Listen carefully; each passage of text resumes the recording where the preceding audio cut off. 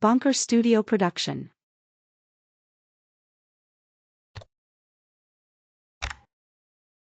Introduction. In the middle of the last century, two young scientists conducted experiments that should have changed the world but did not.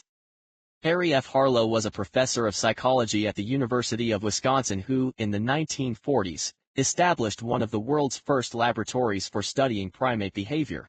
One day in 1949, Harlow and two colleagues gathered 8 rhesus monkeys for a 2-week experiment on learning. The researchers devised a simple mechanical puzzle like the one pictured on the next page. Solving it required 3 steps: pull out the vertical pin, undo the hook, and lift the hinge cover. Pretty easy for you and me, far more challenging for a 13-pound lab monkey. Harlow's puzzle in the starting, left, and solved, right, positions. The experimenters placed the puzzles in the monkeys' cages to observe how they reacted and to prepare them for tests of their problem-solving prowess at the end of the 2 weeks. But almost immediately, something strange happened. Unbidden by any outside urging and unprompted by the experimenters, the monkeys began playing with the puzzles with focus, determination, and what looked like enjoyment. And in short order, they began figuring out how the contraptions worked. By the time Harlow tested the monkeys on days 13 and 14 of the experiment, the primates had become quite adept. They solved the puzzles frequently and quickly. 2/3 of the time they cracked the code in less than 60 seconds. Now, this was a bit odd. Nobody had taught the monkeys how to remove the pin, slide the hook, and open the cover. Nobody had rewarded them with food, affection, or even quiet applause when they succeeded. And that ran counter to the accepted notions of how primates, including the bigger-brained, less hairy primates known as human beings, behaved. Scientists then knew that 2 main drives powered behavior. The first was the biological drive. Humans and other animals ate to sate their hunger, drank to quench their thirst, and copulated to satisfy their carnal urges. But that wasn't happening here. Solution did not lead to food, water, or sex gratification, Harlow reported. But the only other known drive also failed to explain the monkey's peculiar behavior. If biological motivations came from within, this second drive came from without: the rewards and punishments the environment delivered for behaving in certain ways. This was certainly true for humans, who responded exquisitely to such external forces. If you promised to raise our pay, we'd work harder. If you held out the prospect of getting an A on the test, we'd study longer. If you threatened to dock us for showing up late or for incorrectly completing a form, we'd arrive on time and tick every box. But that didn't account for the monkey's actions either. As Harlow wrote, and you can almost hear him scratching his head, the behavior obtained in this investigation poses some interesting questions for motivation theory, since significant learning was attained and efficient performance maintained without resort to special or extrinsic incentives. What else could it be? To answer the question, Harlow offered a novel theory: what amounted to a third drive. The performance of the task, he said, provided intrinsic reward. The monkeys solved the puzzles simply because they found it gratifying to solve puzzles. They enjoyed it. The joy of the task was its own reward. If this notion was radical, what happened next only deepened the confusion and controversy. Perhaps this newly discovered drive, Harlow eventually called it intrinsic motivation, was real. But surely it was subordinate to the other 2 drives. If the monkeys were rewarded with raisins for solving the puzzles, they'd no doubt perform even better. Yet when Harlow tested that approach, the monkeys actually made more errors and solved the puzzles less frequently. Introduction of food in the present experiment, Harlow wrote, served to disrupt performance, a phenomenon not reported in the literature. Now, this was really odd. In scientific terms, it was akin to rolling a steel ball down an inclined plane to measure its velocity only to watch the ball float into the air instead. It suggested that our understanding of the gravitational pulls on our behavior was inadequate, that what we thought were fixed laws had plenty of loopholes. Harlow emphasized the strength and persistence of the monkey's drive to complete the puzzles. Then he noted, it would appear that this drive may be as basic and strong as the other drives. Furthermore, there is some reason to believe that it can be as efficient in facilitating learning. At the time, however, the prevailing 2 drives held a tight grip on scientific thinking. So Harlow sounded the alarm. He urged scientists to close down large sections of our theoretical junkyard and offer fresher, more accurate accounts of human behavior. He warned that our explanation of why we did what we did was incomplete. He said that to truly understand the human condition, we had to take account of this third drive. Then he pretty much dropped the whole idea. Rather than battle the establishment and begin offering a more complete view of motivation, Harlow abandoned this contentious line of research and later became famous for studies on the science of affection. His notion of this third drive bounced around the psychological literature, but it remained on the periphery of behavioral science and of our understanding of ourselves. It would be 2 decades before another scientist picked up the thread that Harlow had so provocatively left on that Wisconsin laboratory table. In the summer of 1969, Edward Deci was a Carnegie Mellon University psychology graduate student in search of a dissertation topic.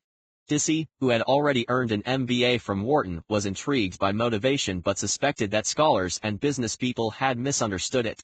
So, tearing a page from the Harlow playbook, he set out to study the topic with the help of a puzzle. Deci chose the Soma puzzle cube, a then popular Parker Brothers offering that, thanks to YouTube, retains something of a cult following today. The puzzle, shown below, consists of 7 plastic pieces, 6 comprising 4 1-inch cubes, 1 comprising 3 1-inch cubes. Players can assemble the 7 pieces into a few million possible combinations from abstract shapes to recognizable objects. The 7 pieces of the Soma puzzle unassembled, left, and then fashioned into one of several million possible configurations. For the study, Deci divided participants, male and female university students, into an experimental group, what I'll call Group A, and a control group, what I'll call Group B. Each participated in 3 one-hour sessions held on consecutive days.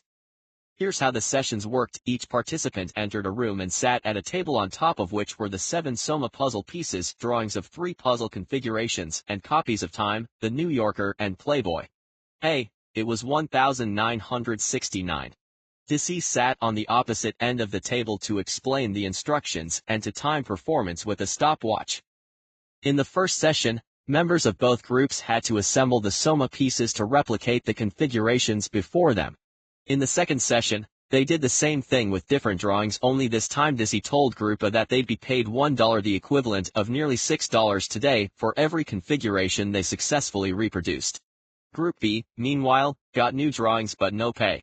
Finally, in the third session, both groups received new drawings and had to reproduce them for no compensation, just as in session 1. See the table below. How the 2 groups were treated. The twist came midway through each session. After a participant had assembled the Soma puzzle pieces to match 2 of the 3 drawings, Deci halted the proceedings. He said that he was going to give them a 4th drawing, but to choose the right one, he needed to feed their completion times into a computer. And this being the late 1960s, when room-straddling mainframes were the norm and desktop PCs were still a decade away, that meant he had to leave for a little while. On the way out, he said, "I shall be gone only a few minutes, you may do whatever you like while I'm gone." But Deci wasn't really plugging numbers into an ancient teletype. Instead, he walked to an adjoining room connected to the experiment room by a one-way window. Then, for exactly 8 minutes, he watched what people did when left alone. Did they continue fiddling with the puzzle, perhaps attempting to reproduce the 3rd drawing? Or did they do something else, page through the magazines, check out the centerfold, stare into space, catch a quick nap? In the first session, not surprisingly, there wasn't much difference between what the Group A and Group B participants did during that secretly watched 8-minute free choice period. Both continued playing with the puzzle, on average, for between 3.5 and 4 minutes, suggesting they found it at least somewhat interesting. On the second day, during which Group A participants were paid for each successful configuration and Group B participants were not, the unpaid group behaved mostly as they had during the first free choice period. But the paid group suddenly got really interested in Soma puzzles. On average, the people in Group A spent more than 5 minutes messing with the puzzle, perhaps getting a head start on that 3rd challenge or gearing up for the chance to earn some beer money when Deci returned. This makes intuitive sense, right? It's consistent with what we believe about motivation: reward me and I'll work harder. Yet what happened on the 3rd day confirmed Deci's own suspicions about the peculiar workings of motivation and gently called into question a guiding premise of modern life. This time, Deci told the participants in Group A that there was only enough money to pay them for 1 day and that this 3rd session would therefore be unpaid. Then things unfolded just as before: two puzzles, followed by DC's interruption. During the ensuing 8-minute free choice period, the subjects in the never-been-paid Group B actually played with the puzzle for a little longer than they had in previous sessions. Maybe they were becoming ever more engaged, maybe it was just a statistical quirk. But the subjects in Group A, who previously had been paid, responded differently. They now spent significantly less time playing with the puzzle, not only about 2 minutes less than during their paid session, but about a full minute less than in the first session when they initially encountered, and obviously enjoyed, the puzzles. In an echo of what Harlow discovered 2 decades earlier, DC revealed that human motivation seemed to operate by laws that ran counter to what most scientists and citizens believed. From the office to the playing field, we knew what got people going. Rewards, especially cold, hard cash, intensified interest and enhanced performance. What DC found, and then confirmed in 2 additional studies he conducted shortly thereafter, was almost the opposite. When money is used as an external reward for some activity, the subjects lose intrinsic interest for the activity, he wrote. Rewards can deliver a short-term boost just as a jolt of caffeine can keep you cranking for a few more hours. But the effect wears off and, worse, can reduce a person's longer-term motivation to continue the project. Human beings, DC said, have an inherent tendency to seek out novelty and challenges, to extend and exercise their capacities, to explore and to learn. But this third drive was more fragile than the other two. It needed the right environment to survive. One who is interested in developing and enhancing intrinsic motivation in children, employees, students, etc., should not concentrate on external control systems such as monetary rewards, he wrote in a follow-up paper. Thus began what for DC became a lifelong quest to rethink why we do what we do, a pursuit that sometimes put him at odds with fellow psychologists, got him fired from a business school, and challenged the operating assumptions of organizations everywhere. It was controversial, DC told me one spring morning 40 years after the Soma experiments. Nobody was expecting rewards would have a negative effect. This is a book about motivation. I will show that much of what we believe about the subject just isn't so, and that the insights that Harlow and DC began uncovering a few decades ago come much closer to the truth. The problem is that most businesses haven't caught up to this new understanding of what motivates us. Too many organizations, not just companies, but governments and nonprofits as well, still operate from assumptions about human potential and individual performance that are outdated, unexamined, and rooted more in folklore than in science. They continue to pursue practices such as short-term incentive plans and pay-for-performance schemes in the face of mounting evidence that such measures usually don't work and often do harm. Worse, these practices have infiltrated our schools, where we ply our future workforce with iPods, cash, and pizza coupons to incentivize them to learn. Something has gone wrong. The good news is that the solution stands before us in the work of a band of behavioral scientists who have carried on the pioneering efforts of Harlow and DC, and whose quiet work over the last half-century offers us a more dynamic view of human motivation. For too long, there's been a mismatch between what science knows and what business does. The goal of this book is to repair that breach. Drive has 3 parts. Part 1 will look at the flaws in our reward and punishment system and propose a new way to think about motivation. Chapter 1 will examine how the prevailing view of motivation is becoming incompatible with many aspects of contemporary business and life. Chapter 2 will reveal the 7 reasons why carrot and stick extrinsic motivators often produce the opposite of what they set out to achieve. Following that is a short addendum, Chapter 2, that shows the special circumstances when carrots and sticks actually can be effective.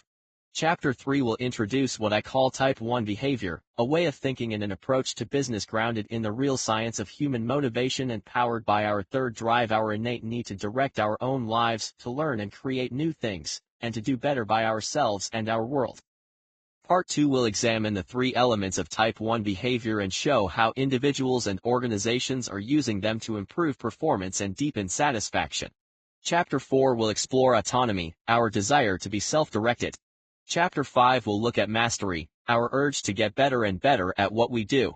Chapter 6 will explore purpose, our yearning to be part of something larger than ourselves. Part 3, the Type I Toolkit, is a comprehensive set of resources to help you create settings in which Type 1 behavior can flourish. Here you'll find everything from dozens of exercises to awaken motivation in yourself and others, to discussion questions for your book club, to a super short summary of drive that will help you fake your way through a cocktail party.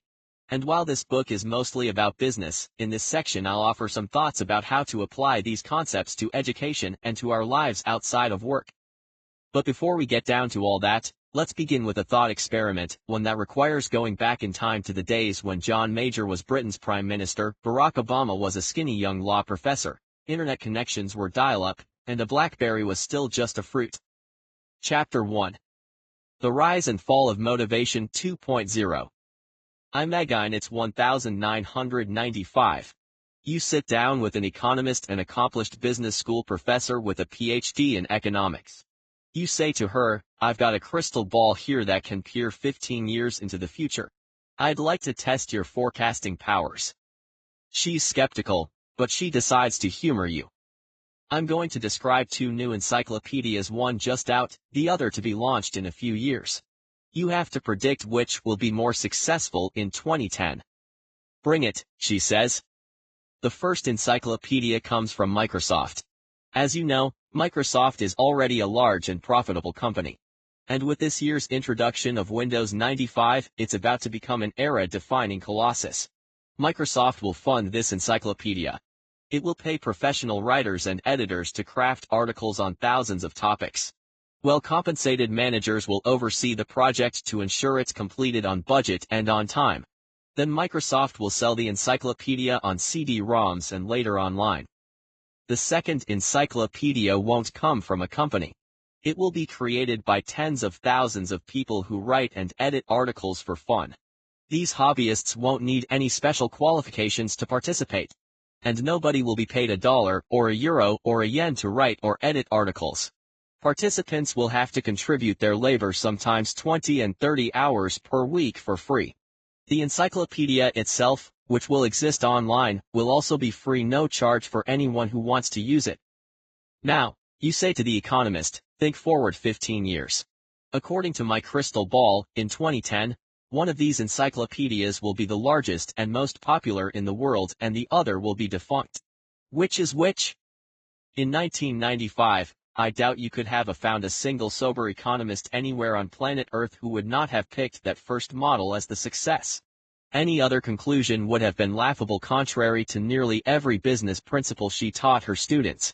It would have been like asking a zoologist who would win a 200-meter foot race between a cheetah and your brother-in-law. Not even close. Sure, that ragtag band of volunteers might produce something. But there was no way its product could compete with an offering from a powerful profit-driven company. The incentives were all wrong. Microsoft stood to gain from the success of its product. Everyone involved in the other projects knew from the outset that success would earn them nothing. Most important, Microsoft's writers, editors, and managers were paid. The other projects' contributors were not. In fact, it probably cost them money each time they performed free work instead of remunerative labor. The question was such a no-brainer that our economist wouldn't even have considered putting it on an exam for her MBA class. It was too easy. But you know how things turned out. On October 31, 2009, Microsoft pulled the plug on MSN Encarta, its disk and online encyclopedia, which had been on the market for 16 years. Meanwhile, Wikipedia, that second model, ended up becoming the largest and most popular encyclopedia in the world. Just 8 years after its inception, Wikipedia had more than 13 million articles in some 260 languages, including 3 million in English alone. What happened? The conventional view of human motivation has a very hard time explaining this result. The triumph of carrots and sticks. See computers, whether the giant mainframes in DC's experiments, the iMac on which I'm writing this sentence, or the mobile phone chirping in your pocket, all have operating systems. Beneath the surface of the hardware you touch and the programs you manipulate is a complex layer of software that contains the instructions, protocols, and suppositions that enable everything to function smoothly. Most of us don't think much about operating systems. We notice them only when they start failing, when the hardware and software they're supposed to manage grow too large and complicated for the current operating system to handle. Then our computer starts crashing. We complain. And smart software developers, who've always been tinkering with pieces of the program, sit down to write a fundamentally better one and upgrade. Societies also have operating systems. The laws, social customs, and economic arrangements that we encounter each day sit atop a layer of instructions, protocols, and suppositions about how the world works. And much of our societal operating system consists of a set of assumptions about human behavior. In our very early days, I mean very early days, say, 50,000 years ago, the underlying assumption about human behavior was simple and true. We were trying to survive. From roaming the savannah to gather food to scrambling for the bushes when a saber-toothed tiger approached, that drive guided most of our behavior. Call this early operating system Motivation 1.0. It wasn't especially elegant, nor was it much different from those of rhesus monkeys, giant apes, or many other animals. But it served us nicely. It worked well. Until it didn't.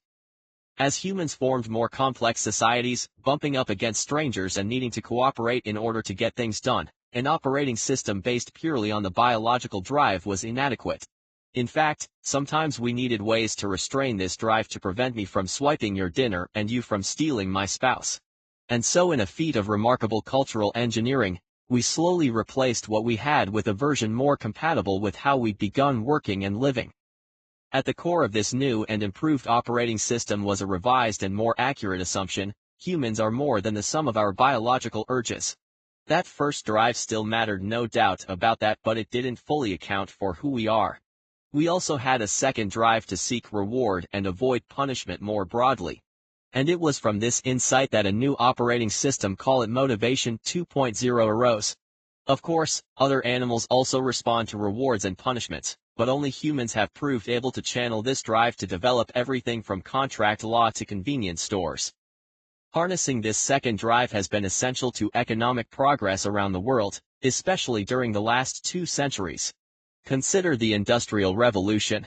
Technological developments, steam engines, railroads, widespread electricity played a crucial role in fostering the growth of industry. But so did less tangible innovations, in particular, the work of an American engineer named Frederick Winslow Taylor. In the early 1900s, Taylor, who believed businesses were being run in an inefficient, haphazard way, invented what he called scientific management. His invention was a form of software expertly crafted to run atop the Motivation 2.0 platform. And it was widely and quickly adopted. Workers, this approach held, were like parts in a complicated machine.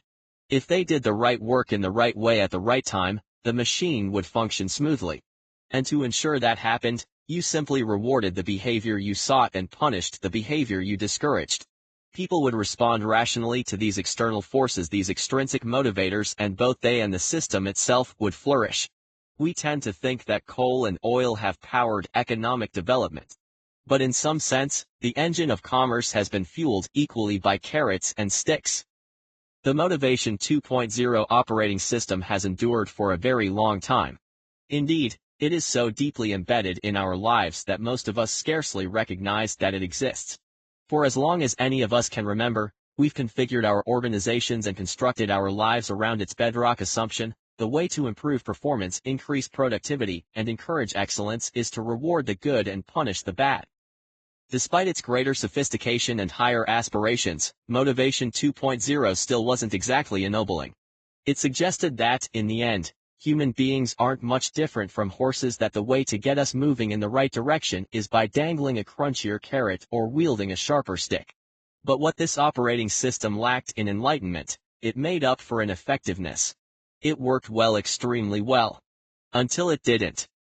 As the 20th century progressed, as economies grew still more complex, and as the people in them had to deploy new, more sophisticated skills, the Motivation 2.0 approach encountered some resistance.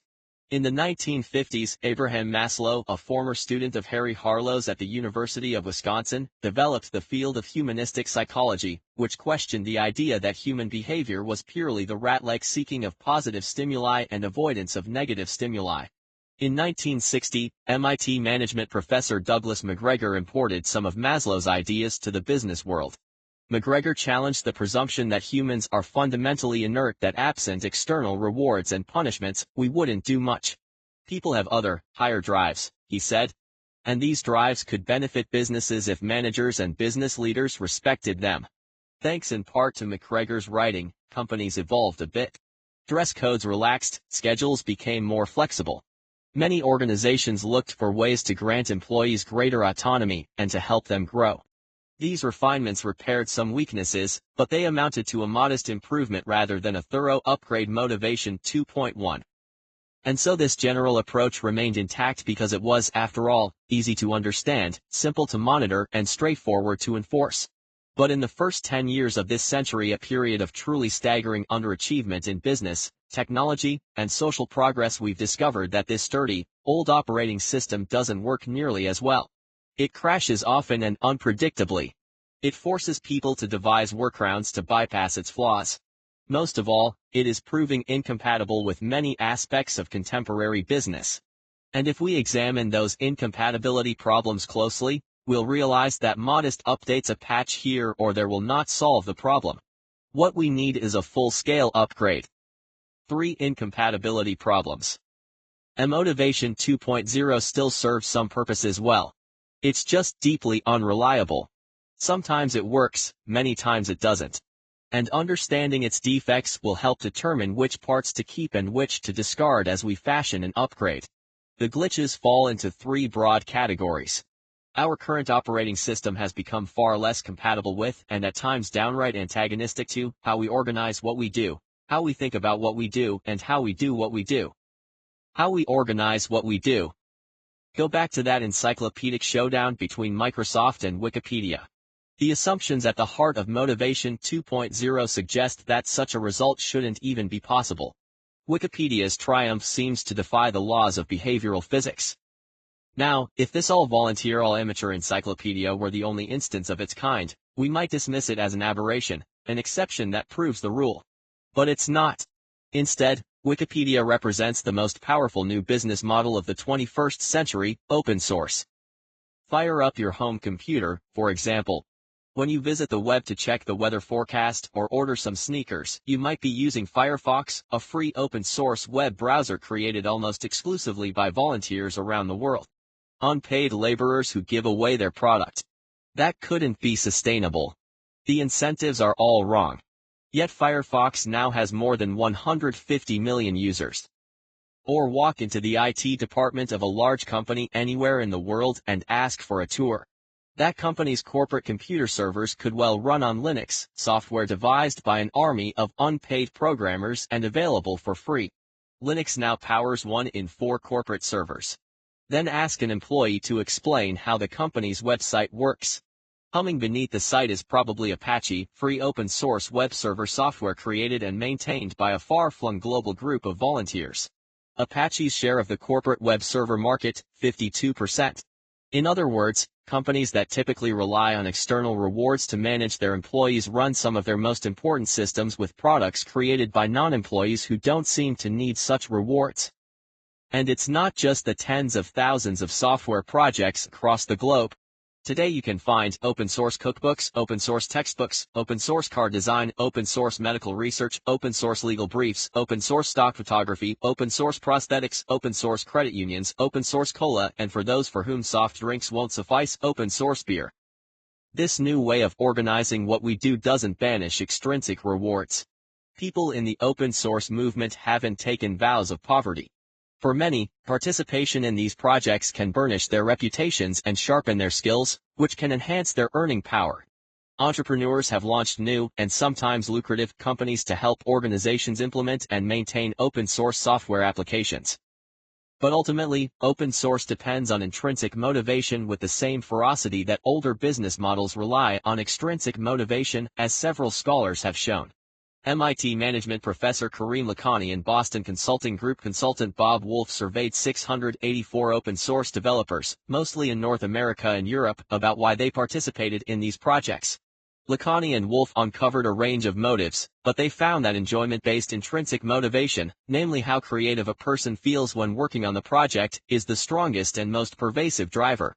A large majority of programmers, the researchers discovered, reported that they frequently reached the state of optimal challenge called flow. Likewise, 3 German economists who studied open-source projects around the world found that what drives participants is a set of predominantly intrinsic motives, in particular, the fun. of mastering the challenge of a given software problem and the desire to give a gift to the programmer community. Motivation 2.0 has little room for these sorts of impulses. What's more, open source is only one way people are restructuring what they do along new organizational lines and atop different motivational grounds. Let's move from software code to the legal code. The laws in most developed countries permit essentially two types of business organizations: profit and non-profit. One makes money, the other does good. And the most prominent member of that first category is the publicly held corporation owned by shareholders and run by managers who are overseen by a board of directors. The managers and directors bear one overriding responsibility: to maximize shareholder gain. Other types of business organizations steer by the same rules of the road. In the United States, for instance, partnerships, S corporations, C corporations, limited liability corporations, and other business configurations all aim toward a common end. The objective of those who run them practically, legally, in some ways morally, is to maximize profit. Let me give a rousing, heartfelt, and grateful cheer for these business forms and the far-sighted countries that enable their citizens to create them. Without them, our lives would be infinitely less prosperous, less healthy, and less happy. But in the last few years, several people around the world have been changing the recipe and cooking up new varieties of business organizations. For example, in April 2008, Vermont became the first U.S. state to allow a new type of business called the Low-Profit Limited Liability Corporation. Dubbed an L3C, this entity is a corporation but not as we typically think of it. As one report explained, an L3C operates like a for-profit business generating at least modest profits, but its primary aim is to offer significant social benefits. 3 other U.S. states have followed Vermont's lead. An L3C in North Carolina, for instance, is buying abandoned furniture factories in the state, updating them with green technology, and leasing them back to beleaguered furniture manufacturers at a low rate. The venture hopes to make money, but its real purpose is to help revitalize a struggling region. Meanwhile, Nobel Peace Prize winner Muhammad Yunus has begun creating what he calls social businesses. These are companies that raise capital, develop products, and sell them in an open market, but do so in the service of a larger social mission, or as he puts it, with the profit maximization principle replaced by the social benefit principle. The fourth sector network in the United States and Denmark is promoting the for-benefit organization, a hybrid that it says represents a new category of organization that is both economically self-sustaining and animated by a public purpose. One example, Mozilla, the entity that gave us Firefox, is organized as a for-benefit organization. And 3 U.S. entrepreneurs have invented the B Corporation, a designation that requires companies to amend their bylaws so that the incentives favor long-term value and social impact instead of short-term economic gain. Neither open-source production nor previously unimagined not-only-for-profit businesses are yet the norm, of course. And they won't consign the public corporation to the trash heap. But their emergence tells us something important about where we're heading. There's a big movement out there that is not yet recognized as a movement, a lawyer who specializes in for-benefit organizations told the New York Times. One reason could be that traditional businesses are profit maximizers, which square perfectly with Motivation 2.0. These new entities are purpose maximizers, which are unsuited to this older operating system because they flout its very principles.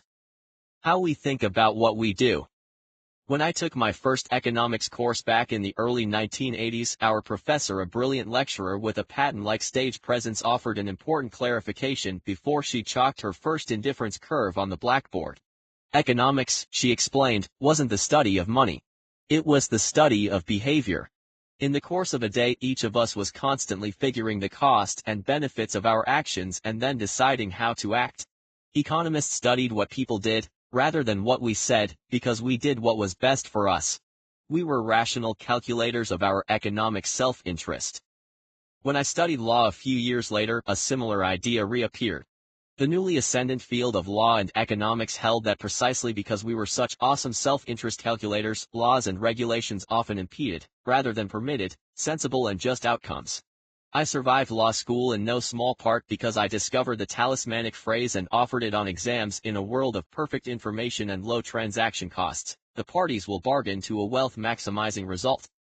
Then, about a decade later, came a curious turn of events that made me question much of what I'd worked hard and taken on enormous debt to learn. In 2002, the Nobel Foundation awarded its prize in economics to a guy who wasn't even an economist. And they gave him the field's highest honor largely for revealing that we weren't always rational calculators of our economic self-interest and that the parties often didn't bargain to a wealth-maximizing result. Daniel Kahneman, an American psychologist who won the Nobel Prize in economics that year for work he'd done with Israeli Amos Tversky, helped force a change in how we think about what we do. And one of the implications of this new way of thinking is that it calls into question many of the assumptions of Motivation 2.0. Kahneman and others in the field of behavioral economics agreed with my professor that economics was the study of human economic behavior. They just believed that we'd placed too much emphasis on the economic and not enough on the human. That hyper-rational calculator-brained person wasn't real. He was a convenient fiction. Play a game with me and I'll try to illustrate the point.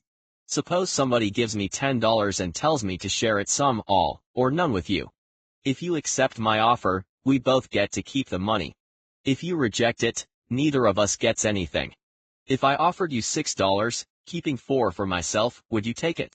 Almost certainly. If I offered you $5, you'd probably take that, too. But what if I offered you $2? Would you take it? In an experiment replicated around the world, most people rejected offers of $2 and below. That makes no sense in terms of wealth maximization. If you take my offer of $2, you're $2 richer. If you reject it, you get nothing. Your cognitive calculator knows 2 is greater than 0, but because you're a human being, your notions of fair play or your desire for revenge or your simple irritation overrides it. In real life, our behavior is far more complex than the textbook allows and often confounds the idea that we're purely rational. We don't save enough for retirement even though it's to our clear economic advantage to do so. We hang on to bad investments longer than we should, because we feel far sharper pain from losing money than we do from gaining the exact same amount. Give us a choice of 2 television sets, we'll pick one, toss in an irrelevant third choice, and we'll pick the other. In short, we are irrational and predictably so, says economist Dan Ariely, author of Predictably Irrational, a book that offers an entertaining and engaging overview of behavioral economics.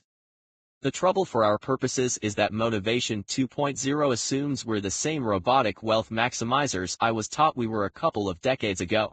Indeed, the very premise of extrinsic incentives is that we'll always respond rationally to them. But even most economists don't believe that anymore. Sometimes these motivators work. Often they don't. And many times, they inflict collateral damage. In short, the new way economists think about what we do is hard to reconcile with Motivation 2.0. What's more, if people do things for lunk-headed, backward-looking reasons, why wouldn't we also do things for significance-seeking, self-actualizing reasons? If we're predictably irrational, and we clearly are, why couldn't we also be predictably transcendent? If that seems far-fetched, consider some of our other bizarre behaviors. We leave lucrative jobs to take low-paying ones that provide a clearer sense of purpose. We work to master the clarinet on weekends although we have little hope of making a dime, Motivation 2.0, or acquiring a mate, Motivation 1.0, from doing so. We play with puzzles even when we don't get a few raisins or dollars for solving them. Some scholars are already widening the reach of behavioral economics to encompass these ideas. The most prominent is Bruno Frey, an economist at the University of Zurich. Like the behavioral economists, he has argued that we need to move beyond the idea of Homo economicus, economic man, that fictional wealth-maximizing robot. But his extension goes in a slightly different direction to what he calls Homo economicus maturus, or mature economic man. This figure, he says, is more mature in the sense that he is endowed with a more refined motivational structure. In other words, to fully understand human economic behavior, we have to come to terms with an idea at odds with Motivation 2.0. As Frey writes, intrinsic motivation is of great importance for all economic activities. It is inconceivable that people are motivated solely or even mainly by external incentives. How we do what we do. If you manage other people, take a quick glance over your shoulder. There's a ghost hovering there. His name is Frederick Winslow Taylor. Remember him from earlier in the chapter? And he's whispering in your ear. Work, Taylor is murmuring, consists mainly of simple, not particularly interesting, tasks. The only way to get people to do them is to incentivize them properly and monitor them carefully. In the early 1900s, Taylor had a point. Today, in much of the world, that's less true. Yes, for some people work remains routine, unchallenging, and directed by others. But for a surprisingly large number of people, jobs have become more complex, more interesting, and more self-directed. And that type of work presents a direct challenge to the assumptions of Motivation 2.0. Begin with complexity. Behavioral scientists often divide what we do on the job or learn in school into two categories: algorithmic and heuristic. An algorithmic task is one in which you follow a set of established instructions down a single pathway to one conclusion. That is, there's an algorithm for solving it. A heuristic task is the opposite. Precisely because no algorithm exists for it, you have to experiment with possibilities and devise a novel solution. Working as a grocery checkout clerk is mostly algorithmic. You do pretty much the same thing over and over in a certain way. Creating an ad campaign is mostly heuristic. You have to come up with something new. During the 20th century, most work was algorithmic, and not just jobs where you turn the same screw the same way all day long. Even when we traded blue collars for white, the tasks we carried out were often routine. That is, we could reduce much of what we did in accounting, law, computer programming, and other fields to a script, a spec sheet, a formula, or a series of steps that produced a right answer. But today in much of North America, Western Europe, Japan, South Korea and Australia, routine white-collar work is disappearing. It's racing offshore to wherever it can be done the cheapest. In India, Bulgaria, the Philippines and other countries, lower-paid workers essentially run the algorithm, figure out the correct answer and deliver it instantaneously from their computer to someone 6,000 miles away. But offshoring is just one pressure on rule-based, left-brain work. Just as oxen and then forklifts replaced simple physical labor, computers are replacing simple intellectual labor. So while outsourcing is just beginning to pick up speed, software can already perform many rule-based, professional functions better, more quickly, and more cheaply than we can. That means that your cousin the CPA, if he's doing mostly routine work, faces competition not just from $500 a month accountants in Manila, but from tax preparation programs anyone can download for $30. The consulting firm McKinsey & Co. estimates that in the United States only 30% of job growth now comes from algorithmic work, while 70% comes from heuristic work. A key reason: routine work can be outsourced or automated. Artistic, empathic, non-routine work generally cannot. The implications for motivation are vast. Researchers such as Harvard Business School's Teresa Amabile have found that external rewards and punishments, both carrots and sticks, can work nicely for algorithmic tasks. But they can be devastating for heuristic ones. Those sorts of challenges, solving novel problems or creating something the world didn't know it was missing, depend heavily on Harlow's third drive. Amabile calls it the intrinsic motivation principle of creativity, which holds, in part, intrinsic motivation is conducive to creativity, controlling extrinsic motivation is detrimental to creativity. In other words, the central tenets of Motivation 2.0 may actually impair performance of the heuristic, right-brain work on which modern economies depend. Partly because work has become more creative and less routine, it has also become more enjoyable. That, too, scrambles Motivation 2.0's assumptions. This operating system rests on the belief that work is not inherently enjoyable, which is precisely why we must coax people with external rewards and threaten them with outside punishment. One unexpected finding of the psychologist Mihaly Csikszentmihalyi, whom we'll encounter in Chapter 5, is that people are much more likely to report having optimal experiences on the job than during leisure. But if work is inherently enjoyable for more and more people, then the external inducements at the heart of Motivation 2.0 become less necessary.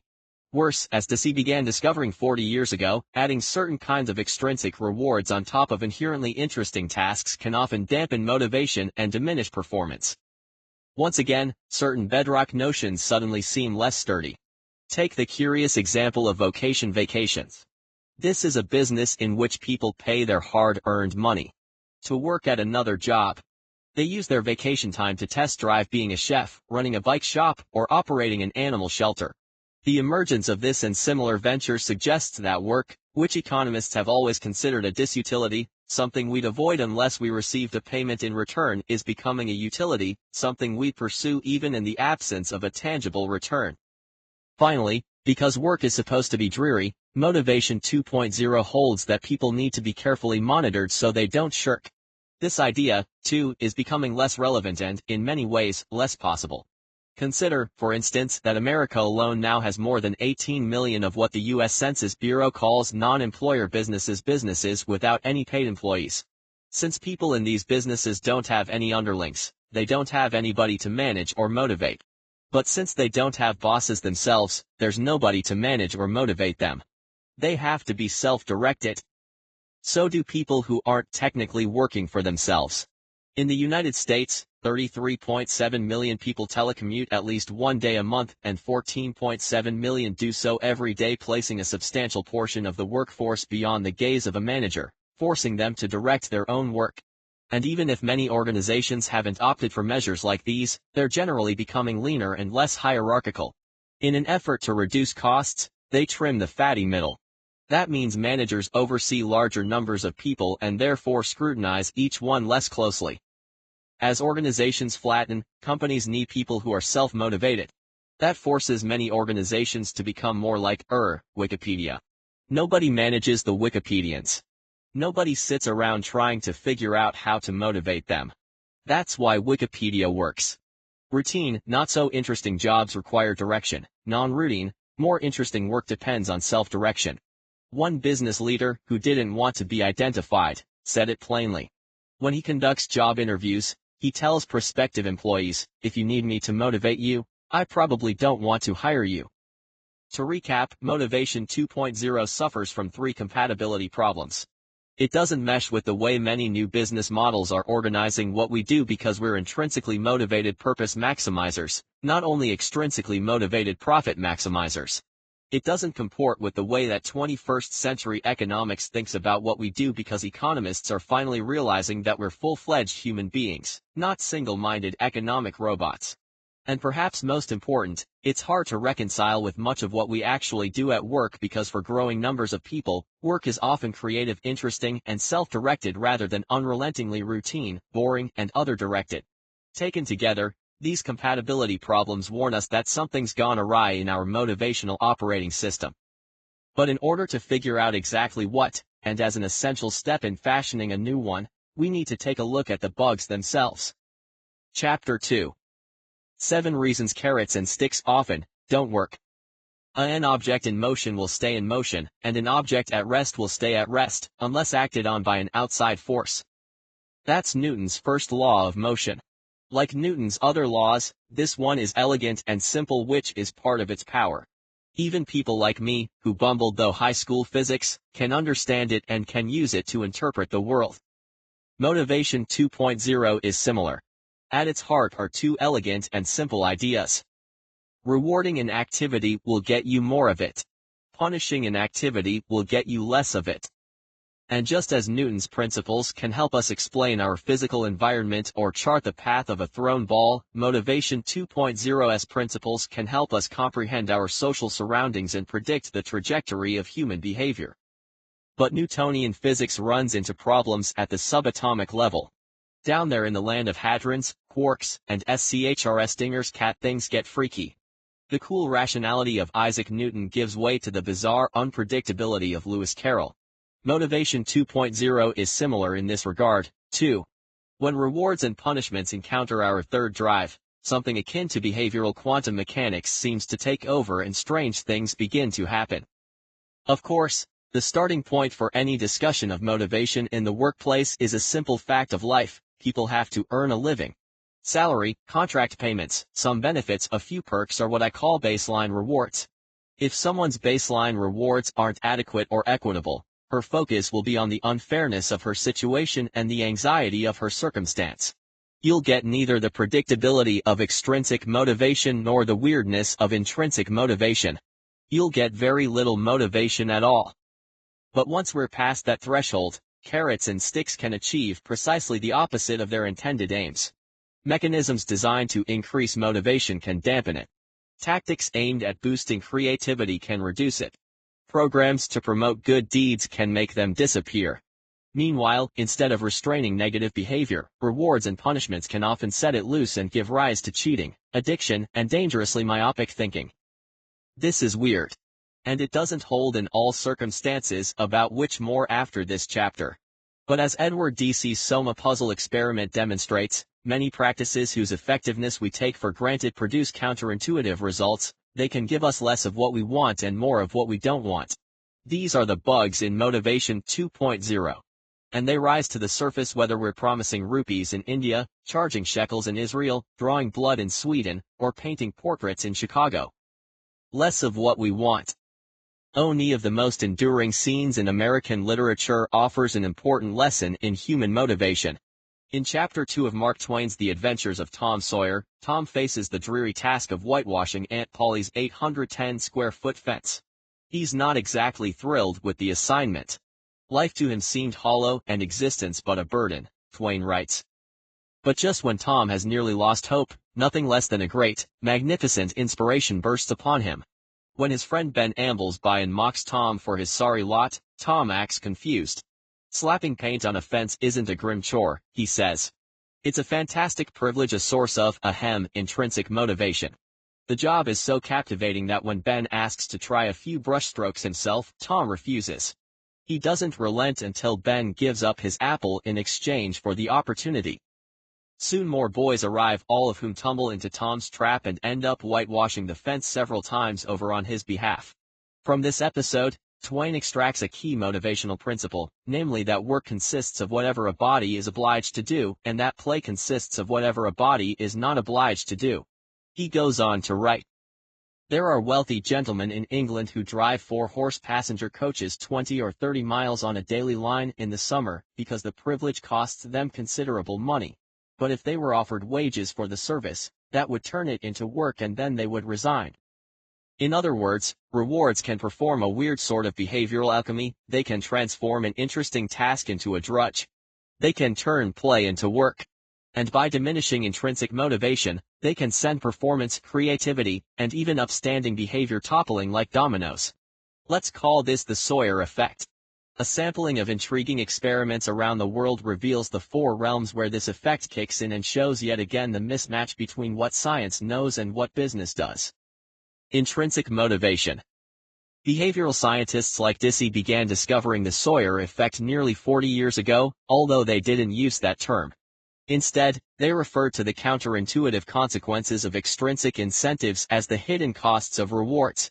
That, in fact, was the title of the first book on the subject, a 1978 research volume that was edited by psychologists Mark Lepper and David Green.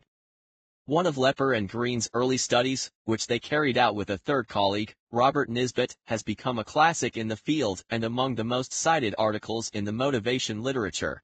The 3 researchers watched a classroom of preschoolers for several days and identified the children who chose to spend their free playtime drawing. Then they fashioned an experiment to test the effect of rewarding an activity these children clearly enjoyed. The researchers divided the children into 3 groups. The first was the expected award group. They showed each of these children a good player certificate adorned with a blue ribbon and featuring the child's name and asked if the child wanted to draw in order to receive the award. The second group was the unexpected award group. Researchers asked these children simply if they wanted to draw. If they decided to, when the session ended, the researchers handed each child one of the good player certificates. The third group was the no award group. Researchers asked these children if they wanted to draw, but neither promised them a certificate at the beginning nor gave them one at the end. 2 weeks later, back in the classroom, teachers set out paper and markers during the preschool's free play period while the researchers secretly observed the students. Children previously in the unexpected award and no award groups drew just as much, and with the same relish, as they had before the experiment. But children in the first group, the ones who'd expected and then received an award, showed much less interest and spent much less time drawing. The Sawyer effect had taken hold. Even 2 weeks later, those alluring prizes so common in classrooms and cubicles had turned play into work. To be clear, it wasn't necessarily the rewards themselves that dampened the children's interest. Remember, when children didn't expect a reward, receiving one had little impact on their intrinsic motivation. Only contingent rewards. If you do this, then you'll get that had the negative effect. Why? If then rewards require people to forfeit some of their autonomy. Like the gentlemen driving carriages for money instead of fun, they're no longer fully controlling their lives. And that can spring a hole in the bottom of their motivational bucket, draining an activity of its enjoyment. Lepper and Green replicated these results in several subsequent experiments with children. As time went on, other researchers found similar results with adults. Over and over again, they discovered that extrinsic rewards in particular, contingent, expected, if-then rewards snuffed out the third drive. These insights proved so controversial after all, they called into question a standard practice of most companies and schools that in 1999 Deci and two colleagues reanalyzed nearly 3 decades of studies on the subject to confirm the findings. Careful consideration of reward effects reported in 128 experiments lead to the conclusion that tangible rewards tend to have a substantially negative effect on intrinsic motivation, they determined. When institutions, families, schools, businesses, and athletic teams, for example, focus on the short term and opt for controlling people's behavior, they do considerable long-term damage. Try to encourage a kid to learn math by paying her for each workbook page she completes and she'll almost certainly become more diligent in the short term and lose interest in math in the long term. Take an industrial designer who loves his work and try to get him to do better by making his pay contingent on a hit product and he'll almost certainly work like a maniac in the short term, but become less interested in his job in the long term.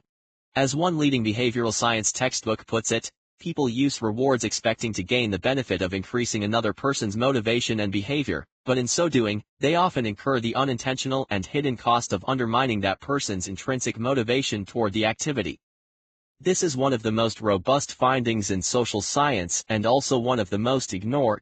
Despite the work of a few skilled and passionate popularizers in particular, Alfie Kohn, whose prescient 1993 book, Punished by Rewards, lays out a devastating indictment of extrinsic incentives, we persist in trying to motivate people this way. Perhaps we're scared to let go of Motivation 2.0, despite its obvious downsides. Perhaps we can't get our minds around the peculiar quantum mechanics of intrinsic motivation. Or perhaps there's a better reason. Even if those controlling if-then rewards activate the Sawyer effect and suffocate the third drive, maybe they actually get people to perform better. If that's the case, perhaps they're not so bad. So let's ask, do extrinsic rewards boost performance? 4 economists went to India to find out. High performance. One of the difficulties of laboratory experiments that test the impact of extrinsic motivators like cash is the cost. If you're going to pay people to perform, you have to pay them a meaningful amount. And in the United States or Europe, where standards of living are high, an individually meaningful amount multiplied by dozens of participants can rack up unsustainably large bills for behavioral scientists. In part to circumvent this problem, a quartet of economists including Dan Ariely, whom I mentioned in the last chapter, set up shop in Madurai, India, to gauge the effects of extrinsic incentives on performance. Because the cost of living in rural India is much lower than in North America, the researchers could offer large rewards without breaking their own banks. They recruited 87 participants and asked them to play several games, for example, tossing tennis balls at a target, unscrambling anagrams, recalling a string of digits that required motor skills, creativity, or concentration. To test the power of incentives, the experimenters offered 3 types of rewards for reaching certain performance levels. 1/3 of the participants could earn a small reward, 4 rupees at the time, worth around 50 US cents and equal to about a day's pay in Madurai, for reaching their performance targets. 1/3 could earn a medium reward, 40 rupees, about $5, or 2 weeks' pay. And 1/3 could earn a very large reward, 400 rupees, about $50, or nearly 5 months' pay. What happened? Did the size of the reward predict the quality of the performance? Yes. But not in the way you might expect. As it turned out, the people offered the medium-sized bonus didn't perform any better than those offered the small one. And those in the 400 rupee super incentivized group? They fared worst of all. By nearly every measure, they lagged behind both the low reward and medium reward participants. Reporting the results for the Federal Reserve Bank of Boston, the researchers wrote, in 8 of the 9 tasks we examined across the 3 experiments, higher incentives led to worse performance. Let's circle back to this conclusion for a moment. 4 economists, 2 from MIT, 1 from Carnegie Mellon, and 1 from the University of Chicago undertake research for the Federal Reserve System. one of the most powerful economic actors in the world. But instead of affirming a simple business principle, higher rewards lead to higher performance, they seem to refute it.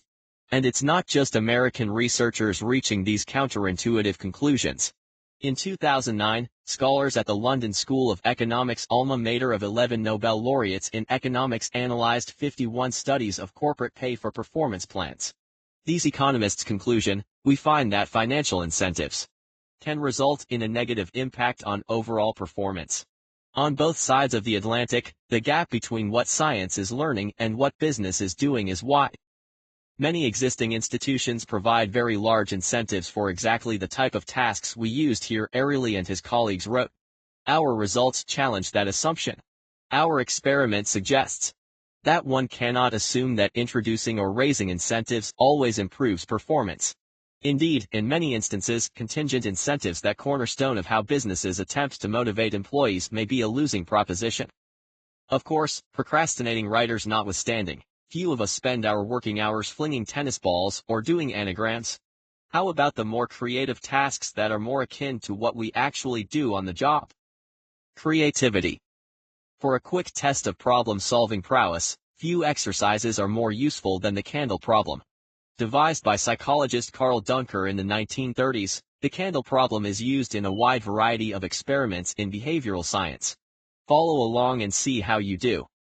You sit at a table next to a wooden wall and the experimenter gives you the materials shown below: a candle, some tacks, and a book of matches. The candle problem presented. Your job is to attach the candle to the wall so that the wax doesn't drip on the table. Think for a moment about how you'd solve the problem. Many people begin by trying to tack the candle to the wall. But that doesn't work. Some light a match, melt the side of the candle, and try to adhere it to the wall. That doesn't work either. But after 5 or 10 minutes, most people stumble onto the solution, which you can see below. The candle problem solved. The key is to overcome what's called functional fixedness. You look at the box and see only one function as a container for the tacks. But by thinking afresh, you eventually see that the box can have another function as a platform for the candle. To reprise language from the previous chapter, the solution isn't algorithmic, following a set path, but heuristic, breaking from the path to discover a novel strategy. What happens when you give people a conceptual challenge like this and offer them rewards for speedy solutions? Sam Glucksberg, a psychologist now at Princeton University, tested this a few decades ago by timing how quickly two groups of participants solved the candle problem. He told the first group that he was timing their work merely to establish norms for how long it typically took someone to complete this sort of puzzle. To the second group he offered incentives. If a participant's time was among the fastest 25% of all the people being tested, that participant would receive $5. If the participant's time was the fastest of all, the reward would be $20. Adjusted for inflation, those are decent sums of money for a few minutes of effort, a nice motivator. How much faster did the incentivized group come up with the solution? On average, it took them nearly 3.5 minutes longer. Yes, 3.5 minutes longer. Whenever I've relayed these results to a group of business people, the reaction is almost always a loud, pained, involuntary gasp. In direct contravention to the core tenets of Motivation 2.0, an incentive designed to clarify thinking and sharpen creativity ended up clouding thinking and dulling creativity. Why? Rewards, by their very nature, narrow our focus. That's helpful when there's a clear path to a solution. They help us stare ahead and race faster. But if then motivators are terrible for challenges like the candle problem. As this experiment shows, the rewards narrowed people's focus and blinkered the wide view that might have allowed them to see new uses for old objects. Something similar seems to occur for challenges that aren't so much about cracking an existing problem but about iterating something new. Teresa Amabile, the Harvard Business School professor and one of the world's leading researchers on creativity, has frequently tested the effects of contingent rewards on the creative process. In one study, she and two colleagues recruited 23 professional artists from the United States who had produced both commissioned and non-commissioned artwork. They asked the artists to randomly select 10 commissioned works and 10 non-commissioned works. Then Amabile and her team gave the works to a panel of accomplished artists and curators who knew nothing about the study, and asked the experts to rate the pieces on creativity and technical skill. Our results were quite startling, the researchers wrote. The commissioned works were rated as significantly less creative than the non-commissioned works, yet they were not rated as different in technical quality. Moreover, the artists reported feeling significantly more constrained when doing commissioned works than when doing non-commissioned works.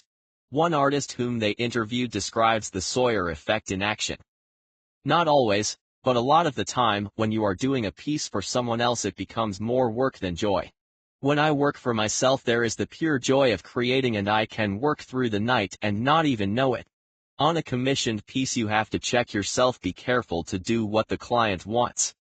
Another study of artists over a longer period shows that a concern for outside rewards might actually hinder eventual success.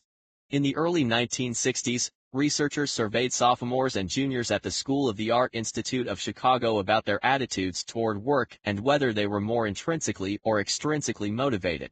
Using these data as a benchmark, another researcher followed up with these students in the early 1980s to see how their careers were progressing.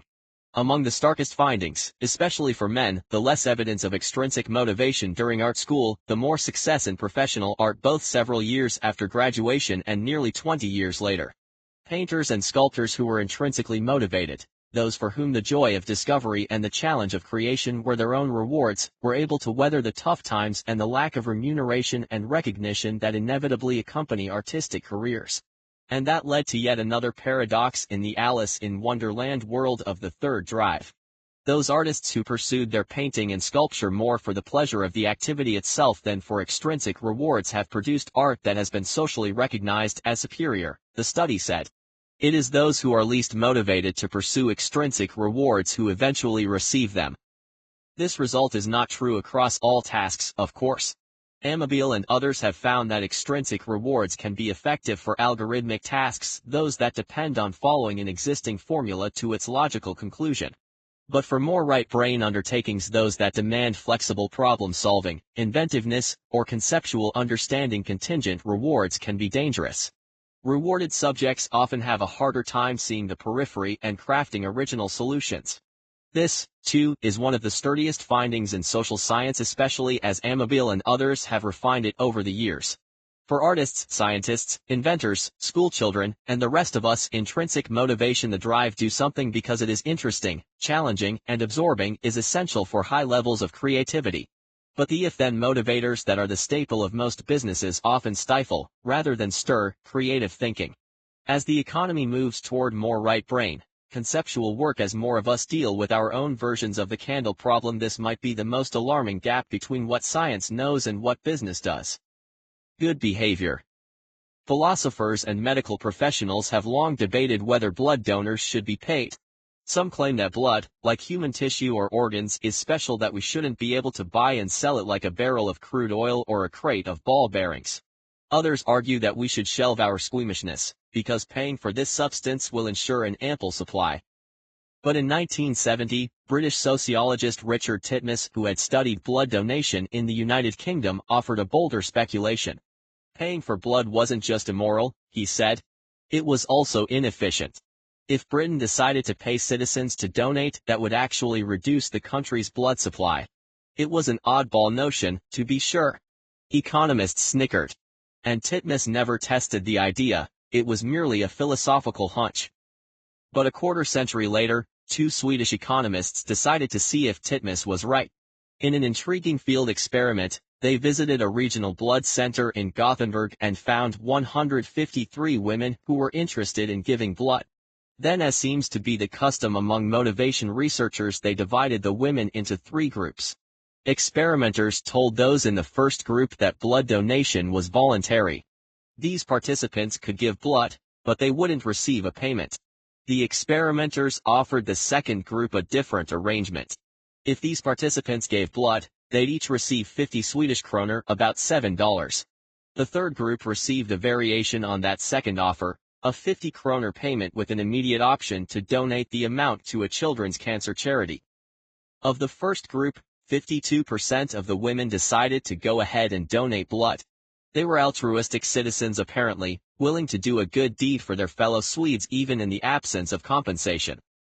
And the second group, Motivation 2.0 would suggest that this group might be a bit more motivated to donate. They'd shown up, which indicated intrinsic motivation. Getting a few kroner on top might give that impulse a boost. But as you might have guessed by now, that's not what happened. In this group, only 30% of the women decided to give blood. Instead of increasing the number of blood donors, offering to pay people decreased the number by nearly half. Meanwhile, the third group, which had the option of donating the fee directly to charity, responded much the same as the first group. 53% became blood donors. Titmus's hunch might have been right, after all. Adding a monetary incentive didn't lead to more of the desired behavior. It led to less. The reason? It tainted an altruistic act and crowded out the intrinsic desire to do something good. Doing good is what blood donation is all about. It provides what the American Red Cross brochures say is a feeling that money can't buy. That's why voluntary blood donations invariably increase during natural disasters and other calamities.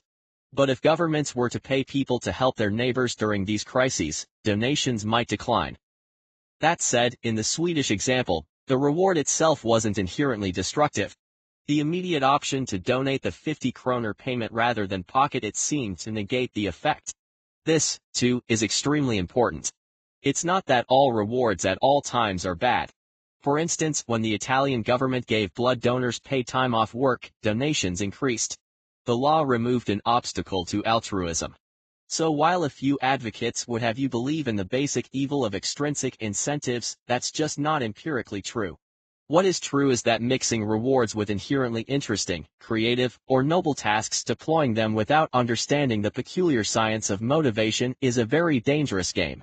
When used in these situations, then rewards usually do more harm than good. By neglecting the ingredients of genuine motivation, autonomy, mastery, and purpose, they limit what each of us can achieve. More of what we don't want. In the upside-down universe of the third drive, rewards can often produce less of the very things they're trying to encourage. But that's not the end of the story. When used improperly, extrinsic motivators can have another unintended collateral consequence. They can give us more of what we don't want. Here, again, what business does hasn't caught up with what science knows. And what science is revealing is that carrots and sticks can promote bad behavior, create addiction, and encourage short-term thinking at the expense of the long view. Unethical behavior. What could be more valuable than having a goal? From our earliest days, teachers, coaches, and parents advise us to set goals and to work mightily to achieve them, and with good reason. Goals work. The academic literature shows that by helping us tune out distractions, goals can get us to try harder, work longer, and achieve more. But recently, a group of scholars from the Harvard Business School, Northwestern University's Kellogg School of Management, the University of Arizona's Eller College of Management, and the University of Pennsylvania's Wharton School questioned the efficacy of this broad prescription. Rather than being offered as an over-the-counter salve for boosting performance, goal setting should be prescribed selectively, presented with a warning label, and closely monitored, they wrote. Goals that people set for themselves and that are devoted to attaining mastery are usually healthy. But goals imposed by others, sales targets, quarterly returns, standardized test scores, and so on, can sometimes have dangerous side effects. Like all extrinsic motivators, goals narrow our focus. That's one reason they can be effective. They concentrate the mind. But as we've seen, a narrowed focus exacts a cost. For complex or conceptual tasks, offering a reward can blinker the wide-ranging thinking necessary to come up with an innovative solution. Likewise, when an extrinsic goal is paramount, particularly a short-term, measurable one whose achievement delivers a big payoff, its presence can restrict our view of the broader dimensions of our behavior. As the cadre of business school professors write, substantial evidence demonstrates that in addition to motivating constructive effort, goal setting can induce unethical behavior. The examples are legion, the researchers note. Sears imposes a sales quota on its auto repair staff, and workers respond by overcharging customers and completing unnecessary repairs. Enron sets lofty revenue goals, and the race to meet them by any means possible catalyzes the company's collapse. Ford is so intent on producing a certain car at a certain weight at a certain price by a certain date that it omits safety checks and unleashes the dangerous Ford Pinto.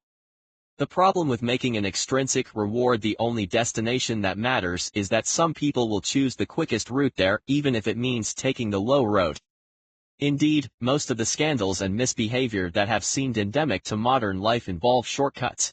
Executives game their quarterly earnings so they can snag a performance bonus. Secondary school counselors doctor student transcripts so their seniors can get into college. Athletes inject themselves with steroids to post better numbers and trigger lucrative performance bonuses. Contrast that approach with behavior sparked by intrinsic motivation. When the reward is the activity itself, deepening learning, delighting customers, doing one's best, there are no shortcuts. The only route to the destination is the high road. In some sense, it's impossible to act unethically because the person who's disadvantaged isn't a competitor but yourself. Of course, all goals are not created equal. And let me emphasize this point: goals and extrinsic rewards aren't inherently corrupting. But goals are more toxic than motivation 2.0 recognizes.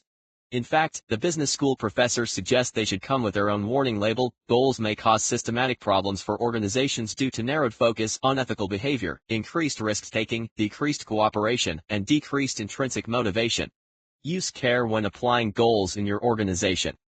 If carrots as goals sometimes encourage unworthy behavior, then sticks as punishment should be able to halt it, right? Not so fast. The third drive is less mechanistic and more surprising than that, as two Israeli economists discovered at some day-care centers. In 2000, economists Uri Nizi and Aldo Rustaccini studied a group of child care facilities in Haifa, Israel, for 20 weeks. The centers opened at 7:30 a.m. and closed at 4:00 p.m. Parents had to retrieve their children by the closing time, or a teacher would have to stay late. During the first 4 weeks of the experiment, the economists recorded how many parents arrived late each week. Then, before the 5th week, with the permission of the daycare centers, they posted the following sign. Announcement: fine for coming late. As you all know, the official closing time of the daycare center is 1,600 every day. Since some parents have been coming late, we, with the approval of the Authority for Private Daycare Centers in Israel, have decided to impose a fine on parents who come late to pick up their children. As of next Sunday, a fine of Ns10 will be charged every time a child is collected after 16:10. This fine will be calculated monthly. It is to be paid together with the regular monthly payment. Sincerely, the manager of the daycare center. The theory underlying the fine, said Nizi and Rustaccini, was straightforward. When negative consequences are imposed on a behavior, they will produce a reduction of that particular response. In other words, whack the parents with a fine, and they'll stop showing up late. But that's not what happened. After the introduction of the fine, we observed a steady increase in the number of parents coming late, the economists wrote. The rate finally settled at a level that was higher and almost twice as large as the initial one. And in language reminiscent of Harry Harlow's head-scratching, they write that the existing literature didn't account for such a result.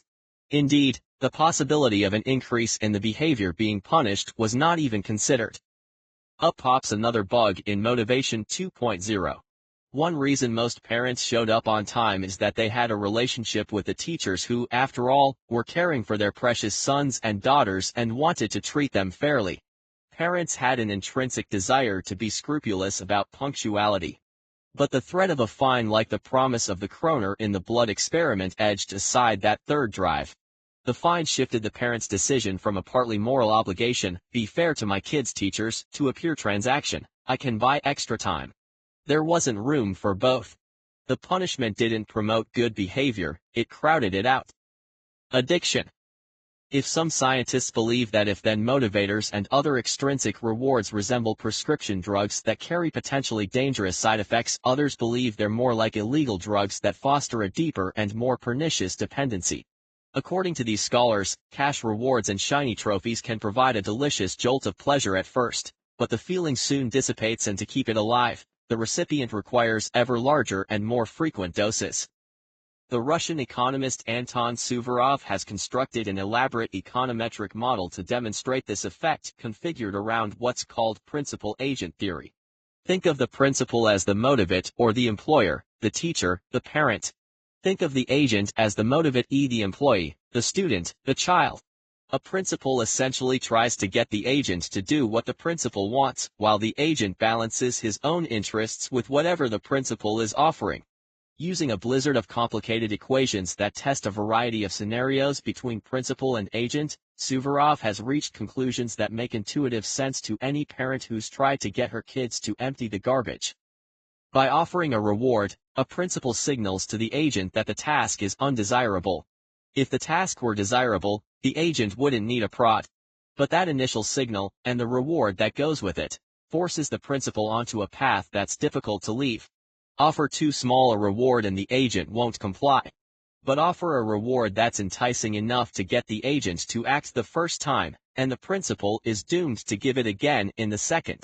There's no going back.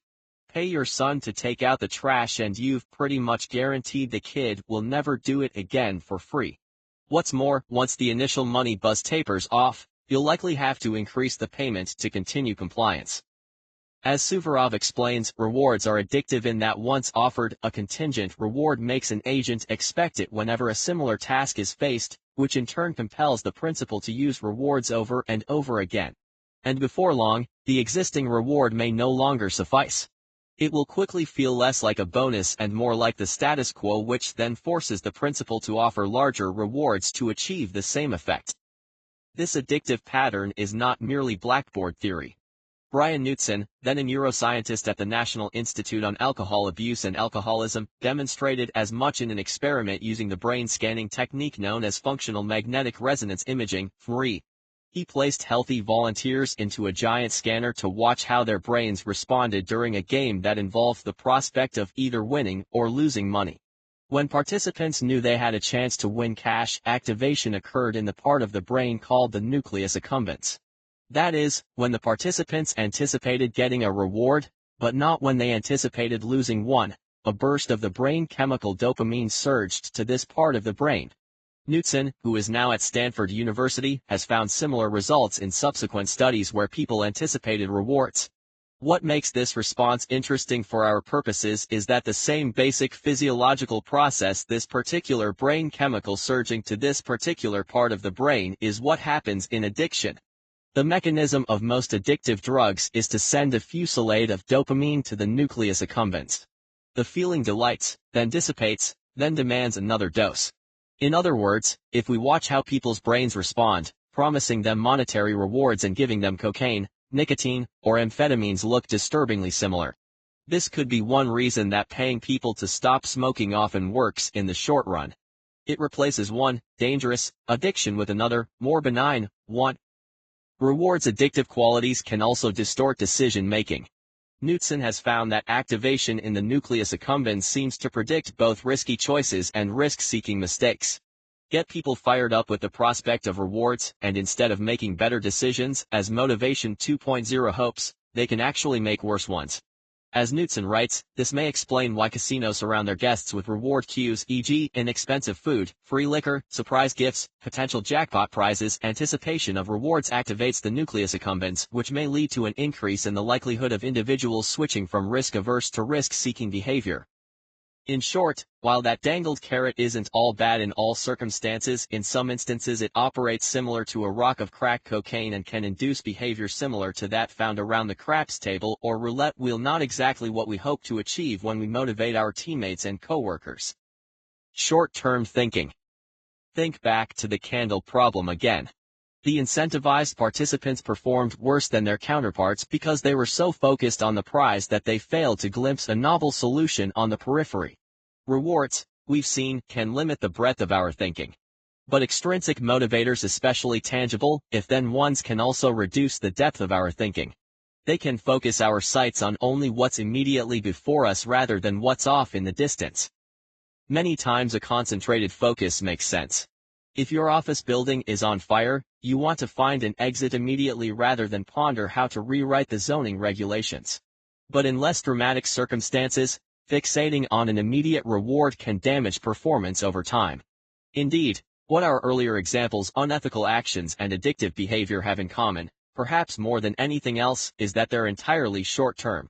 Addicts want the quick fix regardless of the eventual harm. Cheaters want the quick win regardless of the lasting consequences. Yet even when the behavior doesn't devolve into shortcuts or addiction, the near-term allure of rewards can be harmful in the long run.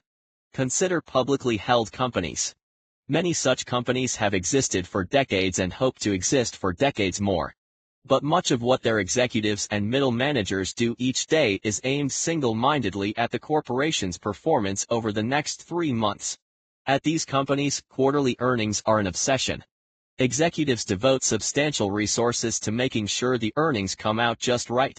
And they spend considerable time and brain power offering guidance to stock analysts so that the market knows what to expect and therefore responds favorably. This laser focus on a narrow, near-term slice of corporate performance is understandable. It's a rational response to stock markets that reward or punish tiny blips in those numbers, which, in turn, affect executives' compensation. But companies pay a steep price for not extending their gaze beyond the next quarter. Several researchers have found that companies that spend the most time offering guidance on quarterly earnings deliver significantly lower long-term growth rates than companies that offer guidance less frequently. One reason, the earnings-obsessed companies typically invest less in research and development. They successfully achieve their short-term goals, but threaten the health of the company 2 or 3 years hence. As the scholars who warned about goals gone wild put it, the very presence of goals may lead employees to focus myopically on short-term gains and to lose sight of the potential devastating long-term effects on the organization. Perhaps nowhere is this clearer than in the economic calamity that gripped the world economy in 2008 and 2009. Each player in the system focused only on the short-term reward: the buyer who wanted a house, the mortgage broker who wanted a commission, the Wall Street trader who wanted new securities to sell, the politician who wanted a buoyant economy during re-election and ignored the long-term effects of their actions on themselves or others. When the music stopped, the entire system nearly collapsed. This is the nature of economic bubbles. What seems to be irrational exuberance is ultimately a bad case of extrinsically motivated myopia. By contrast, the elements of genuine motivation that we'll explore later, by their very nature, defy a short-term view. Take mastery. The objective itself is inherently long-term because complete mastery, in a sense, is unattainable. Even Roger Federer, for instance, will never fully master the game of tennis. But introducing an if-then reward to help develop mastery usually backfires. That's why schoolchildren who are paid to solve problems typically choose easier problems and therefore learn less. The short-term prize crowds out the long-term learning. In environments where extrinsic rewards are most salient, many people work only to the point that triggers the reward and no further. So if students get a prize for reading 3 books, many won't pick up a 4th, let alone embark on a lifetime of reading, just as executives who hit their quarterly numbers often won't boost earnings a penny more, let alone contemplate the long-term health of their company.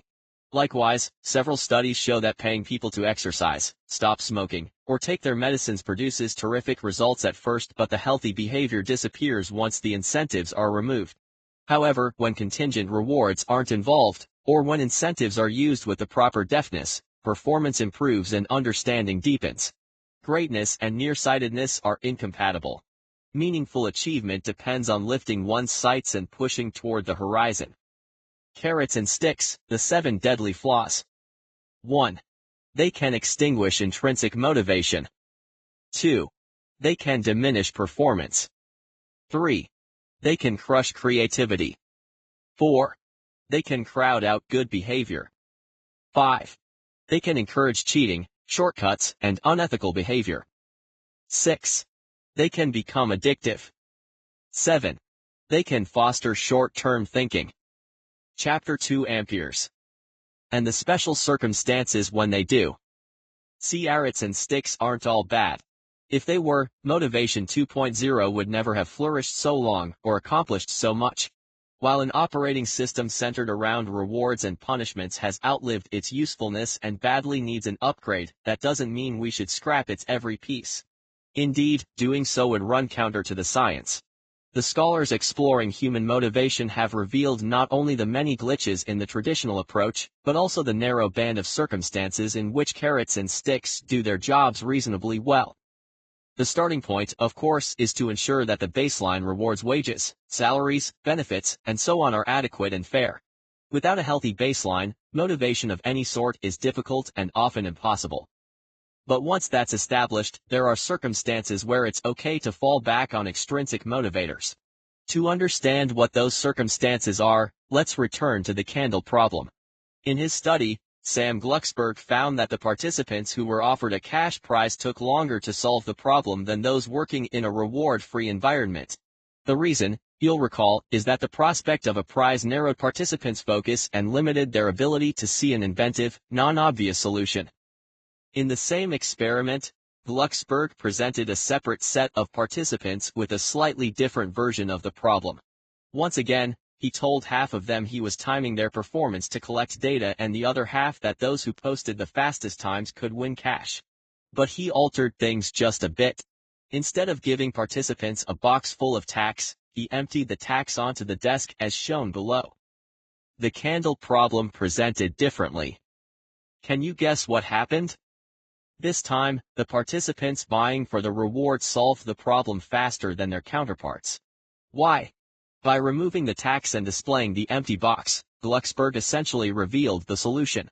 He transformed a challenging right brain task into a routine left brain one. Since participants simply had to race down an obvious path, the carrot waiting for them at the finish line encouraged them to gallop faster. Glucksberg's experiment provides the first question you should ask when contemplating external motivators: is the task at hand routine? That is, does accomplishing it require following a prescribed set of rules to a specified end? For routine tasks, which aren't very interesting and don't demand much creative thinking, rewards can provide a small motivational booster shot without the harmful side effects. In some ways, that's just common sense. As Edward Deci, Richard Ryan, and Richard Kostner explain, rewards do not undermine people's intrinsic motivation for dull tasks because there is little or no intrinsic motivation to be undermined. Likewise, when Dan Ariely and his colleagues conducted their Madurai, India, performance study with a group of MIT students, they found that when the task called for even rudimentary cognitive skill, a larger reward led to poorer performance. But as long as the task involved only mechanical skill, bonuses worked as they would be expected. The higher the pay, the better the performance. This is extremely important. Although advanced economies now revolve less around those algorithmic, rule-based functions, some of what we do each day, especially on the job, still isn't all that interesting. We have TPS reports to fill out and boring email to answer and all manner of drudge work that doesn't necessarily fire our soul. What's more, for some people, much of what they do all day consists of these routine, not terribly captivating, tasks. In these situations, it's best to try to unleash the positive side of the Sawyer effect by attempting to turn work into play, to increase the task's variety, to make it more like a game, or to use it to help master other skills. Alas, that's not always possible. And this means that sometimes even if then rewards are an option. Let's put this insight about rewards and routines into practice. Suppose you're a manager at a small non-profit organization. Your design team created a terrific poster promoting your group's next big event. And now you need to send the poster to 20,000 members of your organization. Since the costs of outsourcing the job to a professional mailing firm are too steep for your budget, you decide to do the work in-house. Trouble is, the posters came back from the printer much later than you expected and they need to get in the mail this weekend.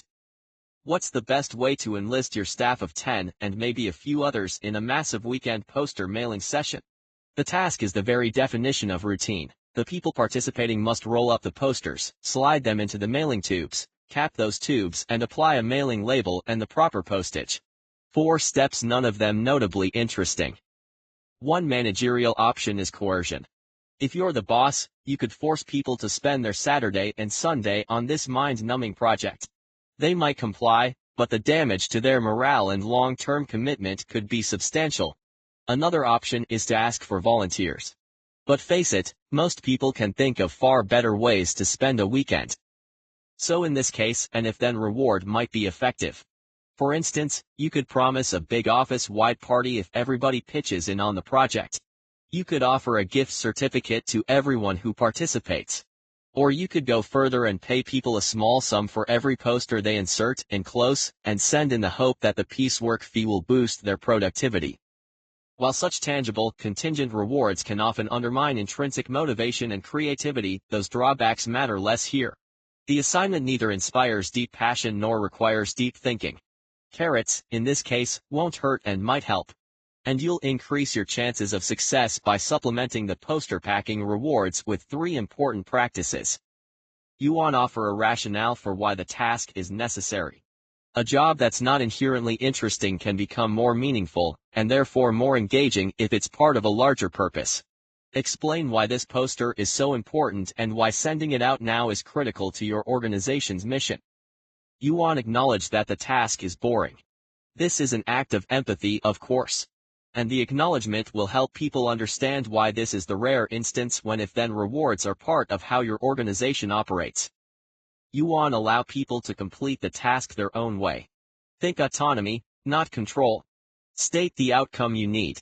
But instead of specifying precisely the way to reach it, how each poster must be rolled and how each mailing label must be affixed, give them freedom over how they do the job. That's the approach for routine tasks. What about for other sorts of undertakings? For work that requires more than just climbing, rung by rung, up a ladder of instructions, rewards are more perilous. The best way to avoid the 7 deadly flaws of extrinsic motivators is to avoid them altogether or to downplay them significantly and instead emphasize the elements of deeper motivation, autonomy, mastery, and purpose that we'll explore later in the book. But in the workplace, a rigid adherence to this approach bumps up against a fact of life. Even people who do groovy, creative, right-brain work still want to be paid. And here Teresa Amabile has shed some light on how to use rewards in a way that reckons with life's realities but reduces extrinsic motivators' hidden costs. Go back to the study in which Amabile and 2 colleagues compared the quality of commissioned and non-commissioned paintings from a group of artists. A panel of experts, blind to what the investigators were exploring, consistently rated the non-commissioned artwork as more creative. One reason is that several artists said their commissions were constraining, that they found themselves working toward a goal they didn't endorse in a manner they didn't control. However, in the same study, Amabile also discovered that when the artists considered their commissions enabling, that is, the commission enabled the artist to do something interesting or exciting, the creativity ranking of what they produced shot back up. The same was true for commissions the artists felt provided them with useful information and feedback about their ability. This is a crucial research insight.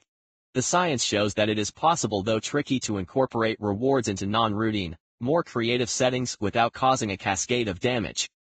So suppose we're back at your nonprofit 9 months later. The mailing went out flawlessly. The poster was a hit. The event was a smash. You're planning another for later this year.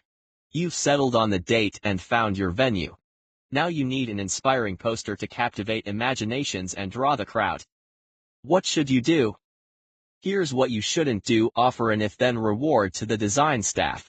Do not stride into their offices and announce, "If you come up with a poster that rocks my world or that boosts attendance over last year, then you'll get a 10% bonus."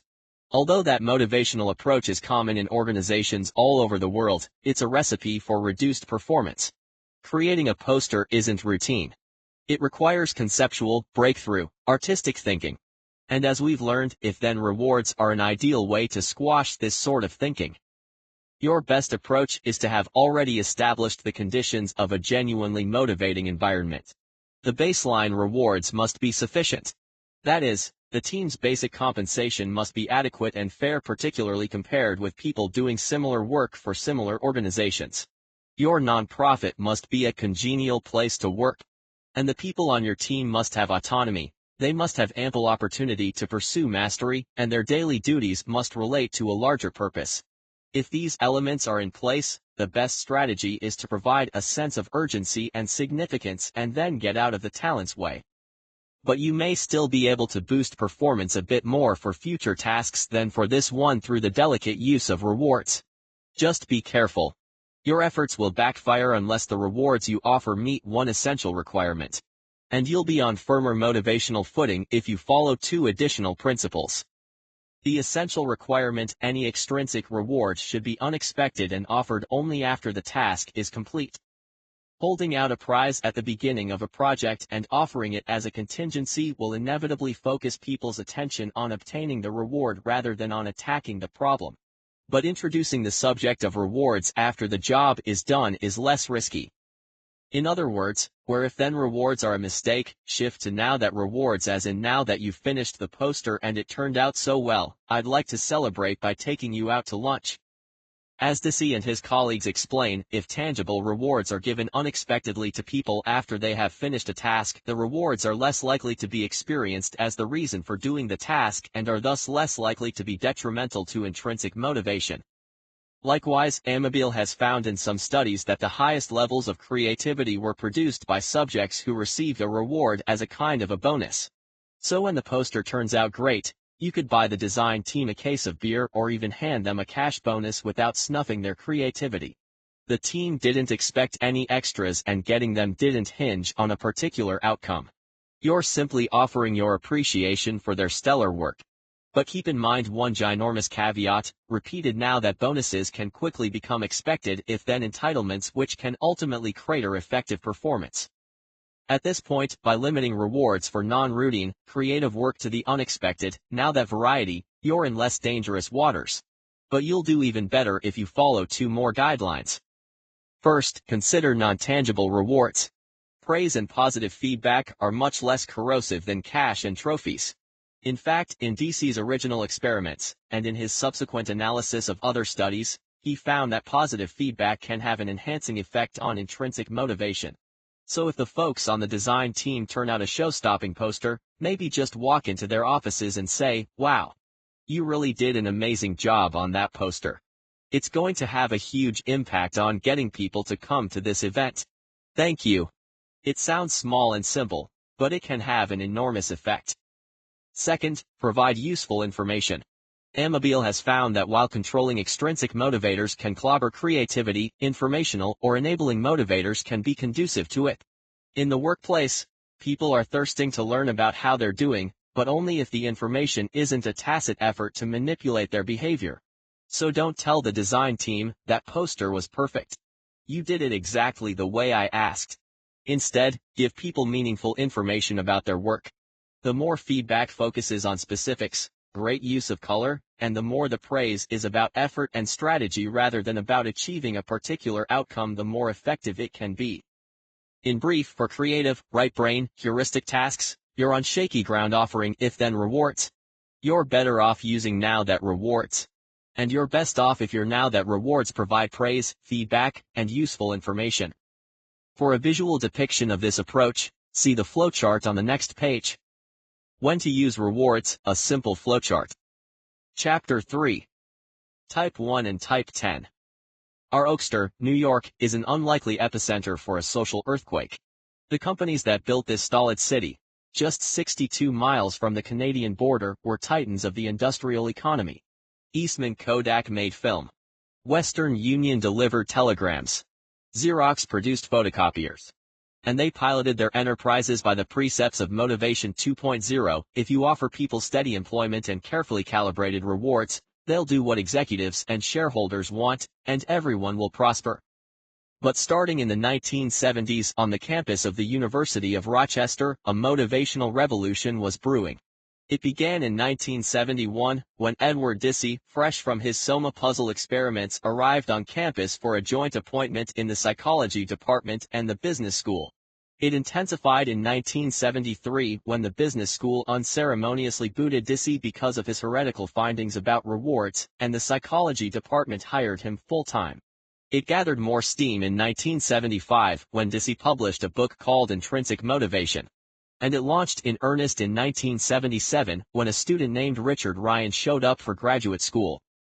Ryan, a philosophy major in college, had just missed being drafted into the military. Nursing a bit of survivor's guilt, he'd been working with Vietnam War veterans suffering from post-traumatic stress disorder.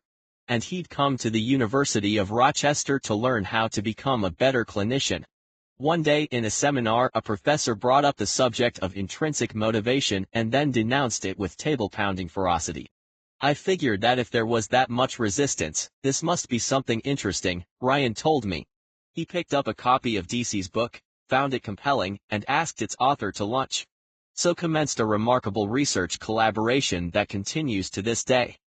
When I met them not long ago, in U of R's blocky Meliora Hall, the two were a study in both contrast and similarity. Deci is tall and reedy, with a pale complexion and thin, wispy hair. He speaks in a quiet, soothing voice that reminded me of the late American children's television host Mr. Rogers. Ryan, who has straight white hair parted down the middle, is ruddier and more intense. He presses his point like a skilled litigator. Dissy, meanwhile, waits patiently for you to reach his point, then he agrees with you and praises your insight.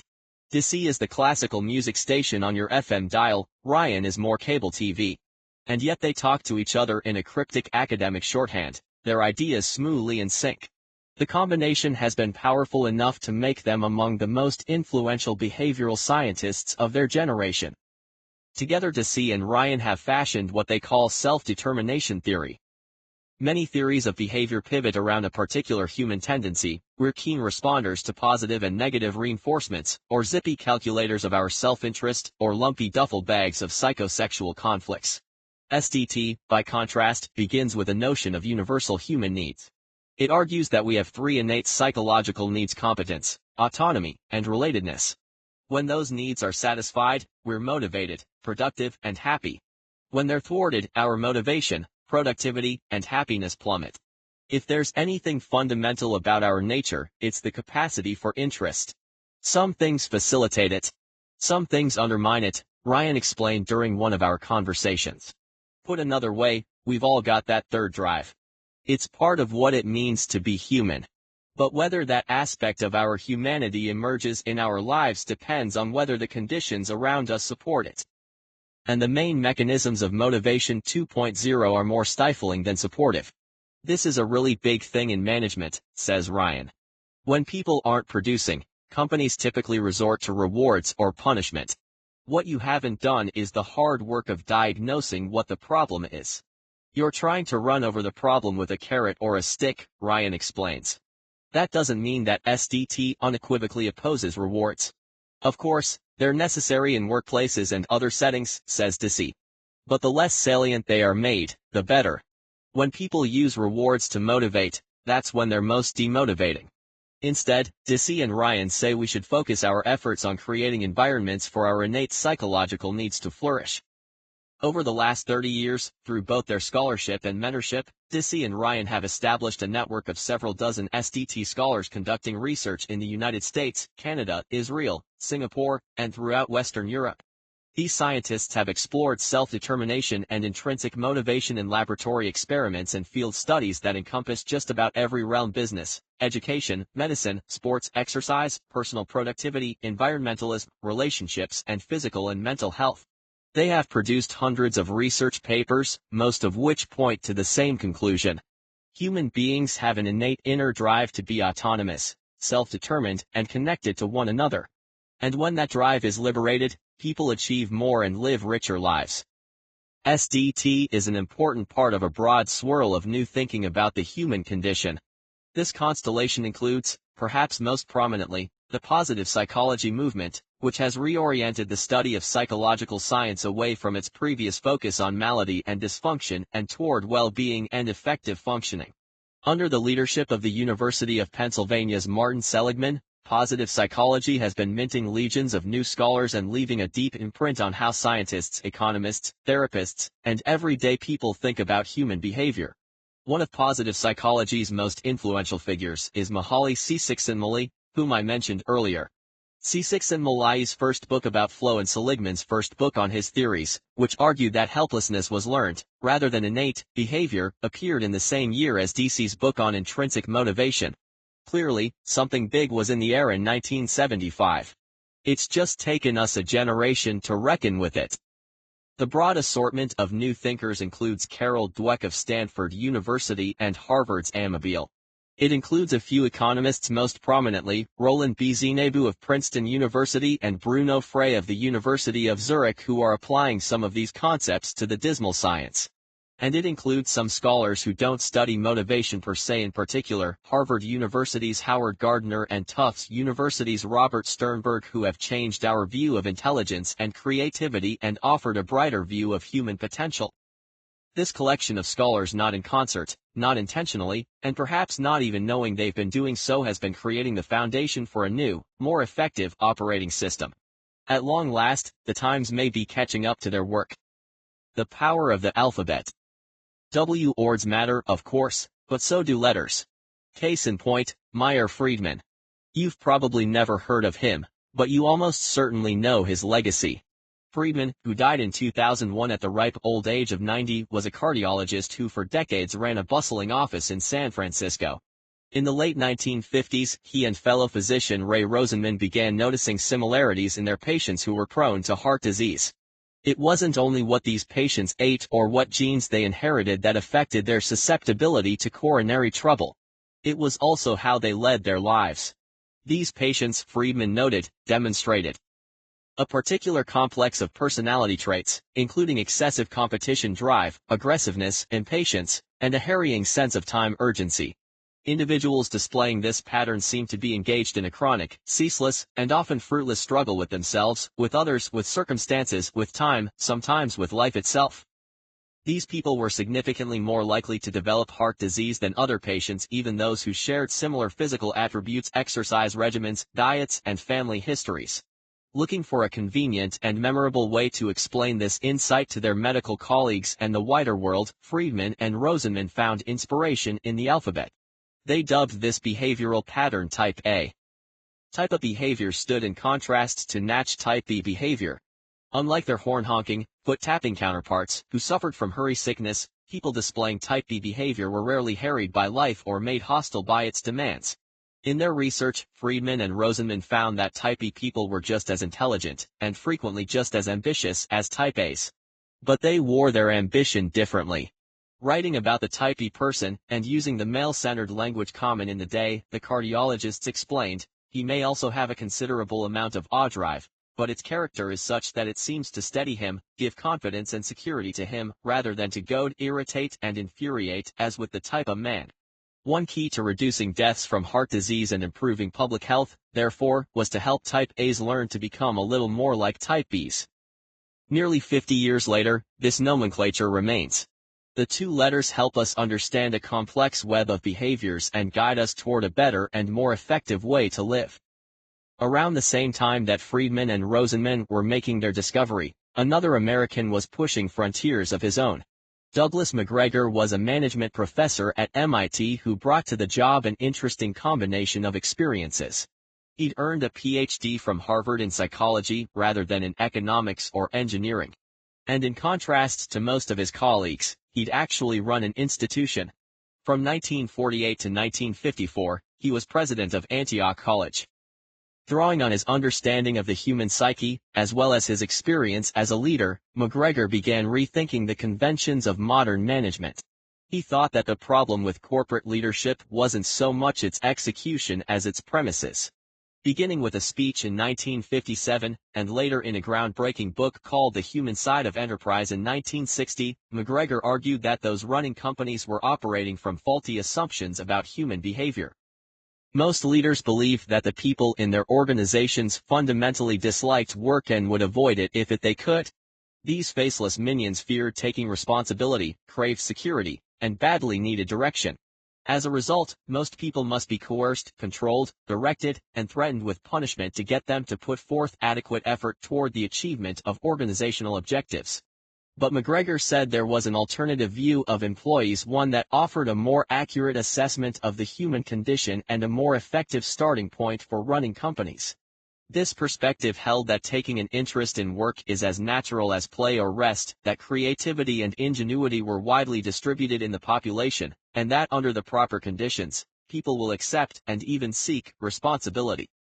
To explain these contrasting outlooks, McGregor mined the back end of the alphabet.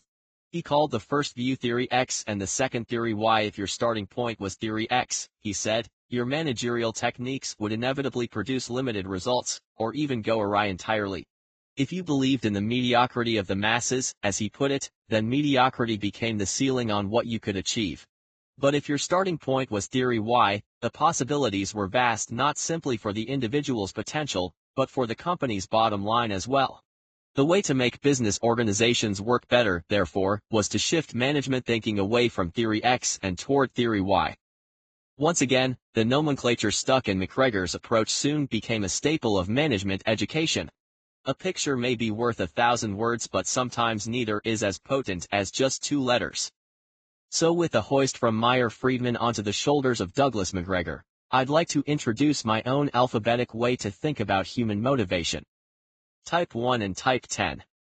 TE Motivation 2.0 operating system depended on and fostered what I call Type 10 behavior. Type 10 behavior is fueled more by extrinsic desires than intrinsic ones.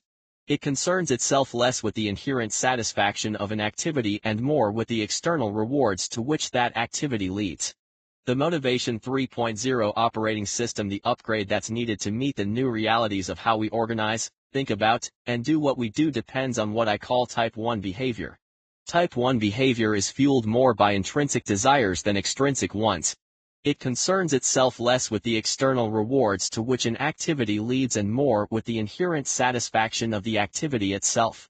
At the center of Type 10 behavior is the second drive. At the center of Type 1 behavior is the third drive. If we want to strengthen our organizations, get beyond our decade of underachievement, and address the inchoate sense that something's gone wrong in our businesses, our lives, and our world, we need to move from Type 10 to Type 1. I use these two letters largely to signify extrinsic and intrinsic, but also to pay homage to Douglas McGregor. To be sure, reducing human behavior to two categories sacrifices a certain amount of nuance. And nobody exhibits purely Type 10 or Type 1 behavior every waking minute of every living day without exception. But we do have certain, often very clear, dispositions. You probably know what I mean. Think about yourself. Does what energizes you, what gets you up in the morning and propels you through the day, come from the inside or from the outside? What about your spouse, your partner, or your children? How about the men and women around you at work? If you're like most people I've talked to, you instantly have a sense into which category someone belongs. I don't mean to say that Type 10 people always neglect the inherent enjoyment of what they do, or that Type I people resist outside goodies of any kind. But for Type 10s, the main motivator is external rewards. Any deeper satisfaction is welcome, but secondary. For Type 1s, the main motivator is the freedom, challenge, and purpose of the undertaking itself. Any other gains are welcome, but mainly as a bonus. A few more distinctions to keep in mind before we go further. Type 1 behavior is made, not born. These behavioral patterns aren't fixed traits. They are proclivities that emerge from circumstance, experience, and context. Type 1 behavior, because it arises in part from universal human needs, does not depend on age, gender, or nationality. The science demonstrates that once people learn the fundamental practices and attitudes and can exercise them in supportive settings, their motivation and their ultimate performance soars. Any Type 10 can become a Type I. Type 1s almost always outperform Type 10s in the long run. Intrinsically motivated people usually achieve more than their reward-seeking counterparts. Alas, that's not always true in the short term. An intense focus on extrinsic rewards can indeed deliver fast results. The trouble is, this approach is difficult to sustain. And it doesn't assist in mastery, which is the source of achievement over the long haul. The most successful people, the evidence shows, often aren't directly pursuing conventional notions of success. They're working hard and persisting through difficulties because of their internal desire to control their lives, learn about their world, and accomplish something that endures. Type 1 behavior does not disdain money or recognition. Both Type 10s and Type 1s care about money.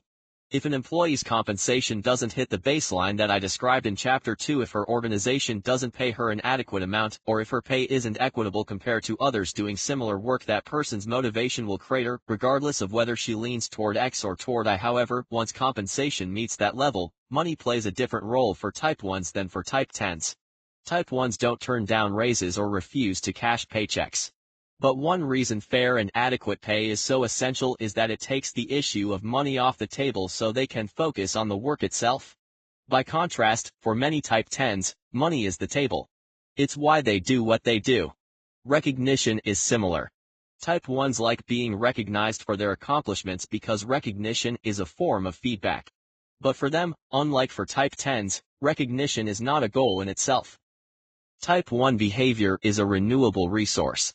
Think of Type 10 behavior as coal and Type 1 behavior as the sun. For most of recent history, coal has been the cheapest, easiest, most efficient resource. But coal has two downsides. First, it produces nasty things like air pollution and greenhouse gases. Second, it's finite. Getting more of it becomes increasingly difficult and expensive each year. Type 10 behavior is similar. An emphasis on rewards and punishment spews its own externalities, as enumerated in Chapter 2. And if then motivators always grow more expensive. But Type 1 behavior, which is built around intrinsic motivation, draws on resources that are easily replenished and inflict little damage. It is the motivational equivalent of clean energy, inexpensive, safe to use, and endlessly renewable. Type 1 behavior promotes greater physical and mental well-being. According to a raft of studies from SDT researchers, people oriented toward autonomy and intrinsic motivation have higher self-esteem, better interpersonal relationships, and greater general well-being than those who are extrinsically motivated. By contrast, people whose core aspirations are Type 10 validations such as money, fame, or beauty tend to have poorer psychological health. There's even a connection between Type 10 and Type A. Found that those oriented toward control and extrinsic rewards showed greater public self-consciousness, acted more defensively, and were more likely to exhibit the Type A behavior pattern. Ultimately, Type 1 behavior depends on three nutrients: autonomy, mastery, and purpose. Type 1 behavior is self-directed. It is devoted to becoming better and better at something that matters. And it connects that quest for excellence to a larger purpose. Some might dismiss notions like these as gooey and idealistic, but the science says otherwise. The science confirms that this sort of behavior is essential to being human and that now, in a rapidly changing economy, it is also critical for professional, personal, and organizational success of any kind. So we have a choice. We can cling to a view of human motivation that is grounded more in old habits than in modern science. Or we can listen to the research, drag our business and personal practices into the 21st century, and craft a new operating system to help ourselves, our companies, and our world work a little better. It won't be easy. It won't happen overnight. So let's get started. Chapter 4. Autonomy. I've seen the future and it works. It works in around-the-clock bursts in Sydney, Australia. It works on guerrilla-style side projects in Mountain View, California. And it works whenever it damn well pleases in Charlottesville, Virginia. The reason why it works is because of how it works. On the edges of the economy, slowly, but inexorably, old-fashioned ideas of management are giving way to a newfangled emphasis on self-direction. That's why a little past noon on a rainy Friday in Charlottesville, only a third of CEO Jeff Gunther's employees have shown up for work. But Gunther, entrepreneur, manager, capitalist, is neither worried nor annoyed. In fact, he's as calm and focused as a monk. Maybe that's because he didn't roll into the office himself until about an hour ago. Or maybe that's because he knows his crew isn't shirking. They're working just on their own terms. At the beginning of the year, Gunther launched an experiment in autonomy at Medius, one of a trio of companies he runs. He turned the company, which creates computer software and hardware to help hospitals integrate their information systems, into a ROA assaults-only work environment. ROAs are the brainchild of Callie Rissler and Jody Thompson, two former human resources executives at the American retailer Best Buy.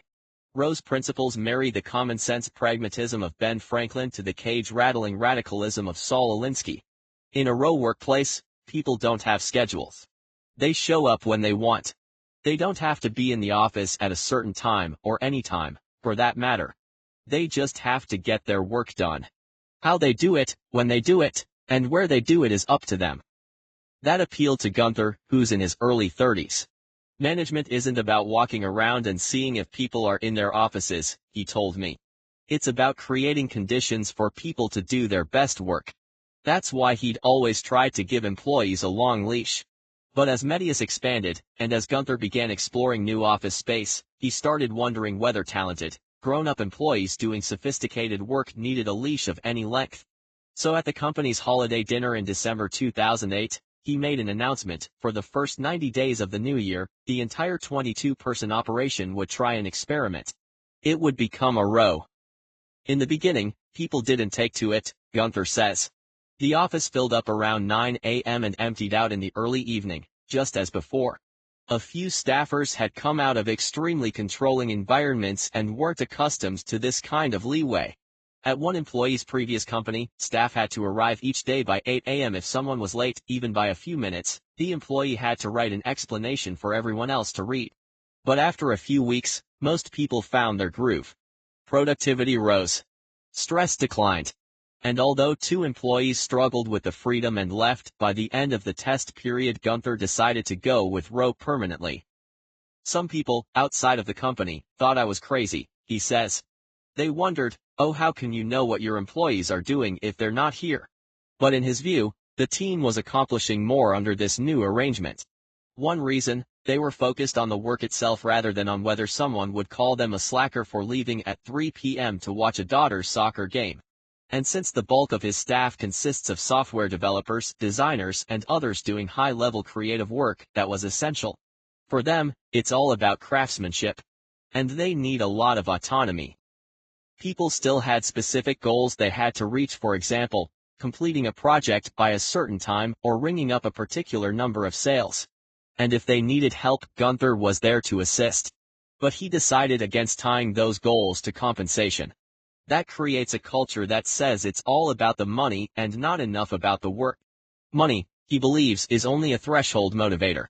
People must be paid well and be able to take care of their families, he says. But once a company meets this baseline, dollars and cents don't much affect performance and motivation. Indeed, Gunther thinks that in a Roe environment, employees are far less likely to jump to another job for a $10,000 or even $20,000 increase in salary. The freedom they have to do great work is more valuable and harder to match than a pay raise, and employees' spouses, partners, and families are among Roe's staunchest advocates. More companies will migrate to this as more business owners my age come up. My dad's generation views human beings as human resources. They're the 2x4s you need to build your house, he says. For me, it's a partnership between me and the employees. They're not resources. They're partners. And partners, like all of us, need to direct their own lives. Players or pawns? We forget sometimes that management does not emanate from nature. It's not like a tree or a river. It's like a television or a bicycle. It's something that humans invented. As the strategy guru Gary Hamel has observed, management is a technology. And like Motivation 2.0, it's a technology that has grown creaky. While some companies have oiled the gears a bit and plenty more have paid lip service to the same, at its core management hasn't changed much in 100 years. Its central ethic remains control, its chief tools remain extrinsic motivators. That leaves it largely out of sync with the non-routine, right-brain abilities on which many of the world's economies now depend. But could its most glaring weakness run deeper? Is management, as it's currently constituted, out of sync with human nature itself? The idea of management, that is, management of people rather than management of, say, supply chains, is built on certain assumptions about the basic natures of those being managed. It presumes that to take action or move forward, we need a prod that absent a reward or punishment, we'd remain happily and inertly in place. It also presumes that once people do get moving, they need direction, that without a firm and reliable guide, they'd wander. But is that really our fundamental nature? Or, to use yet another computer metaphor, is that our default setting? When we enter the world, are we wired to be passive and inert? Or are we wired to be active and engaged? I'm convinced it's the latter, that our basic nature is to be curious and self-directed. And I say that not because I'm a dewy-eyed idealist, but because I've been around young children and because my wife and I have 3 kids of our own. Have you ever seen a 6-month-old or a 1-year-old who's not curious and self-directed? I haven't. That's how we are out of the box. If at age 14 or 43, we're passive and inert, that's not because it's our nature. It's because something flipped our default setting. That something could well be management, not merely how bosses treat us at work, but also how the broader ethos has leached into schools, families, and many other aspects of our lives. Perhaps management isn't responding to our supposedly natural state of passive inertia. Perhaps management is one of the forces that's switching our default setting and producing that state. Now, that's not as insidious as it sounds. Submerging part of our nature in the name of economic survival can be a sensible move. My ancestors did it, so did yours. And there are times, even now, when we have no other choice. But today economic accomplishment, not to mention personal fulfillment, more often swings on a different hinge. It depends not on keeping our nature submerged but on allowing it to surface. It requires resisting the temptation to control people and instead doing everything we can to reawaken their deep-seated sense of autonomy. This innate capacity for self-direction is at the heart of Motivation 3.0 and Type 1 behavior. The fundamentally autonomous quality of human nature is central to self-determination theory (SDT). As I explained in the previous chapter, Deci and Ryan cite autonomy as one of three basic human needs. And of the three, it's the most important: the sun around which SDT's planets orbit. In the 1980s, as they progressed in their work, Deci and Ryan moved away from categorizing behavior as either extrinsically motivated or intrinsically motivated to categorizing it as either controlled or autonomous.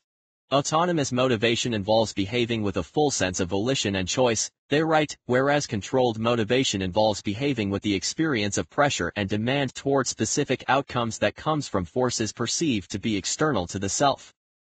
The ultimate freedom for creative groups is the freedom to experiment with new ideas. Some skeptics insist that innovation is expensive. In the long run, innovation is cheap. Mediocrity is expensive and autonomy can be the antidote. Tom Kelly, General Manager, IDEO. Autonomy, as they see it, is different from independence. It's not the rugged, go-it-alone, rely-on-nobody individualism of the American cowboy. It means acting with choice, which means we can be both autonomous and happily interdependent with others. And while the idea of independence has national and political reverberations, autonomy appears to be a human concept rather than a Western one. Researchers have found a link between autonomy and overall well-being not only in North America and Western Europe, but also in Russia, Turkey, and South Korea.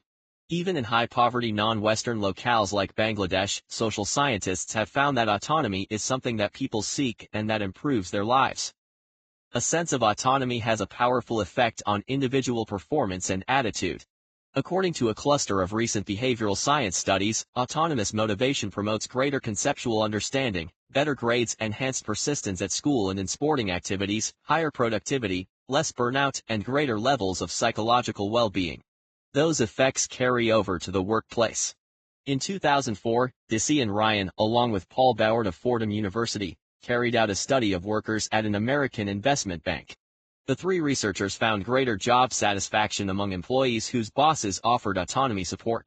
These bosses saw issues from the employee's point of view, gave meaningful feedback and information, provided ample choice over what to do and how to do it, and encouraged employees to take on new projects. The resulting enhancement in job satisfaction, in turn, led to higher performance on the job. What's more, the benefits that autonomy confers on individuals extend to their organizations. For example, researchers at Cornell University studied 320 small businesses, half of which granted workers autonomy, the other half relying on top-down direction. The businesses that offered autonomy grew at 4 times the rate of the control-oriented firms and had 1/3 the turnover. Yet too many businesses remain woefully behind the science. Most 21st-century notions of management presume that, in the end, people are pawns rather than players. British economist Francis Green, to cite just one example, points to the lack of individual discretion at work as the main explanation for declining productivity and job satisfaction in the UK. Management still revolves largely around supervision, if-then rewards, and other forms of control. That's true even of the kinder, gentler Motivation 2.1 approach that whispers sweetly about things like empowerment and flexibility. Indeed, just consider the very notion of empowerment. It presumes that the organization has the power and benevolently ladles some of it into the waiting bowls of grateful employees. But that's not autonomy. That's just a slightly more civilized form of control. Or take management's embrace of flex time. Rissler and Thompson call it a con game, and they're right. Flexibility simply widens the fences and occasionally opens the gates. It, too, is little more than control in sheep's clothing. The words themselves reflect presumptions that run against both the texture of the times and the nature of the human condition. In short, management isn't the solution, it's the problem. Perhaps it's time to toss the very word management onto the linguistic ash heap alongside icebox and horseless carriage. This era doesn't call for better management. It calls for a renaissance of self-direction. The 4 Essentials. In 2002, Scott Farquhar and Mike Cannon-Brookes, 2 wet-behind-the-ears Australians just out of university, borrowed $10,000 on their credit cards to start a software company. They anointed their venture with a bold name, Atlassian, after the Greek titan Atlas, who bore the world on his shoulders. And they set about creating a company to compete against some of the big names in enterprise software. At the time, their venture seemed loony. Today, it seems inspired. Through its combination of great computer code and smart business practices, Atlassian now rakes in about $35 million per year and employs nearly 200 people in offices in Sydney, Amsterdam, and San Francisco. But like any good entrepreneur, Cannon-Brookes walks through life beneath a cloud of perpetual dissatisfaction. He'd seen successful companies stagnate and wished to avoid that fate for his. So to spark even greater creativity among his team, and to make sure Atlassian's programmers were having fun at work, he decided to encourage them to spend a day working on any problem they wanted, even if it wasn't part of their regular job. This offbeat off-day gave birth to several ideas for new products and plenty of repairs and patches on existing ones. So Cannon-Brookes decided to make the practice a permanent part of the Atlassian culture. Now, once a quarter, the company sets aside an entire day when its engineers can work on any software problem they want. Only this time, to get them out of the day-to-day, it must be something that's not part of their regular job. At 2 p.m. on a Thursday, the day begins. Engineers, including Cannon-Brookes himself, crash out new code or an elegant hack any way they want, with anyone they want. Many work through the night. Then, at 4 p.m. on Friday, they show the results to the rest of the company in a wild and woolly all-hands meeting stocked with ample quantities of cold beer and chocolate cake. Atlassian calls these 24-hour bursts of freedom and creativity FedEx days because people have to deliver something overnight. And deliver Atlassians have. Over the years, this odd little exercise has produced an array of software fixes that might otherwise never have emerged. Says one engineer, some of the coolest stuff we have in our product today has come from FedEx days. This isn't a pay-for-performance plan, grounded in the mechanistic assumptions of Motivation 2.0. It's an autonomy plan, nicely tuned to the alternate strains of Motivation 3.0. We've always taken the position that money is only something you can lose on, Cannon-Brookes told me. If you don't pay enough, you can lose people. But beyond that, money is not a motivator. What matters are these other features. And what a few future-facing businesses are discovering is that one of these essential features is autonomy, in particular, autonomy over 4 aspects of work: what people do, when they do it, how they do it, and whom they do it with. As Atlassian's experience shows, Type 1 behavior emerges when people have autonomy over the 4 T's: their task, their time, their technique, and their team. Task. Cannon-Brookes was still dissatisfied. FedEx days were working fine, but they had an inherent weakness. You built something in 24 hours, but you didn't get any more time to work on it, he says. So he and co-founder Farquhar decided to double down their bet on employee autonomy. In the spring of 2008, they announced that for the next 6 months, Atlassian developers could spend 20% of their time rather than just one intense day working on any project they wanted. As Cannon-Brookes explained in a blog post to employees, a startup engineer must be all things. He or she is a full-time software developer and a part-time product manager/customer support guru, internal systems maven. As a company grows, an engineer spends less time building the things he personally wants in the product. Our hope is that 20% time gives engineers back dedicated stack time of their own direction to spend on product innovation, features, plugins, fixes, or additions that they think are the most important. This practice has a sturdy tradition and a well-known modern expression. Its pioneer was the American company 3 Meters. In the 1930s and 1940s, 3 Meters' president and chairman was William McKnight, a fellow who was as unassuming in his manner as he was visionary in his thinking. McKnight believed in a simple, and at the time subversive, credo: hire good people, and leave them alone. Well before it was fashionable for managers to flap on about empowerment, he made a more vigorous case for autonomy. Those men and women to whom we delegate authority and responsibility, if they are good people, are going to want to do their jobs in their own way, he wrote in 1948. McKnight even encouraged employees to engage in what he called experimental doodling. As an entrepreneur, I'm blessed with 100% autonomy over task, time, technique, and team. Here's the thing: if I maintain that autonomy, I fail. I fail to ship. I fail to excel. I fail to focus. I inevitably end up either with no product or a product the market rejects. The art of the art is picking your limits. That's the autonomy I most cherish. The freedom to pick my boundaries. Seth Godin, author of Tribes, Purple Cow, and the world's most popular marketing blog. With these unorthodox ideas percolating in his mind, this unlikely corporate heretic established a new policy: 3Meter's technical staff could spend up to 15% of their time on projects of their choosing. The initiative felt so counter to the mores of Motivation 2.0, so seemingly illicit, that inside the company, it was known as the bootlegging policy. And yet it worked. These walled gardens of autonomy soon became fertile fields for a harvest of innovations, including post-it notes. Scientist Art Fry came up with his idea for the ubiquitous sticky knot in one of his regular assignments, but during his 15% time.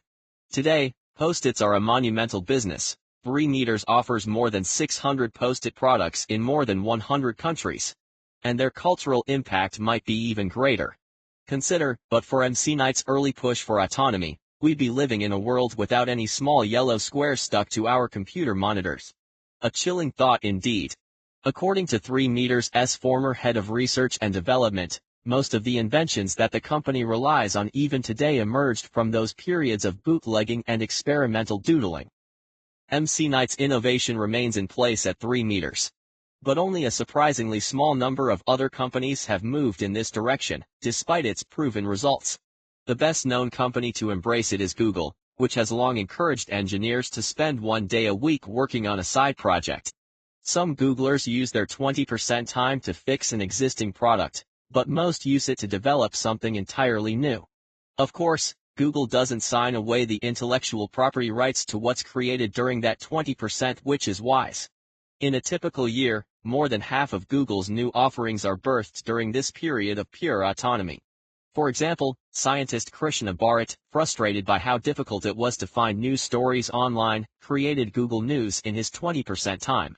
The site now receives millions of visitors every day. Former Google engineer Paul Buchheit created Gmail, now one of the world's most popular email programs, as his 20% project. Many other Google products share similar creation stories, among them Orkut, Google's social networking software, Google Talk, its instant message application, Google Sky, which allows astronomically inclined users to browse pictures of the universe, and Google Translate, its translation software for mobile devices. As Google engineer Alec Proudfoot, whose own 20% project aimed at boosting the efficiency of hybrid cars, put it in a television interview, just about all the good ideas here at Google have bubbled up from 20% time. Back at Atlassian, the experiment in 20% time seemed to work. In what turned out to be a year-long trial, developers launched 48 new projects. So in 2009, Cannon Brooks decided to make this dose of task autonomy a permanent feature of Atlassian work life. The decision didn't sit well with everyone. By Cannon Brooks's back-of-the-blog calculations, 70 engineers, spending 20% of their time over just a 6-month period, amounted to an investment of $1 million. The company's chief financial officer was aghast. Some project managers, despite Atlassian's forward-thinking ways, the company still uses the M word, weren't happy, because it meant ceding some of their control over employees. When a few wanted to track employees' time to make sure they didn't abuse the privilege, Cannon Brooks said no. That was too controlling. I wanted to back our engineers and take it on faith that they'll do good things. Besides, he says, people are way more efficient about 20% time than regular work time. They say, oh, I'm not going to do anything like read news feeds or do Facebook. These days, when a finance guy, pearls of sweat rolling from his green eye shades, objects to the price tag, Cannon Brooks has a ready response. I show him a long list of things we've delivered. I show him that we have zero turnover in engineering. And I show him that we have highly motivated engineers who are always trying to perfect and improve our product. Autonomy over task is one of the essential aspects of the Motivation 3.0 approach to work. And it isn't reserved only for technology companies. At Georgetown University Hospital in Washington, D.C., for instance, many nurses have the freedom to conduct their own research projects, which in turn have changed a number of the hospital's programs and policies. Autonomy measures can work in a range of fields and offer a promising source for innovations and even institutional reforms. Initiatives like FedEx Days and sanctioned side projects aren't always easy to execute in the day-to-day mod of serving customers, shipping products, and solving problems. But they're becoming urgent in an economy that demands non-routine, creative, conceptual abilities, as any artist or designer would agree. Autonomy over task has long been critical to their ability to create. And good leaders, as opposed to competent managers, understand this in their bones. Case in point, George Nelson, who was the design director at Herman Miller, the iconic American furniture maker, for a few decades. He once laid down 5 simple tenets that he believed led to great design. One of these principles could serve as a rallying cry for Type 1's ethic of autonomy over task: you decide what you will make. Time. Ever wonder why lawyers, as a group, are so miserable? Some social scientists have, and they've offered 3 explanations. One involves pessimism. Being pessimistic is almost always a recipe for low levels of what psychologists call subjective well-being. It's also a detriment in most professions. But as Martin Seligman has written, there is one glaring exception: pessimists do better at law. In other words, an attitude that makes someone less happy as a human being actually makes her more effective as a lawyer. A second reason: most other enterprises are positive-sum. If I sell you something you want and enjoy, we're both better off. Law, by contrast, is often, though not always, a zero-sum game, because somebody wins, somebody else must lose. But the third reason might offer the best explanation of all and help us understand why so few attorneys exemplify Type 1 behavior. Lawyers often face intense demands but have relatively little decision latitude. Behavioral scientists use this term to describe the choices, and perceived choices, a person has. In a sense, it's another way of describing autonomy, and lawyers are glum and cranky because they don't have much of it. The deprivation starts early. A 2007 study of 2 American law schools found that over the 3-year period in school, students' overall well-being plummeted in large part because their need for autonomy was thwarted. But students who had greater autonomy over their course selection, their assignments, and their relations with professors showed far less steep declines and actually posted better grades and bar exam scores. Nothing is more important to my success than controlling my schedule. I'm most creative from 5 to 9 a.m. If I had a boss or co-workers, they would ruin my best hours one way or another. Scott Adams Dilbert, creator. Alas, at the heart of private legal practice is perhaps the most autonomy-crushing mechanism imaginable: the billable hour.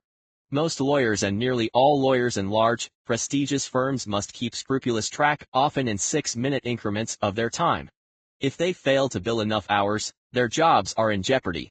As a result, their focus inevitably veers from the output of their work, solving a client's problem, to its input, piling up as many hours as possible. If the rewards come from time, then time is what firms will get. These sorts of high-stakes, measurable goals can drain intrinsic motivation, sap individual initiative, and even encourage unethical behavior. If one is expected to bill more than 2,000 hours per year, former U.S. Supreme Court Chief Justice William Rehnquist once said, there are bound to be temptations to exaggerate the hours actually put in. The billable hour is a relic of Motivation 2.0. It makes some sense for routine tasks, whether fitting doors onto the body of a Ford Taurus or adding up deductions on a simple tax form, because there's a tight connection between how much time goes in and how much work comes out. And if your starting assumption is that workers' default setting is to shirk, monitoring their time can keep them on their toes. But the billable hour has little place in Motivation 3.0. For non-routine tasks, including law, the link between how much time somebody spends and what that somebody produces is irregular and unpredictable.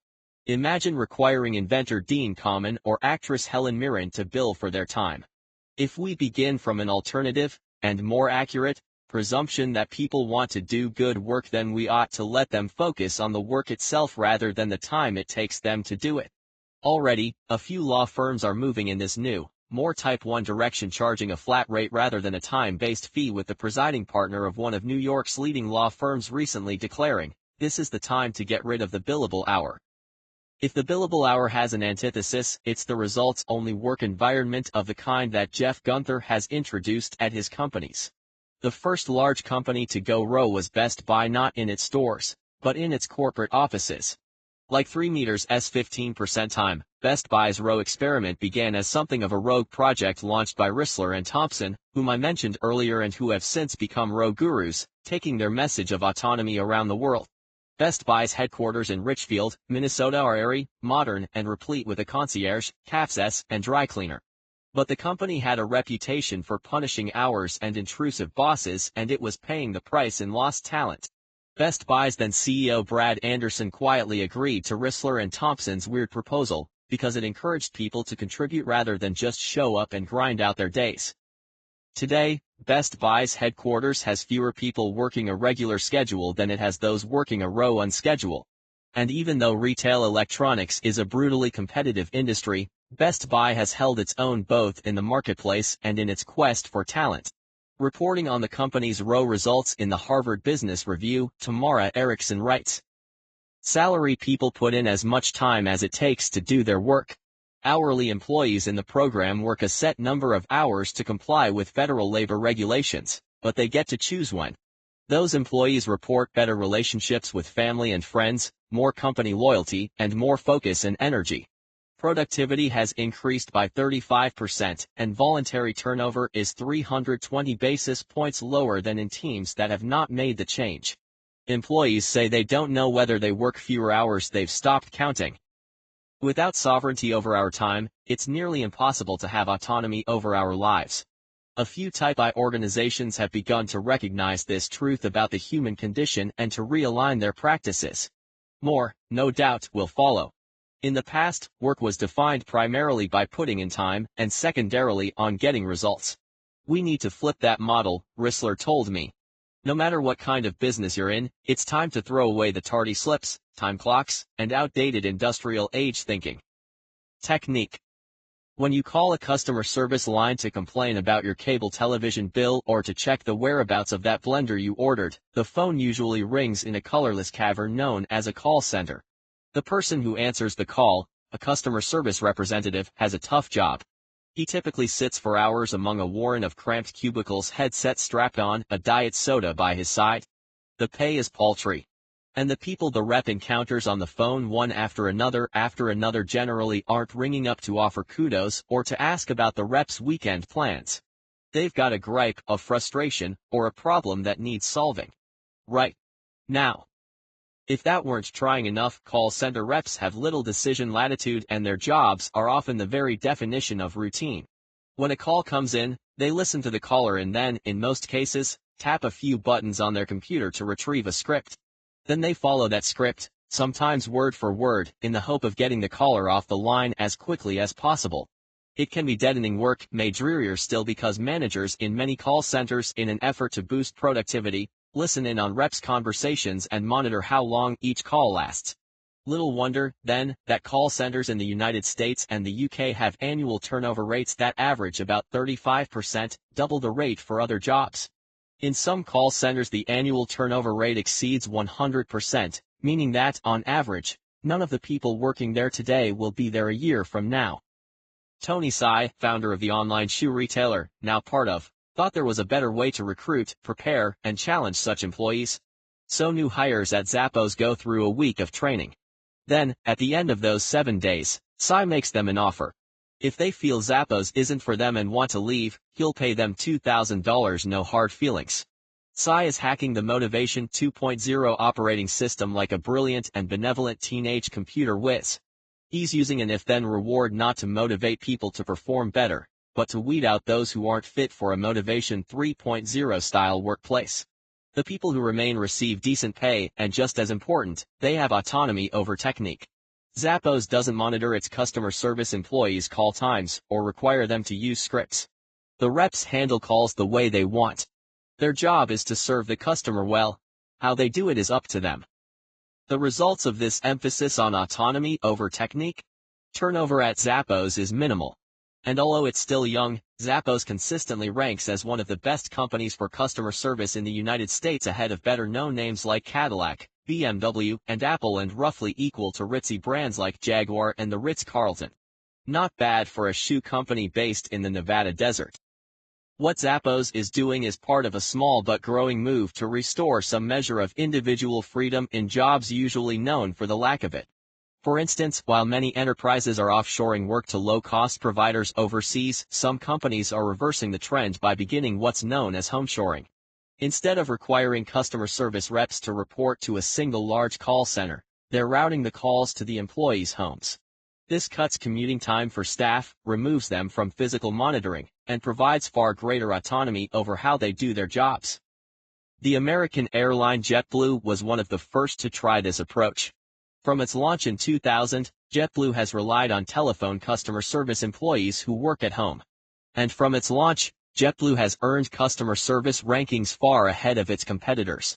Productivity and job satisfaction are generally higher in home shoring than in conventional arrangements, in part because employees are more comfortable and less monitored at home. But it's also because this autonomy-centered approach draws from a deeper pool of talent. Many homeshore employees are parents, students, retirees, and people with disabilities, those who want to work, but need to do it their own way. According to one report, between 70 and 80% of home-based customer service agents have college degrees, double the percentage among people working in traditional call centers. Ventures like Alpine Access, PHHR-Val, and Lips, which run customer service departments for a range of companies, report that after adopting this method, their recruiting costs fall to almost zero. Prospective employees come to them. And now these home-based customer service reps are working for a number of U.S. companies, including 1-800-Flowers, J.Crew, Office Depot, even the Internal Revenue Service, handling customer inquiries the way they choose. As in any effective Motivation 3.0 workplace, it's their call. Team. Whatever your place in the birth order, consider what it's like to be the third child in a family. You don't get a say in choosing the people around you. They're there when you arrive. Worse, one or two of them might not be so glad to see you. And getting rid of even just one of them is usually impossible. Autonomy over what we do is most important. The biggest difference between working for other studios and running my own has been the fact that I can choose what job we take on and what product, service, or institution we promote.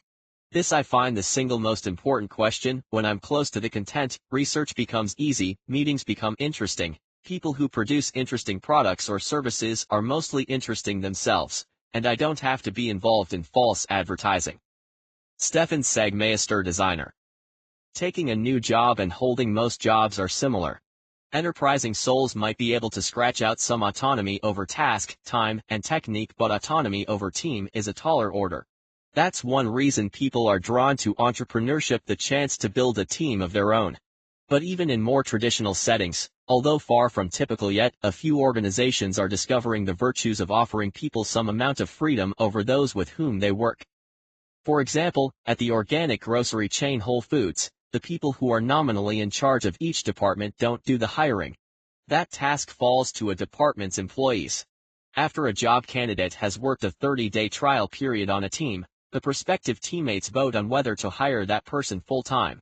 At W. L. Gore & Associates, the makers of the Gore-Tex fabric, and another example of Motivation 3.0 in action, anybody who wants to rise in the ranks and lead a team must assemble people willing to work with her. The ability to put together a pickup basketball team of company talent is another attraction of 20% time. These initiatives usually slice across the organization chart, connecting people who share an interest, if not a department. As Google engineer Bharat Mediratta told the New York Times, if your 20% idea is a new product, it's usually pretty easy to just find a few like-minded people and start coding away. And when pushing for a more systemic change in the organization, Mediratta says autonomy over team is even more important. Those efforts require what he calls a grouplet, a small, self-organized team that has almost no budget and even less authority, but that tries to change something within the company. For instance, Mediratta formed a testing grouplet to encourage engineers throughout the company to implement a more efficient way to test computer code. This informal band of coders, a team built autonomously without direction from the top, slowly turned the organization on its axis. Still, the desire for autonomy can often collide with other obligations. One surprise as Atlassian ran the numbers on its task autonomy experiment was that most employees came in substantially under the 20% figure. The main reason? They didn't want to let down their current teammates by abandoning ongoing projects. Although autonomy over team is the least developed of the 4 Ts, the ever-escalating power of social networks and the rise of mobile apps now make this brand of autonomy easier to achieve, and in ways that reach beyond a single organization. The open-source projects I mentioned in Chapter 1, in which ad hoc teams self-assemble to build a new browser or create better server software, are a potent example. And once again, the science affirms the value of something traditional businesses have been slow to embrace. Ample research has shown that people working in self-organized teams are more satisfied than those working in inherited teams. Likewise, studies by Dicey and others have shown that people high in intrinsic motivation are better coworkers. And that makes the possibilities on this front enormous. If you want to work with more Type 1s, the best strategy is to become one yourself. Autonomy, it turns out, can be contagious. The art of autonomy. Think for a moment about the great artists of the last 100 years and how they worked people like Pablo Picasso, Georgia O'Keeffe, and Jackson Pollock. Unlike for the rest of us, Motivation 2.0 was never their operating system. Nobody told them, you must paint this sort of picture. You must begin painting precisely at 8:30 a.m. You must paint with the people we select to work with you. And you must paint this way. The very idea is ludicrous. But you know what? It's ludicrous for you, too. Whether you're fixing sinks, ringing up groceries, selling cars, or writing a lesson plan, you and I need autonomy just as deeply as a great painter. However, encouraging autonomy doesn't mean discouraging accountability. Whatever operating system is in place, people must be accountable for their work. But there are different ways to achieve this end, each built on different assumptions about who we are deep down. Motivation 2.0 assumed that if people had freedom, they would shirk, and that autonomy was a way to bypass accountability. Motivation 3.0 begins with a different assumption. It presumes that people want to be accountable and that making sure they have control over their task, their time, their technique, and their team is a pathway to that destination. Of course, because most workplaces still reverberate with the assumptions of the old operating system, transitioning to autonomy can't happen in one fell swoop. If we pluck people out of controlling environments when they've known nothing else, and plop them in a row or an environment of undiluted autonomy, they'll struggle. Organizations must provide, as Richard Ryan puts it, scaffolding to help every employee find his footing to make the transition. What's more, different individuals will prize different aspects of autonomy. Some might crave autonomy over a task, others might prefer autonomy over the team. As Zappos CEO Sai told me by email, studies have shown that perceived control is an important component of one's happiness. However, what people feel like they want control over really varies, so I don't think there's one aspect of autonomy that's universally the most important. Different individuals have different desires, so the best strategy for an employer would be to figure out what's important to each individual employee. Still, however those individual desires express themselves on the surface, they grow from common roots. We're born to be players, not pawns. We're meant to be autonomous individuals, not individual automatons. We're designed to be Type 1, but outside forces, including the very idea that we need to be managed, have conspired to change our default setting and turn us into Type 10 if we update the environments we're in, not only at work, but also at school and at home. And if leaders recognize both the truth of the human condition and the science that supports it, we can return ourselves and our colleagues to our natural state. The course of human history has always moved in the direction of greater freedom. And there's a reason for that, because it's in our nature to push for it, Ryan told me. If we were just plastic like some people think, this wouldn't be happening. But somebody stands in front of a tank in China. Women, who've been denied autonomy, keep advocating for rights. This is the course of history. This is why ultimately human nature, if it ever realizes itself, will do so by becoming more autonomous. Chapter 5. Mastery. You need not see what someone is doing to know if it is his vocation. You have only to watch his eyes: a cook mixing a sauce, a surgeon making a primary incision, a clerk completing a bill of lading. Wear the same rapt expression, forgetting themselves in a function. How beautiful it is that eye on the object look. W. H. Auden. Only summer morning in 1944, Mihaly Csikszentmihalyi, age 10, stood on a train platform in Budapest, Hungary, with his mother, 2 brothers, and about 70 relatives who'd come to see them off. World War II was raging, and Hungary, an ambivalent member of the Axis, was being squeezed from every political and geographic corner. Nazi soldiers were occupying the country in retaliation for Hungary's secret peace negotiations with the United States and Great Britain. Meanwhile, Soviet troops were advancing on the capital city. It was time to leave. So the foursome boarded a train for Venice, Italy, where Csikszentmihalyi's father, a diplomat, was working. As the train rumbled southwest, bombs exploded in the distance. Bullets ripped through the train's windows while a rifle-toting soldier on board fired back at the attackers. The 10-year-old crouched under his seat, terrified but also a little annoyed. It struck me at that point that grown-ups had really no idea how to live, Csikszentmihalyi told me some 65 years later. His train would turn out to be the last to cross the Danube River for many years. Shortly after its departure, airstrikes destroyed Hungary's major bridges. The Csikszentmihalyis were well-educated and well-connected, but the war flattened their lives. Of the relatives on the train platform that morning, more than half would be dead 5 months later. One of Csikszentmihalyi's brothers spent 6 years doing hard labor in the Ural Mountains. Another was killed fighting the Soviets. The whole experience got me thinking, Csikszentmihalyi said, recalling his 10-year-old self. There has got to be a better way to live than this. From compliance to engagement. The opposite of autonomy is control. And since they sit at different poles of the behavioral compass, they point us toward different destinations. Control leads to compliance, autonomy leads to engagement.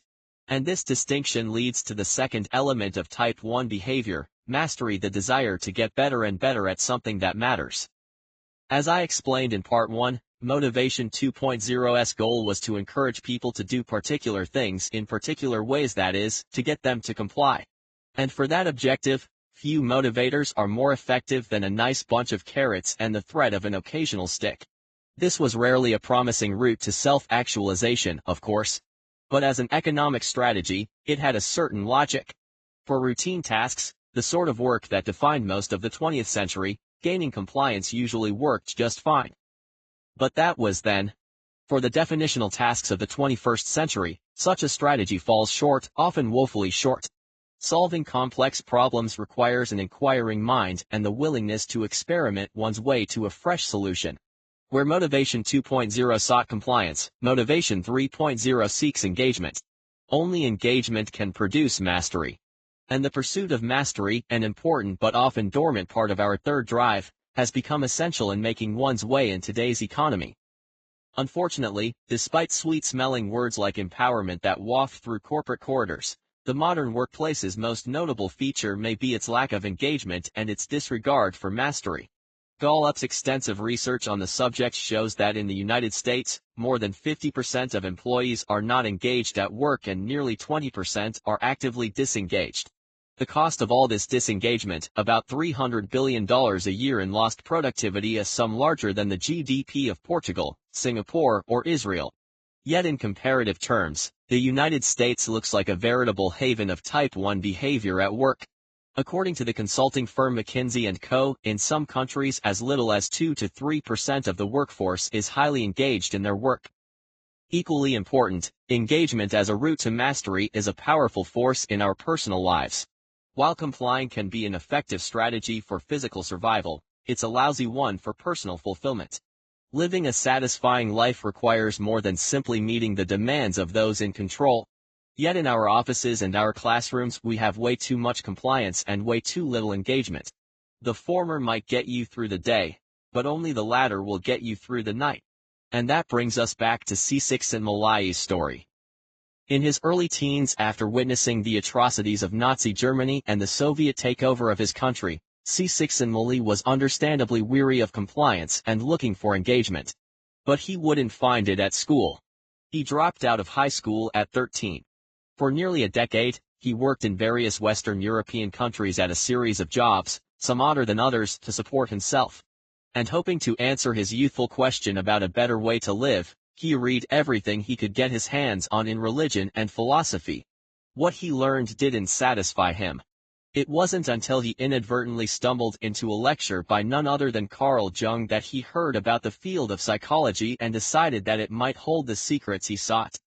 So in 1956, at the age of 22, Csikszentmihalyi set off for the United States to study psychology. He arrived in Chicago, a high school dropout with $1.25 in his pocket, whose only familiarity with the English language came from reading Pogo comic strips. Hungarian contacts in Chicago helped him find a job and a place to live. His knowledge of Latin, German, and Pogo helped him pass the Illinois high school equivalency test in a language he neither spoke nor read.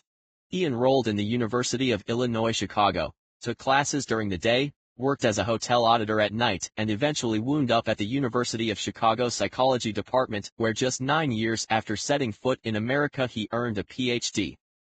But Csikszentmihalyi resisted rafting down the main currents of his field.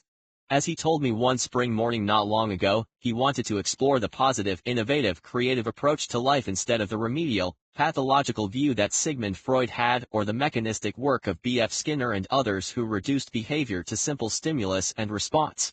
He began by writing about creativity. Creativity took him into the study of play. And his exploration of play unlocked an insight about the human experience that would make him famous. In the midst of play, many people enjoyed what Csikszentmihalyi called autotelic experiences, from the Greek auto, self, and telos, goal or purpose. In an autotelic experience, the goal is self-fulfilling, the activity is its own reward. Painters he observed during his Ph.D. research, Csikszentmihalyi said, were so enthralled in what they were doing that they seemed to be in a trance. For them, time passed quickly and self-consciousness dissolved. He sought out other people who gravitated to these sorts of pursuits: rock climbers, soccer players, swimmers, spelunkers, and interviewed them to discover what made an activity autotelic. It was frustrating. When people tried to recall how it felt to climb a mountain or play a great musical piece, Csikszentmihalyi later wrote, their stories are usually quite stereotyped and uninsightful. He needed a way to probe people's experiences in the moment. And in the mid-1970s, a bold new technology, one that any 12-year-old now would find laughingly retrograde, came to the rescue: the electronic pager. Csikszentmihalyi, who by then was teaching at the University of Chicago and running his own psychology lab, clipped on a pager and asked his graduate students to beep him randomly several times each day. Whenever the pager sounded, he recorded what he was doing and how he was feeling. It was so much fun, he recalled, in his office at the Claremont Graduate University in Southern California, where he now teaches. You got such a detailed picture of how people lived. On the basis of this test run, he developed a methodology called the experience sampling method. Csikszentmihalyi would page people 8 times a day at random intervals and ask them to write in a booklet their answers to several short questions about what they were doing, who they were with, and how they described their state of mind. Put the findings together for 7 days and you had a flip book, a mini-movie, of someone's week. Assemble the individual findings and you had an entire library of human experiences. Throughout my athletics career, the overall goal was always to be a better athlete than I was at that moment, whether next week, next month, or next year. The improvement was the goal. The medal was simply the ultimate reward for achieving that goal. Sebastian Coe, middle distance runner and 2-time Olympic gold medal winner. From these results, Csikszentmihalyi began to peel back the layers of those autotelic experiences. Perhaps equally significant, he replaced that wonky Greek-derived adjective with a word he found people using to describe these optimal moments: flow. The highest, most satisfying experiences in people's lives were when they were in flow. And this previously unacknowledged mental state, which seemed so inscrutable and transcendent, was actually fairly easy to unpack. In flow, goals are clear. You have to reach the top of the mountain, hit the ball across the net, or mold the clay just right. Feedback is immediate. The mountaintop gets closer or farther, the ball sails in or out of bounds, the pot you're throwing comes out smooth or uneven. Most important, in flow, the relationship between what a person had to do and what he could do was perfect. The challenge wasn't too easy. Nor was it too difficult. It was a notch or two beyond his current abilities, which stretched the body and mind in a way that made the effort itself the most delicious reward. That balance produced a degree of focus and satisfaction that easily surpassed other, more quotidian, experiences. In flow, people lived so deeply in the moment and felt so utterly in control that their sense of time, place, and even self melted away. They were autonomous, of course. But more than that, they were engaged.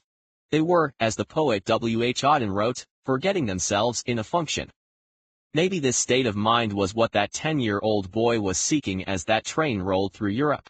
Maybe reaching flow, not for a single moment but as an ethic for living, maintaining that beautiful eye on the object, looked to achieve mastery as a cook, a surgeon, or a clerk, was the answer. Maybe this was the way to live. Goldilocks on a cargo ship. Several years ago, he can't recall exactly when, Csikszentmihalyi was invited to Davos, Switzerland, by Klaus Schwab, who runs an annual conclave of the global power elite in that city. Joining him on the trip were three other University of Chicago faculty members: Gary Becker, George Stigler, and Milton Friedman, all of them economists, all of them winners of the Nobel Prize. The five men gathered for dinner one night, and at the end of the meal, Schwab asked the academics what they considered the most important issue in modern economics. The desire to do something because you find it deeply satisfying and personally challenging inspires the highest levels of creativity, whether it's in the arts, sciences, or business. Teresa Mabile, professor, Harvard University. To my incredulous surprise, C6 recounted, Becker, Stigler, and Friedman all ended up saying a variation of other something missing, that for all its explanatory power, economics still failed to offer a rich enough account of behavior, even in business settings. C6 smiled and complimented his colleagues on their perspicacity. The concept of flow, which he introduced in the mid-1970s, was not an immediate game changer. It gained some traction in 1990 when C6 wrote his first book on the topic for a wide audience and gained a small band of followers in the business world. However, putting this notion into place in the real operations of real organizations has been slower going. After all, Motivation 2.0 has little room for a concept like flow. The Type 10 operating system doesn't oppose people taking on optimal challenges on the job, but it suggests that such moments are happy accidents rather than necessary conditions for people to do great work. But ever so slowly the ground might be shifting. As the data on worker disengagement earlier in the chapter reveal, the costs in both human satisfaction and organizational health are high when a workplace is a no-flow zone. That's why a few enterprises are trying to do things differently. As Fast Company magazine has noted, a number of companies, including Microsoft, Patagonia, and Toyota, have realized that creating flow-friendly environments that help people move toward mastery can increase productivity and satisfaction at work. For example, Stefan Falk, a vice president at Ericsson, the Swedish telecommunications concern, used the principles of flow to smooth the merger of the company's business units. He persuaded managers to configure work assignments so that employees had clear objectives and a way to get quick feedback. And instead of meeting with their charges for once-a-year performance reviews, managers sat down with employees one-on-one 6 times a year, often for as long as 90 minutes, to discuss their level of engagement and path toward mastery. The flow-centered strategy worked well enough that Ericsson began using it in offices around the world. After that, Falk moved to Green Cargo, an enormous logistics and shipping company in Sweden. There, he developed a method of training managers in how flow worked. Then he required them to meet with staff once a month to get a sense of whether people were overwhelmed or underwhelmed with their work and to adjust assignments to help them find flow. After 2 years of managerial revamping, state-owned Green Cargo became profitable for the first time in 125 years, and executives cite its newfound flow-centricity as a key reason. In addition, a study of 11,000 industrial scientists and engineers working at companies in the United States found that the desire for intellectual challenge, that is, the urge to master something new and engaging, was the best predictor of productivity. Scientists motivated by this intrinsic desire filed significantly more patents than those whose main motivation was money, even controlling for the amount of effort each group expended. That is, the extrinsically motivated group worked as long and as hard as their more Type 1 colleagues. They just accomplished less, perhaps because they spent less of their work time in flow. And then there's Genova Chen, a young game designer who, in 2006, wrote his MFA thesis on C6 theory. Chen believed that video games held the promise to deliver quintessential flow experiences, but that too many games required an almost obsessive level of commitment. Why not, he thought, design a game to bring the flow sensation to more casual gamers? Using his thesis project as his laboratory, Chen created a game in which players use a computer mouse to guide an on-screen amoeba-like organism through a surreal ocean landscape as it gobbles other creatures and slowly evolves into a higher form. While most games require players to proceed through a fixed and predetermined series of skill levels, Chen's allows them to advance and explore any way they desire. And unlike games in which failure ends the session, in Chen's game failure merely pushes the player to a level better matched to her ability. Chen calls his game Flow. And it's been a huge hit. People have played the free online version of the game more than 3 million times. You can find it at. The paid version, designed for the PlayStation game console, has generated more than 350,000 downloads and collected a shelf full of awards. Chen used the game to launch his own firm, That Game Company, built around both flow and flow, that quickly won a 3-game development deal from Sony, something almost unheard of for an unknown startup run by a couple of 26-year-old California game designers. Green Cargo, that game company, and the companies employing the patent-cranking scientists typically use two tactics that their less savvy competitors do not. First, they provide employees with what I call Goldilocks tasks, challenges that are not too hot and not too cold, neither overly difficult nor overly simple. One source of frustration in the workplace is the frequent mismatch between what people must do and what people can do. When what they must do exceeds their capabilities, the result is anxiety. When what they must do falls short of their capabilities, the result is boredom. Indeed, Csikszentmihalyi titled his first book on autotelic experiences Beyond Boredom and Anxiety, but when the match is just right, the results can be glorious. This is the essence of flow. Goldilocks tasks offer us the powerful experience of inhabiting the zone, of living on the knife's edge between order and disorder, of, as painter Fritz Skolder once described it, walking the tightrope between accident and discipline. The second tactic that smart organizations use to increase their flow friendliness and their employees' opportunities for mastery is to trigger the positive side of the Sawyer effect. Recall from Chapter 2 that extrinsic rewards can turn play into work. But it's also possible to run the current in the other direction and turn work into play. Some tasks at work don't automatically provide surges of flow, yet still need to get done. So the shrewdest enterprises afford employees the freedom to sculpt their jobs in ways that bring a little bit of flow to otherwise mundane duties. Amy Rosesniewski and Jane Dudden, two business school professors, have studied this phenomenon among hospital cleaners, nurses, and hairdressers. They found, for instance, that some members of the cleaning staff at hospitals, instead of doing the minimum the job required, took on new tasks, from chatting with patients to helping make nurses' jobs go more smoothly. Adding these more absorbing challenges increased these cleaners' satisfaction and boosted their own views of their skills. By reframing aspects of their duties, they helped make work more playful and more fully their own. Even in low-autonomy jobs, Rosesniewski and Dudden write, employees can create new domains for mastery. The 3 laws of mastery. Flow is essential to mastery. But flow doesn't guarantee mastery because the two concepts operate on different horizons of time. One happens in a moment, the other unfolds over months, years, sometimes decades. You and I each might reach flow tomorrow morning, but neither one of us will achieve mastery overnight. So how can we enlist flow in the quest for something that goes deeper and endures longer?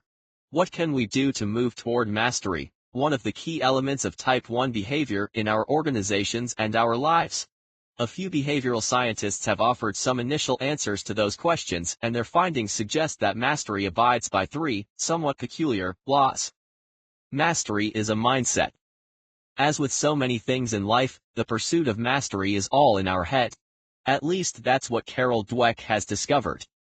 Dweck, a psychology professor at Stanford University, has been studying motivation and achievement in children and young adults for nearly 40 years, amassing a body of rigorous empirical research that has made her a superstar in contemporary behavioral science.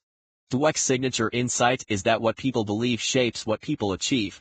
Our beliefs about ourselves and the nature of our abilities, what she calls our self-theories, determine how we interpret our experiences and can set the boundaries on what we accomplish. Although her research looks mostly at notions of intelligence, her findings apply with equal force to most human capabilities. And they yield the first law of mastery: mastery is a mindset. According to Dweck, people can hold 2 different views of their own intelligence. Those who have an entity theory believe that intelligence is just that, an entity. It exists within us in a finite supply that we cannot increase. Those who subscribe to an incremental theory take a different view. They believe that while intelligence may vary slightly from person to person, it is ultimately something that, with effort, we can increase. To analogize to physical qualities, incremental theorists consider intelligence as something like strength. Want to get stronger and more muscular? Start pumping iron. Entity theorists view it as something more like height. Want to get taller? You're out of luck. If you believe intelligence is a fixed quantity, then every educational and professional encounter becomes a measure of how much you have. If you believe intelligence is something you can increase, then the same encounters become opportunities for growth. In one view, intelligence is something you demonstrate; in the other, it's something you develop. Figure out for yourself what you want to be really good at. know that you'll never really satisfy yourself that you've made it, and accept that that's okay. Robert B. Reich, former U.S. Secretary of Labor. The two self-theories lead down two very different paths, one that heads toward mastery and one that doesn't. For instance, consider goals. Dweck says they come in two varieties: performance goals and learning goals. Getting an A in French class is a performance goal. Being able to speak French is a learning goal. Both goals are entirely normal and pretty much universal, Dweck says, and both can fuel achievement. But only one leads to mastery. In several studies, Dweck found that giving children a performance goal, say, getting a high mark on a test, was effective for relatively straightforward problems but often inhibited children's ability to apply the concepts to new situations. For example, in one study, Dweck and a colleague asked junior high students to learn a set of scientific principles, giving half of the students a performance goal and half a learning goal. After both groups demonstrated they had grasped the material, researchers asked the students to apply their knowledge to a new set of problems, related but not identical to what they just studied. Students with learning goals scored significantly higher on these novel challenges. They also worked longer and tried more solutions. As Dweck writes, with a learning goal, students don't have to feel that they're already good at something in order to hang in and keep trying. After all, their goal is to learn, not to prove they're smart. Indeed, the two self-theories take very different views of effort.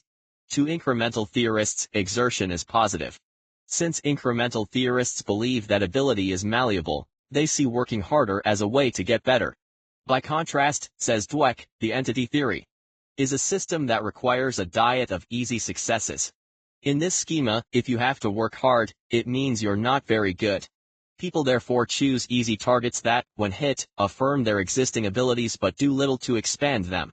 In a sense, entity theorists want to look like masters without expending the effort to attain mastery. Finally, the two types of thinking trigger contrasting responses to adversity, one that Dweck calls helpless, the other, mastery-oriented. In a study of American 5th and 6th graders, Dweck gave students 8 conceptual problems they could solve, followed by 4 they could not, because the questions were too advanced for children that age. Students who subscribed to the idea that brain power is fixed gave up quickly on the tough problems and blamed their lack of intelligence for their difficulties. Students with a more expansive mindset kept working in spite of the difficulty and deployed far more inventive strategies to find a solution. What did these students blame for their inability to conquer the toughest problems? The answer, which surprised us, was that they didn't blame anything, Dweck says. The young people recognized that setbacks were inevitable on the road to mastery and that they could even be guideposts for the journey. Dweck's insights map nicely to the behavioral distinctions underlying Motivation 2.0 and Motivation 3.0. Type 10 behavior often holds an entity theory of intelligence, prefers performance goals to learning goals, and disdains effort as a sign of weakness. Type 1 behavior has an incremental theory of intelligence, prizes learning goals over performance goals, and welcomes effort as a way to improve at something that matters. Begin with one mindset, and mastery is impossible. Begin with the other, and it can be inevitable. Mastery is a pain.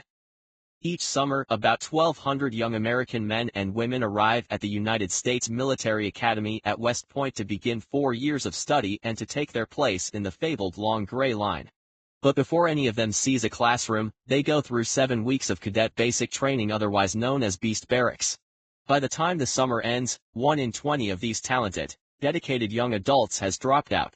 A group of scholars, 2 from West Point, another from the University of Pennsylvania, and a 4th from the University of Michigan, wanted to understand why some students continued on the road toward military mastery and others got off at the first exit. Try to pick a profession in which you enjoy even the most mundane, tedious parts. Then you will always be happy. Will Short's puzzle guru. Was it physical strength and athleticism? Intellect? Leadership ability? Well-roundedness? None of the above. The best predictor of success, the researchers found, was the prospective cadets' ratings on a non-cognitive, non-physical trait known as grit, defined as perseverance and passion for long-term goals. The experience of these Army officers in training confirms the second law of mastery: mastery is a pain.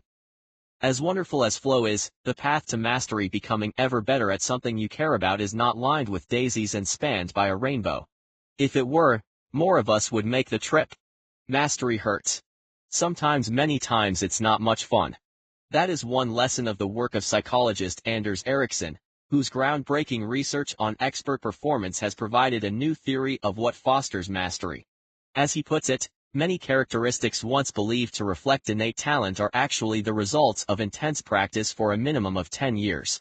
Mastery of sports, music, business requires effort, difficult, painful, excruciating, all-consuming effort, over a long time, not a week or a month, but a decade. Sociologist Daniel Chambliss has referred to this as the mundanity of excellence.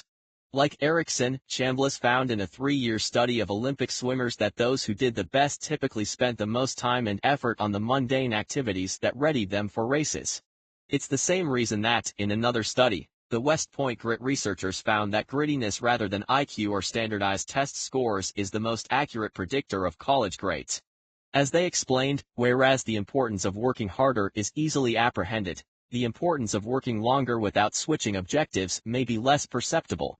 In every field, grit may be as essential as talent to high accomplishment. Flow enters the picture here in 2 ways. If people are conscious of what puts them in flow, they'll have a clearer idea of what they should devote the time and dedication to master. And those moments of flow in the course of pursuing excellence can help people through the rough parts. But in the end, mastery often involves working and showing little improvement, perhaps with a few moments of flow pulling you along, then making a little progress, and then working on that new, slightly higher plateau again. It's grueling, to be sure.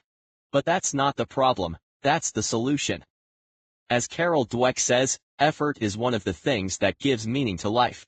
Effort means you care about something, that something is important to you and you are willing to work for it. It would be an impoverished existence if you were not willing to value things and commit yourself to working toward them. Another doctor, one who lacks a PhD but has a plaque in the Basketball Hall of Fame in Springfield, Massachusetts, put it similarly. Being a professional, Julius Erving once said, is doing the things you love to do on the days you don't feel like doing them. Mastery is an asymptote. To understand the final law of mastery, you need to know a little algebra and a little art history. From algebra, you might remember the concept of an asymptote. If not, maybe you'll recognize it below. An asymptote, in this case a horizontal asymptote, is a straight line that a curve approaches but never quite reaches. From art history, you might remember Paul Cézanne, the 19th century French painter. You needn't remember much, just that he was significant enough to have art critics and scholars write about him. Cézanne's most enduring paintings came late in his life. And one reason for this, according to University of Chicago economist David Galenson, who studied the careers of artists, is that he was endlessly trying to realize his best work. For Cézanne, one critic wrote, "The ultimate synthesis of a design was never revealed in a flash, rather he approached it with infinite precautions, stalking it, as it were, now from one point of view, now from another. For him the synthesis was an asymptote toward which he was forever approaching without ever quite reaching it." This is the nature of mastery. Mastery is an asymptote. You can approach it. You can home in on it. You can get really, really, really close to it. But like Cézanne, you can never touch it. Mastery is impossible to realize fully. Tiger Woods, perhaps the greatest golfer of all time, has said flatly that he must become better. He said it when he was an amateur. He'll say it after his best outing, or at the end of his finest season. He's pursuing mastery. That's well known. What's less well known is that he understands that he'll never get it. It will always hover beyond his grasp. The mastery asymptote is a source of frustration. Why reach for something you can never fully attain? But it's also a source of allure. Why not reach for it? The joy is in the pursuit more than the realization. In the end, mastery attracts precisely because mastery eludes. The oxygen of the soul. The subjects were displaying the warning signs of generalized anxiety disorder, a mental illness that afflicts roughly 3% of the adult population. According to the Diagnostic and Statistical Manual of Mental Disorders DSM-IV, the presence of any 3 of the following 6 symptoms indicates what could be a serious problem. You on restlessness or feeling keyed up or on edge. You on being easily fatigued. You on difficulty concentrating or mind going blank. You on irritability. You on muscle tension. Yuan sleep disturbance. These men and women seemed textbook cases. One person, who had previously glided through life with equanimity, now felt tense, more hostile, angry, and irritated. Another reported being more irritable, restless, and suffering from shorter concentration. Yet another scribbled this self-description: slept badly, listless, more nervous, more guarded. Some people feared they were having a nervous breakdown. One person's mind was so muddied that he inadvertently walked into a wall and broke his glasses.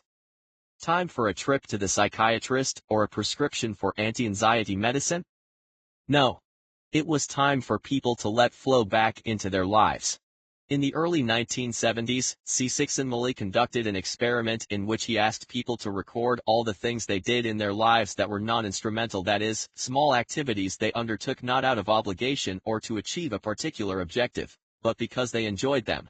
Then he issued the following set of instructions. Beginning morning of target date, when you wake up and until 9 p.m., we would like you to act in a normal way, doing all the things you have to do, but not doing anything that is play or non-instrumental. In other words, he and his research team directed participants to scrub their lives of flow. People who liked aspects of their work had to avoid situations that might trigger enjoyment. People who relished demanding physical exercise had to remain sedentary. One woman enjoyed washing dishes because it gave her something constructive to do, along with time to fantasize free of guilt, but could wash dishes only when absolutely necessary. The results were almost immediate. Even at the end of the first day, participants noticed an increased sluggishness about their behavior. They began complaining of headaches. Most reported difficulty concentrating, with thoughts that wander round in circles without getting anywhere. Some felt sleepy, while others were too agitated to sleep. As Csikszentmihalyi wrote, after just 2 days of deprivation, the general deterioration in mood was so advanced that prolonging the experiment would have been unadvisable. 2 days. 48 hours without flow plunged people into a state eerily similar to a serious psychiatric disorder. The experiment suggests that flow, the deep sense of engagement that Motivation 3.0 calls for, isn't a nicety. It's a necessity. We need it to survive. It is the oxygen of the soul. And one of Csikszentmihalyi's more surprising findings is that people are much more likely to reach that flow state at work than in leisure. Work can often have the structure of other autotelic experiences, clear goals, immediate feedback, challenges well matched to our abilities. And when it does, we don't just enjoy it more, we do it better. That's why it's so odd that organizations tolerate work environments that deprive large numbers of people of these experiences. By offering a few more Goldilocks tasks, by looking for ways to unleash the positive side of the Sawyer effect, organizations can help their own cause and enrich people's lives. Csikszentmihalyi grasped this essential reality more than 30 years ago, when he wrote, "There is no reason to believe any longer that only irrelevant play can be enjoyed, while the serious business of life must be borne as a burdensome cross." Once we realize that the boundaries between work and play are artificial, we can take matters in hand and begin the difficult task of making life more livable. But if we're looking for guidance on how to do this right, on how to make mastery an ethic for living, our best role models are probably not sitting around a boardroom table or working in the office down the hall. Over lunch, Csikszentmihalyi and I talked about children. A little kid's life bursts with autotelic experiences. Children careen from one flow moment to another, animated by a sense of joy, equipped with a mindset of possibility, and working with the dedication of a West Point cadet. They use their brains and their bodies to probe and draw feedback from the environment in an endless pursuit of mastery. Then at some point in their lives they don't. What happens? You start to get ashamed that what you're doing is childish, Csikszentmihalyi explained. What a mistake. Perhaps you and I and all the other adults in charge of things are the ones who are immature. It goes back to Csikszentmihalyi's experience on the train, wondering how grown-ups could have gotten things so wrong. Our circumstances may be less dire, but the observation is no less acute. Left to their own devices, Csikszentmihalyi says, children seek out flow with the inevitability of a natural law. So should we all. Chapter 6. Purpose. We know from statisticians that demographics is destiny. And we know from the Rolling Stones that you can't always get what you want. What we don't know is what happens when these two indomitable principles sit down, pour themselves a drink, and get to know each other better. But we're about to find out. In 2006, the first members of the baby boom generation began turning 60. On birthdays with big round numbers, people usually stop, reflect, and take stock of their lives. And I've found that when boomers in the United States and elsewhere reach this milestone, they typically move through a three-stage reaction. In the first stage, they ask, how the heck did I get to be 60? When their odometer flips to 6-0, people often are surprised and slightly alarmed. 60, they think, is old. They tally their regrets and confront the reality that Mick Jagger and crew were right, that they didn't always get what they wanted. But then the second stage kicks in. In the not-so-distant past, turning 60 meant that you were somewhat, long in the tooth. But at the beginning of the 21st century, anyone who's healthy enough to have made it 6 decades is probably healthy enough to hang on a fair bit longer. According to United Nations data, a 60-year-old American man can expect to live for another 20-plus years. A 60-year-old American woman will be around for another quarter of a century. In Japan, a 60-year-old man can expect to live past his 82nd birthday, a 60-year-old woman to nearly 88. The pattern is the same in many other prosperous countries. In France, Israel, Italy, Switzerland, Canada, and elsewhere, if you've reached the age of 60, you're more than likely to live into your 80s. And this realization brings with it a certain relief. Phew, the boomer in Toronto or Osaka sighs. I've got a couple more decades. But the relief quickly dissipates because almost as soon as the sigh fades, people enter the third stage. Upon comprehending that they could have another 25 years, 60-year-old boomers look back 25 years to when they were 35 and a sudden thought clonks them on the side of the head. Wow. That sure happened fast, they say. Will the next 25 years race by like that? If so, when am I going to do something that matters? When am I going to live my best life? When am I going to make a difference in the world? Those questions, which swirl through conversations taking place at boomer kitchen tables around the world, may sound touchy-feely. But they're now occurring at a rate that is unprecedented in human civilization. Consider, boomers are the largest demographic cohort in most Western countries, as well as in places like Japan, Australia, and New Zealand. According to the U.S. Census Bureau, the United States alone has about 78 million boomers, which means that, on average, each year more than 4 million Americans hit this soul-searching, life-pondering birthday. That's more than 11,000 people each day, more than 450 every hour. In other words, in America alone, 100 boomers turn 60 every 13 minutes. Every 13 minutes another 100 people, members of the wealthiest and best educated generation the world has ever known, begin reckoning with their mortality and asking deep questions about meaning, significance, and what they truly want. 100 people. Every 13 minutes. Every hour. Of every day. Until 2024. When the cold front of demographics meets the warm front of unrealized dreams, the result will be a thunderstorm of purpose the likes of which the world has never seen. The purpose motive. The first two legs of the Type I tripod, autonomy and mastery, are essential. But for proper balance we need a third leg, purpose, which provides a context for its two mates. Autonomous people working toward mastery perform at very high levels. But those who do so in the service of some greater objective can achieve even more. The most deeply motivated people, not to mention those who are most productive and satisfied, hitch their desires to a cause larger than themselves. Motivation 2.0, however, doesn't recognize purpose as a motivator. The Type 10 operating system doesn't banish the concept, but it relegates it to the status of ornament, a nice accessory if you want it, so long as it doesn't get in the way of the important stuff. Yet by taking this view, Motivation 2.0 neglects a crucial part of who we are. From the moment that human beings first stared into the sky, contemplated their place in the universe, and tried to create something that bettered the world and outlasted their lives, we have been purpose seekers. Purpose provides activation energy for living, psychologist Mihaly Csikszentmihalyi told me in an interview. I think that evolution has had a hand in selecting people who had a sense of doing something beyond themselves. I believe wholeheartedly that a new form of capitalism is emerging.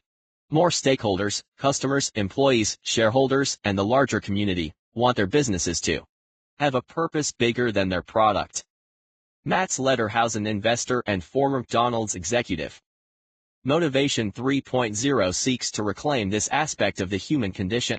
Baby boomers around the world, because of the stage of their lives and the size of their numbers, are nudging purpose closer to the cultural center. In response, business has begun to rethink how purpose figures in what it does.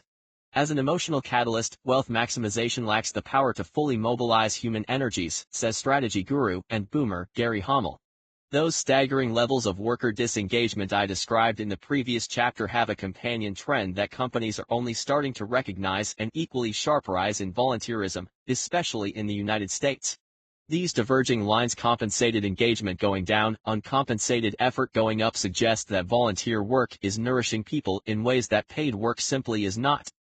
We're learning that the profit motive, potent though it is, can be an insufficient impetus for both individuals and organizations.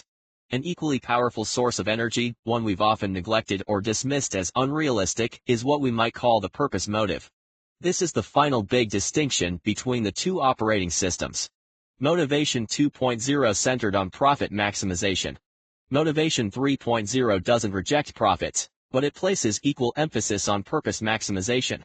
We see the first stirrings of this new purpose motive in three realms of organizational life: goals, words, and policies. In a curious way, age is simpler than youth, for it has so many fewer options. Stanley Kunitz, former U.S. Poet Laureate. Goals. Boomers aren't singing alone in their chorus of purpose. Joining them, and using the same hymn book, are their sons and daughters known as Generation Y, the Millennials, or the Echo Boomers. These young adults, who have recently begun entering the workforce themselves, are shifting the center of gravity in organizations by their very presence. As the writer Sylvia Hewlett has found in her research, the two bookend generations are redefining success and are willing to accept a radically mixed set of rewards. Neither generation rates money as the most important form of compensation. Instead, they choose a range of non-monetary factors, from a great team to the ability to give back to society through work. And if they can't find that satisfying package of rewards in an existing organization, they'll create a venture of their own. Take the case of American Gen Yer Blake McCoskey and Tom's Shoes, the company he launched in 2006. Tom's doesn't fit snugly into the traditional business boxes. It offers hip, canvas, flat-soled shoes. But every time Tom's sells a pair of shoes to you, me, or your next-door neighbor, it gives away another pair of new shoes to a child in a developing country. Is Tom's a charity that finances its operation with shoe sales? Or is it a business that sacrifices its earnings in order to do good? It's neither, and it's both. The answer is so confusing, in fact, that Tom's Shoes had to address the question directly on its website, just below information on how to return a pair that's too big. Tom's, the site explains, is a for-profit company with giving at its core. Got it? No. Okay, try this. The company's business model transforms our customers into benefactors. Better? Maybe. Weirder? Certainly. Ventures like Tom's blur, perhaps even shatter, the existing categories. Their goals and the way companies reach them are so incompatible to Motivation 2.0 that if Tom's had to rely on this 20th century operating system, the whole endeavor would seize up and crash in the entrepreneurial equivalent of a blue screen of death. Motivation 3.0, by contrast, is expressly built for purpose maximization. In fact, the rise of purpose maximizers is one reason we need the new operating system in the first place. As I explained in Chapter 1, operations like Tom's are on the vanguard of a broader rethinking of how people organize what they do. For-benefit organizations, B corporations, and low-profit limited liability corporations all recast the goals of the traditional business enterprise. And all are becoming more prevalent as a new breed of businessperson seeks purpose with the fervor that traditional economic theory says entrepreneurs seek profit. Even cooperatives, an older business model with motives other than profit maximization, are moving from the shaggy edge to the clean-cut center. According to writer Marjorie Kelly, in the last 3 decades, worldwide membership in co-ops has doubled to 800 million people. In the United States alone, more people belong to a co-op than own shares in the stock market. And the idea is spreading. In Colombia, Kelly notes, Salud provides healthcare services to 1/4 of the population. In Spain, the Mondrag and Corporaci and Cooperativa is the nation's 7th largest industrial concern. These not only for-profit enterprises are a far cry from the socially responsible businesses that have been all the rage for the last 15 years but have rarely delivered on their promise.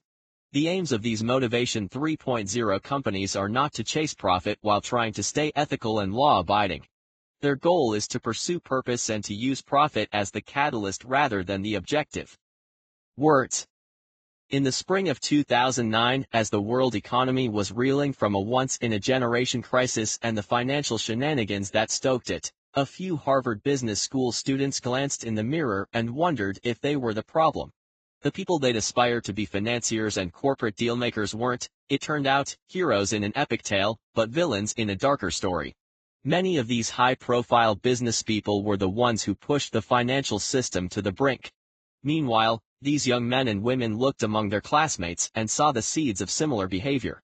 In one survey of MBA students a few years earlier, a whopping 56% admitted to cheating regularly. So a handful of Harvard's second years, fearing that what was once a badge of honor had become 3 scarlet letters, did what business students are trained to do. They made a plan.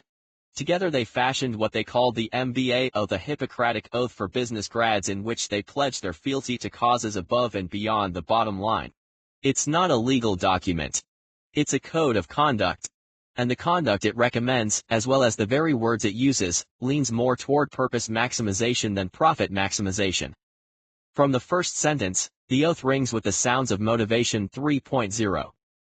As a manager, my purpose is to serve the greater good by bringing people and resources together to create value that no single individual can create alone, it begins. And on it goes for nearly 500 words. I will safeguard the interests of my shareholders, co-workers, customers and the society in which we operate, the oath-takers pledge. I will strive to create sustainable economic, social, and environmental prosperity worldwide. These words purpose, greater good, sustainable don't come from the Type 10 dictionary.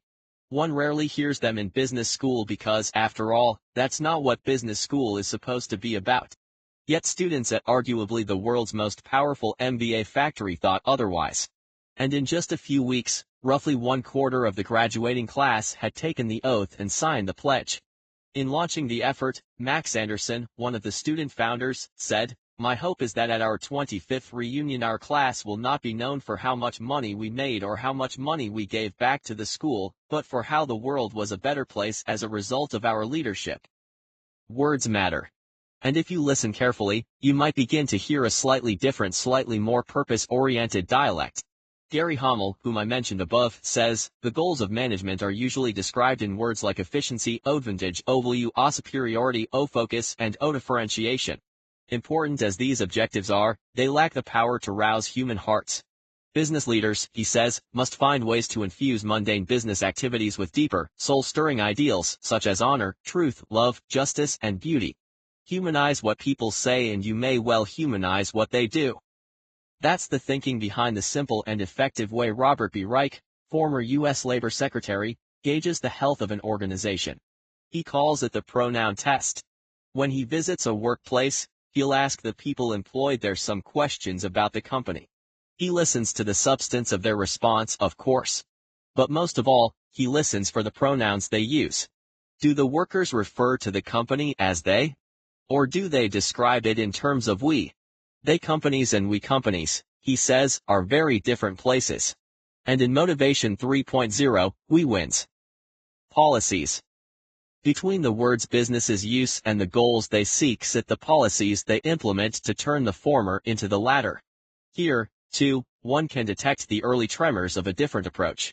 For example, many companies in the last decade spent considerable time and effort crafting corporate ethics guidelines. Yet instances of unethical behavior don't seem to have declined.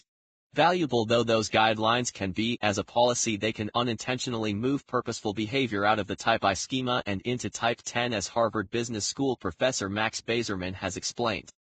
Say you take people who are motivated to behave nicely, then give them a fairly weak set of ethical standards to meet. Now, instead of asking them to do it because it's the right thing to do, you've essentially given them an alternate set of standards. Do this so you can check off all these boxes. The value of a life can be measured by one's ability to affect the destiny of one less advantaged. Since death is an absolute certainty for everyone, The important variable is the quality of life one leads between the times of birth and death. Bill Strickland, founder of the Manchester Craftsmen's Guild, and MacArthurGen Award winner. Imagine an organization, for example, that believes in affirmative action, one that wants to make the world a better place by creating a more diverse workforce.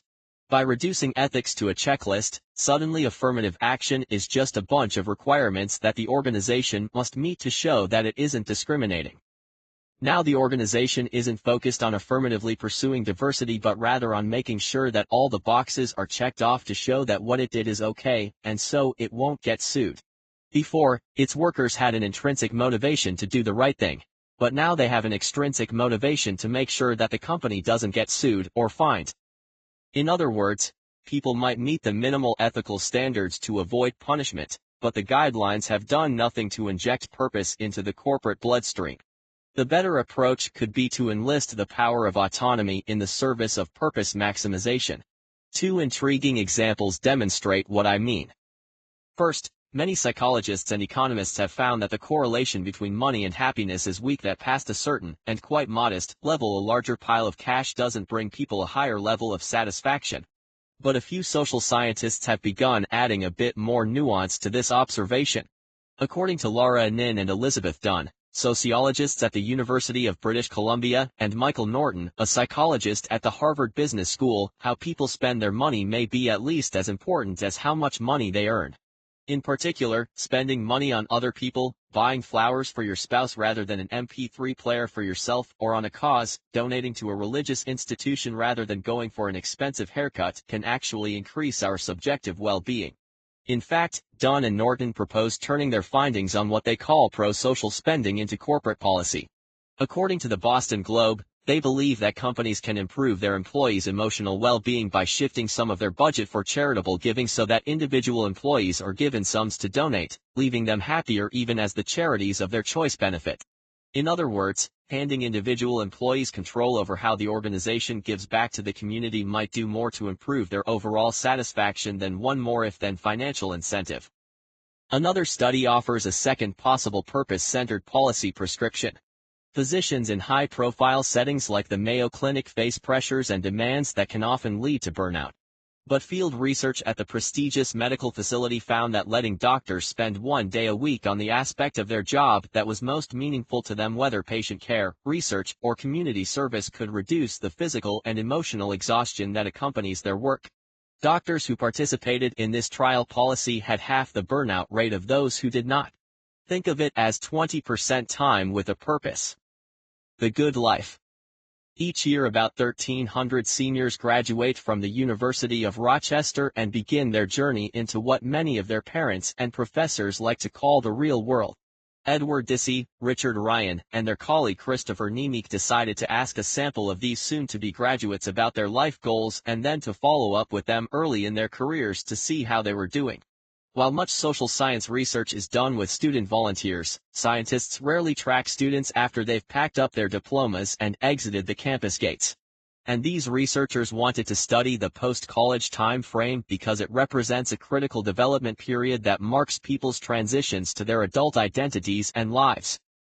Some of the U of R students had what Dissey, Ryan, and Nemec label extrinsic aspirations, for instance, to become wealthy or to achieve fame, what we might call profit goals. Others had intrinsic aspirations to help others improve their lives, to learn, and to grow, or what we might think of as purpose goals. After these students had been out in the real world for between 1 and 2 years, the researchers tracked them down to see how they were faring.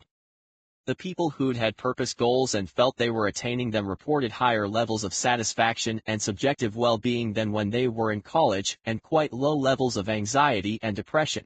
That's probably no surprise. They'd set a personally meaningful goal and felt they were reaching it.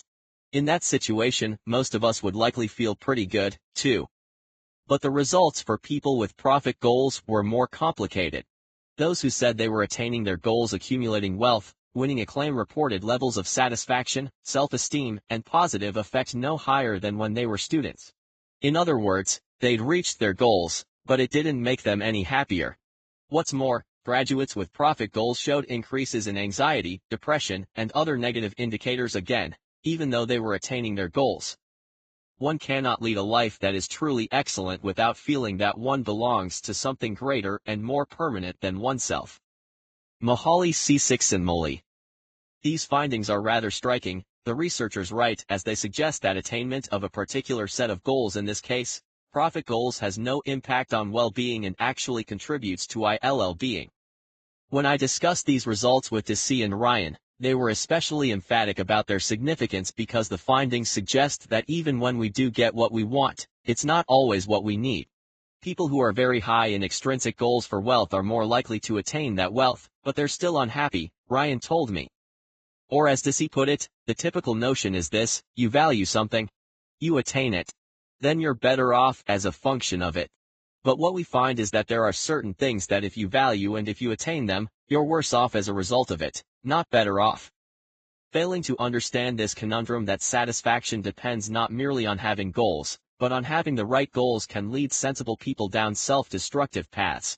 If people chase profit goals, reach those goals, and still don't feel any better about their lives, one response is to increase the size and scope of the goals to seek more money or greater outside validation. And that can drive them down a road of further unhappiness, thinking it's the road to happiness, Ryan said. One of the reasons for anxiety and depression in the high attainers is that they're not having good relationships.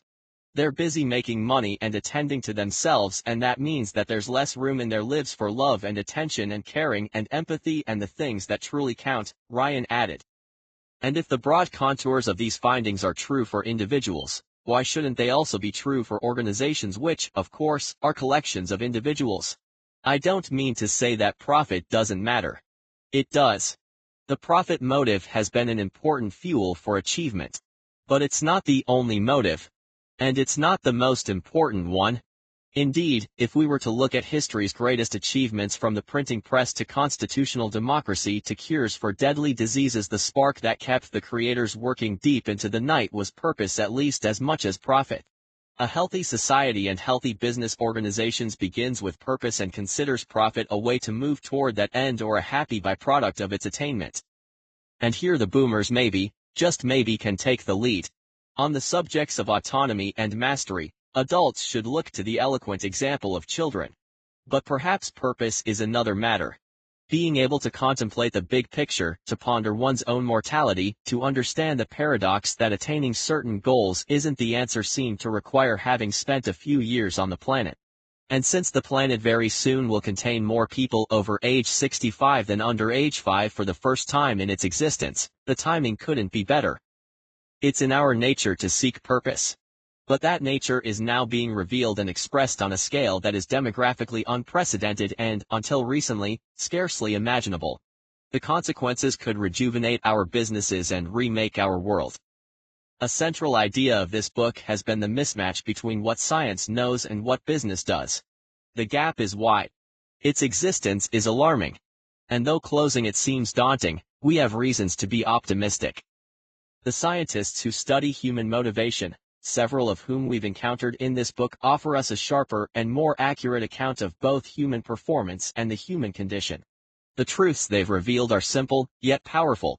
The science shows that those typical 20th century carrot and stick motivators, things we consider somehow a natural part of human enterprise, can sometimes work. But they're effective in only a surprisingly narrow band of circumstances. The science shows that if then rewards, the mainstays of the Motivation 2.0 operating system not only are ineffective in many situations, but also can crush the high-level, creative, conceptual abilities that are central to current and future economic and social progress. The science shows that the secret to high performance isn't our biological drive or our reward and punishment drive, but our third drive, our deep-seated desire to direct our own lives, to extend and expand our abilities, and to live a life of purpose. Bringing our businesses in sync with these truths won't be easy. Unlearning old ideas is difficult, undoing old habits even harder. And I'd be less sanguine about the prospects of closing the motivation gap anytime soon if it weren't for this. The science confirms what we already know in our hearts. We know that human beings are not merely smaller, slower, better-smelling horses galloping after that day's carrot. We know, if we've spent time with young children or remember ourselves at our best, that we're not destined to be passive and compliant. We're designed to be active and engaged. And we know that the richest experiences in our lives aren't when we're clamoring for validation from others, but when we're listening to our own voice doing something that matters, doing it well, and doing it in the service of a cause larger than ourselves. So, in the end, repairing the mismatch and bringing our understanding of motivation into the 21st century is more than an essential move for business. It's an affirmation of our humanity. Part 3. The Type I Toolkit. Welcome to the Type I Toolkit. This is your guide to taking the ideas in this book and putting them into action. Whether you're looking for a better way to run your organization, navigate your career, or help your kids, there's a tip, a best practice, or a recommended book for you. And if ever you need a quick summary of Drive, or you want to look up one of its terms, you can find that here, too. You don't have to read this section in any particular order. Pick an entry that interests you and dive right in. Like any good toolkit, this one is versatile enough for you to return to again and again. Please, I'd love to hear your suggestions for what to include in future editions of the Type I Toolkit. Send your ideas directly to me at dhp@danpink.com. What's in this toolkit? Type 1 for individuals, 9 strategies for awakening your motivation. Type 1 for organizations, 9 ways to improve your company, office, or group. The Zen of Compensation, paying people the Type I way. Type 1 for parents and educators, 9 ideas for helping our kids. The Type I reading list, 15 essential books. Listen to the gurus, 6 business thinkers who get it. The Type I fitness plan, 4 tips for getting and staying motivated to exercise. Drive, the recap. Drive, the glossary. The Drive discussion guide, 20 conversation starters to keep you thinking and talking. Find out more about yourself and this topic. Type 1 for individuals, 9 strategies for awakening your motivation. Type 1s are made, not born. Although the world is awash in extrinsic motivators, there's a lot we can do to bring more autonomy, mastery, and purpose into our work and life. Here are 9 exercises to get you on the right track. Give yourself a flow test. Csikszentmihalyi did more than discover the concept of flow. He also introduced an ingenious new technique to measure it. Csikszentmihalyi and his University of Chicago team equipped participants in their research studies with electronic pagers. Then they paged people at random intervals approximately 8 times a day for a week, asking them to describe their mental state at that moment. Compared with previous methods, these real-time reports proved far more honest and revealing. You can use Csikszentmihalyi's methodological innovation in your own quest for mastery by giving yourself a flow test. Set a reminder on your computer or mobile phone to go off at 40 random times in a week. Each time your device beeps, write down what you're doing, how you're feeling, and whether you're in flow.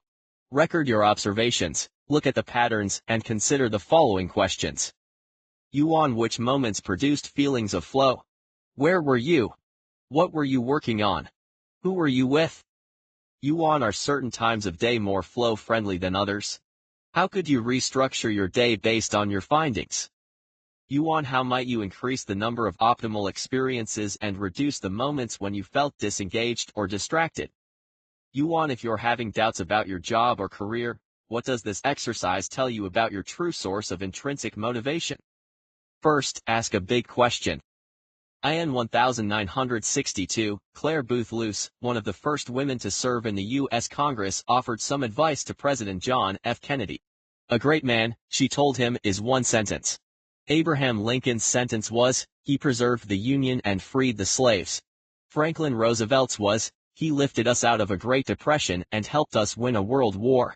Luce feared that Kennedy's attention was so splintered among different priorities that his sentence risked becoming a muddled paragraph.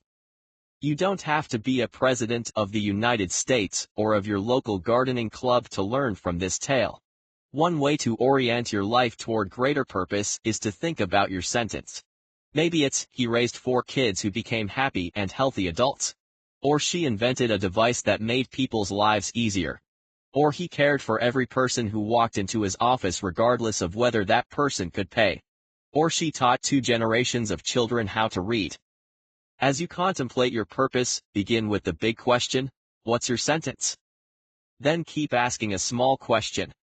The big question is necessary, but not sufficient. That's where the small question comes in. Real achievement doesn't happen overnight. As anyone who's trained for a marathon, learned a new language, or run a successful division can attest, you spend a lot more time grinding through tough tasks than you do basking in applause. Here's something you can do to keep yourself motivated. At the end of each day, ask yourself whether you were better today than you were yesterday. Did you do more? Did you do it well? Or to get specific, did you learn your 10 vocabulary words, make your 8 sales calls, eat your 5 servings of fruits and vegetables, write your 4 pages? You don't have to be flawless each day. Instead, look for small measures of improvement such as how long you practiced your saxophone, or whether you held off on checking email until you finished that report you needed to write. Reminding yourself that you don't need to be a master by day 3 is the best way of ensuring you will be one by day 3000.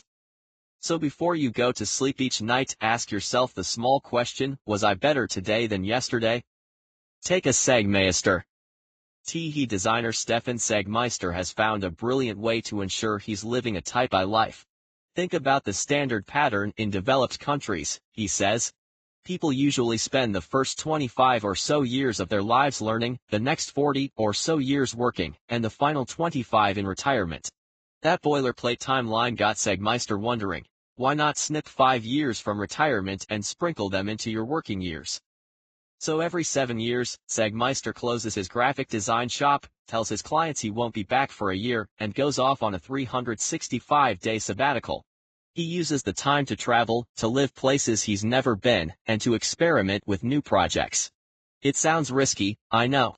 But he says the ideas he generates during the year off often provide his income for the next 7 years. Taking a Segmeister, as I now call it, requires a fair bit of planning and saving, of course. But doesn't foregoing that big screen TV seem a small price to pay for an unforgettable and unget-backable year of personal exploration? The truth is, this idea is more realistic than many of us realize. Which is why I hope to take a Segmeister in a couple of years and why you should consider it, too. Give yourself a performance review. Performance reviews, those annual or biannual rituals of organizational life, are about as enjoyable as a toothache and as productive as a train wreck. Nobody likes them, not the giver, not the receiver. They don't really help us achieve mastery since the feedback often comes 6 months after the work is complete. Imagine Serena Williams or Twyla Tharp seeing their results or reading reviews only twice a year. And yet managers keep on hauling employees into their offices for those awkward, painful encounters. Maybe there's a better way. Maybe, as Douglas McGregor and others have suggested, we should give ourselves our own performance reviews. Here's how. Figure out your goals, mostly learning goals, but also a few performance goals, and then every month, call yourself to your office and give yourself an appraisal. How are you faring?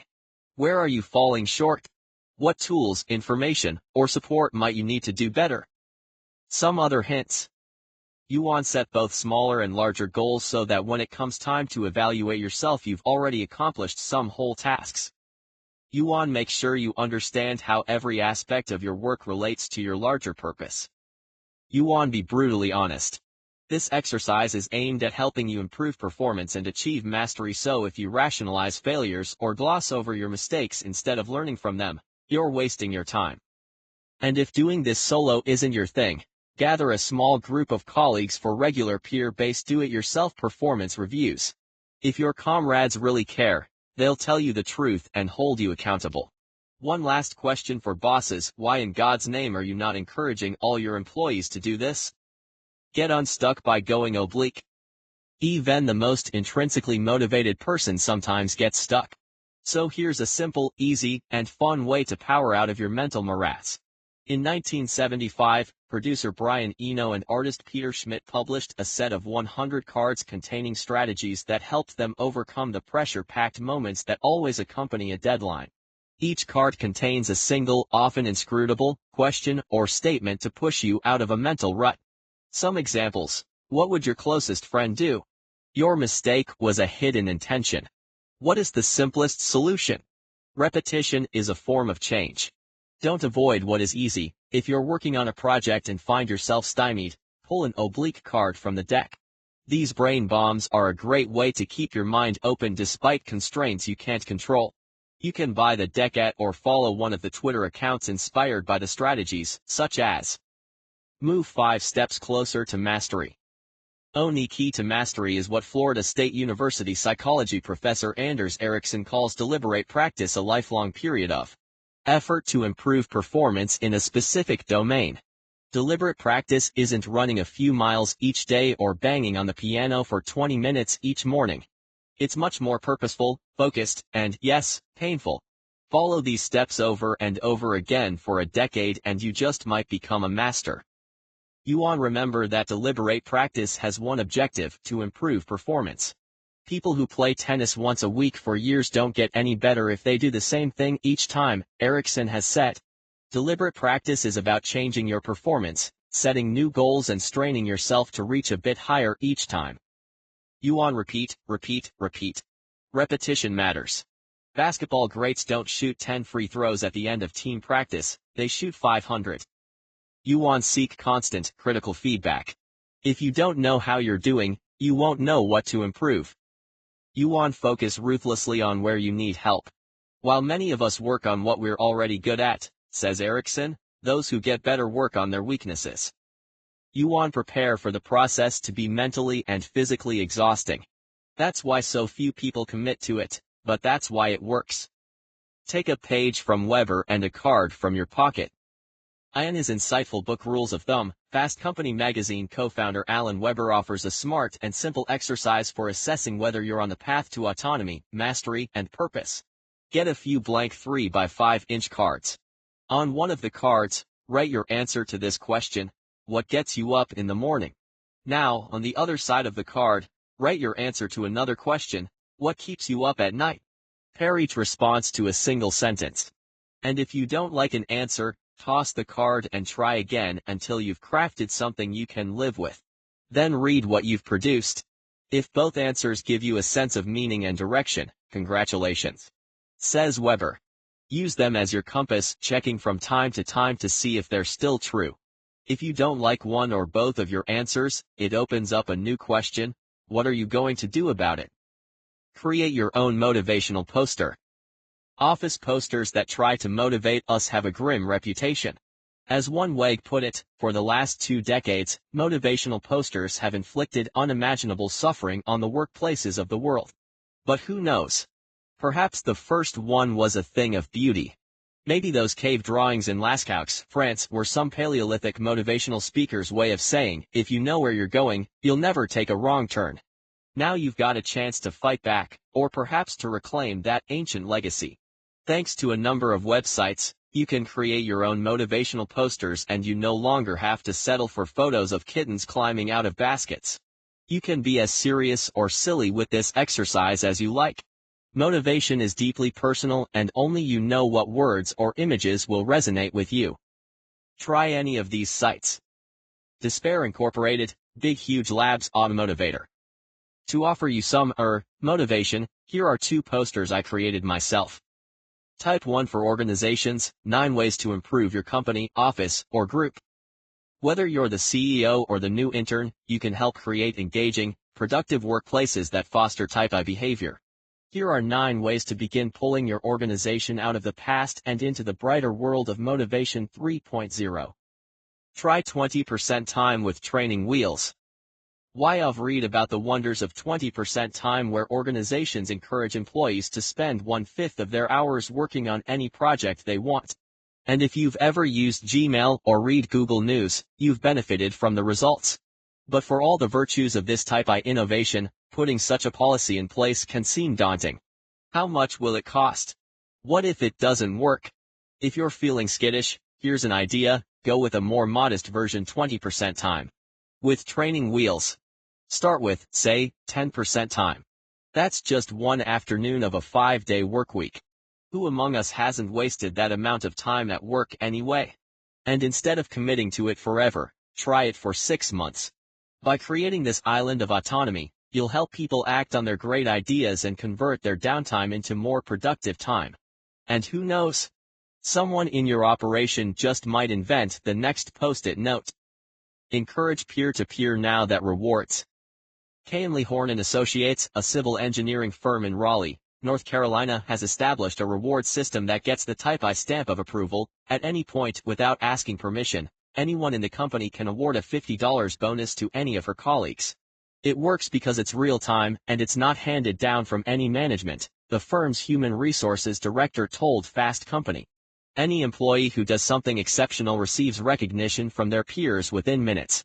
Because these bonuses are non-contingent now that rewards, they avoid the 7 deadly flaws of most corporate carrots. And because they come from a colleague, not a boss, they carry a different, and perhaps deeper, meaning. You could even say they're motivating. Conduct and autonomy audit. How much autonomy do the people in your organization really have? If you're like most folks, you probably don't have a clue. Nobody does. But there's a way to find out with an autonomy audit. Ask everyone in your department or on your team to respond to these 4 questions with a numerical ranking, using a scale of 0 to 10, with 0 meaning almost none and 10 meaning a huge amount. 1. How much autonomy do you have over your tasks at work, your main responsibilities, and what you do in a given day? 2. How much autonomy do you have over your time at work, for instance, when you arrive, when you leave, and how you allocate your hours each day? 3. How much autonomy do you have over your team at work, that is, to what extent are you able to choose the people with whom you typically collaborate? 4.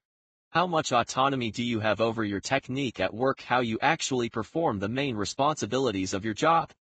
Make sure all responses are anonymous. Then tabulate the results. What's the employee average? The figure will fall somewhere on a 40-point autonomy scale, with 0 being a North Korean prison and 40 being Woodstock.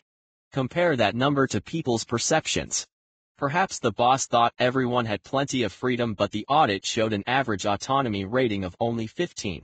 Also calculate separate results for task, time, team, and technique. A healthy overall average can sometimes mask a problem in a particular area. An overall autonomy rating of, say, 27 isn't bad.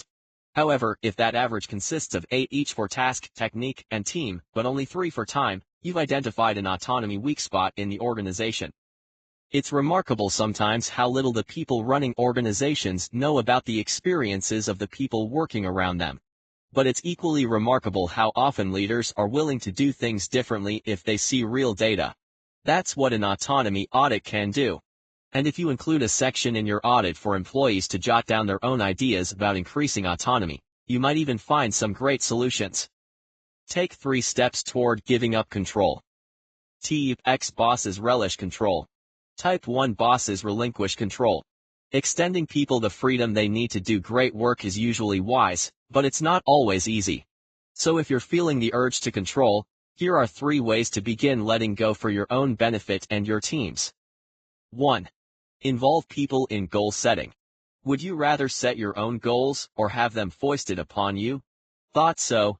Why should those working with you be any different? A considerable body of research shows that individuals are far more engaged when they're pursuing goals they had a hand in creating. So bring employees into the process. They could surprise you. People often have higher aims than the ones you assign them. 2. Use non-controlling language. Next time you're about to say must or should, try saying think about or consider instead. A small change in wording can help promote engagement over compliance and might even reduce some people's urge to defy. Think about it. Or at least consider it, okay? 3. Hold office hours. Sometimes you need to summon people into your office. But sometimes it's wise to let them come to you. Take a cue from college professors and set aside 1 or 2 hours a week when your schedule is clear and any employee can come in and talk to you about anything that's on her mind. Your colleagues might benefit and you might learn something. Play whose purpose is it anyway. His is another exercise designed to close the gap between perception and reality. Gather your team, your department, or, if you can, all the employees in your outfit. Hand everyone a blank 3 by 5-inch card. Then ask each person to write down his or her 1-sentence answer to the following question: what is our company's or organization's purpose? Collect the cards and read them aloud. What do they tell you? Are the answers similar, everyone aligned along a common purpose? Or are they all over the place, some people believing one thing, others something completely different, and still others without even a guess? For all the talk about culture, alignment, and mission, most organizations do a pretty shabby job of assessing this aspect of their business. This simple inquiry can offer a glimpse into the soul of your enterprise. If people don't know why they're doing what they're doing, how can you expect them to be motivated to do it? Use Reich's pronoun test. Former U.S. Labor Secretary Robert B. Reich has devised a smart, simple, and free diagnostic tool for measuring the health of an organization. When he talks to employees, he listens carefully for the pronouns they use. Do employees refer to their company as they or as we? They suggests at least some amount of disengagement, and perhaps even alienation. We suggests the opposite, that employees feel they're part of something significant and meaningful. If you're a boss, spend a few days listening to the people around you, not only in formal settings like meetings, but in the hallways and at lunch as well. Are you a we organization or a they organization? The difference matters. Everybody wants autonomy, mastery, and purpose. The thing is, we can get it but they can't. Design for intrinsic motivation. Internet guru and author Clay Shirky says that the most successful websites and electronic forums have a certain type I approach in their DNA. They're designed often explicitly to tap intrinsic motivation.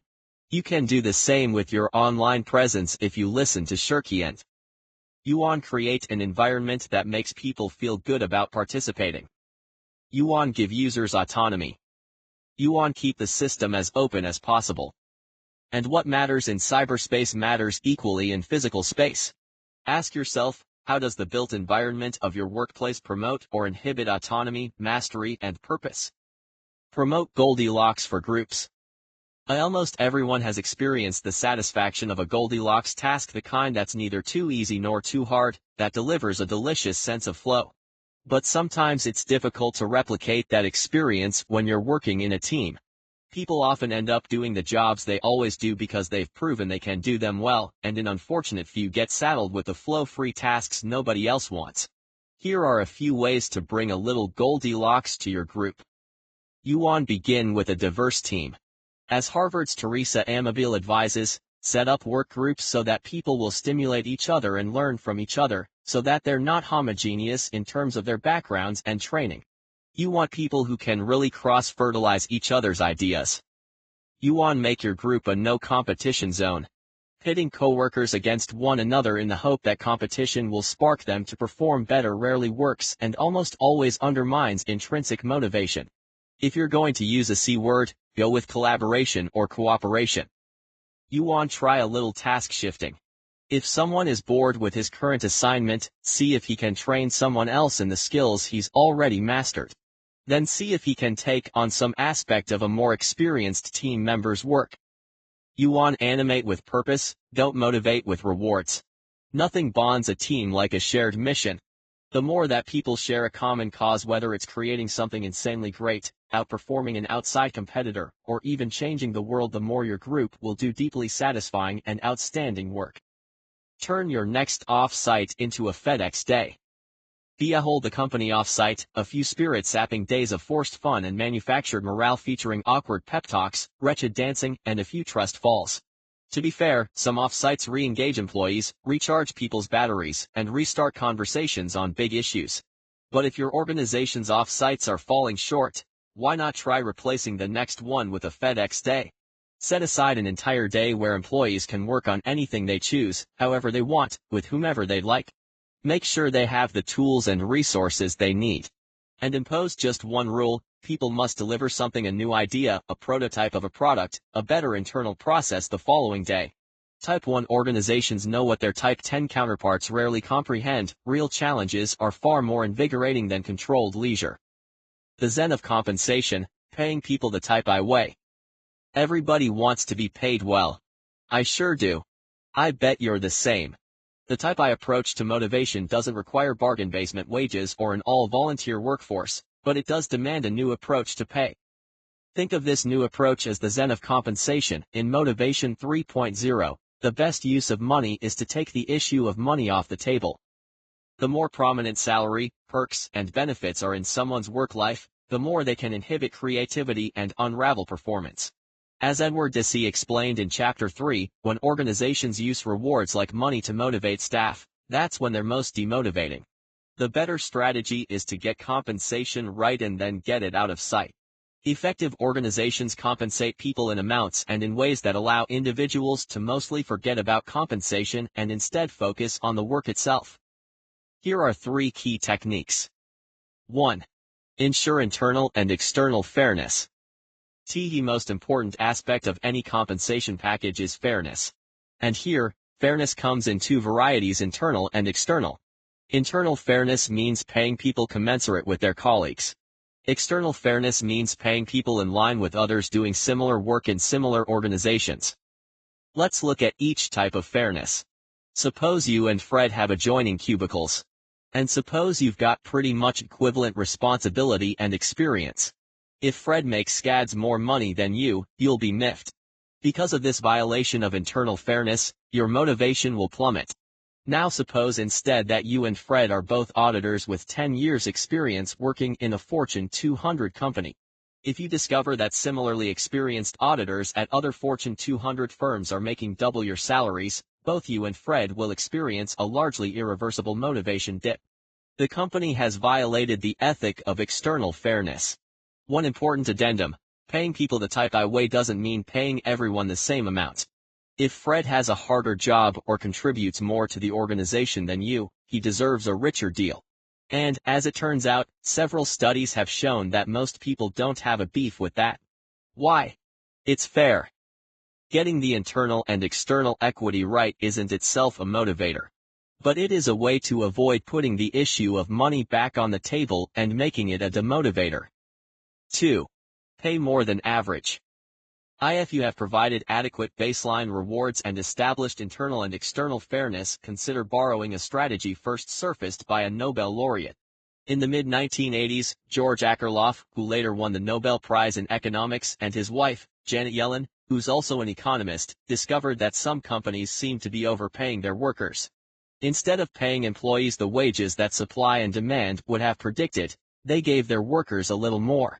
It wasn't because the companies were selfless, and it wasn't because they were stupid. It was because they were savvy.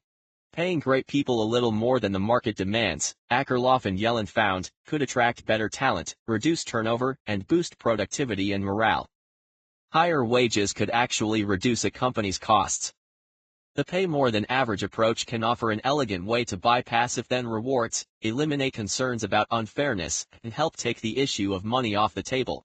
It's another way to allow people to focus on the work itself.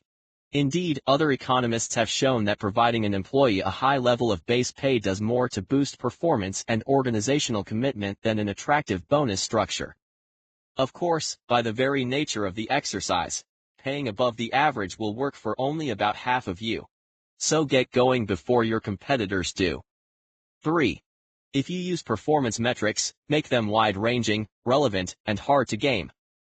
Imagine you're a product manager and your pay depends largely on reaching a particular sales goal for the next quarter. If you're smart, or if you've got a family to feed, you're going to try mightily to hit that number.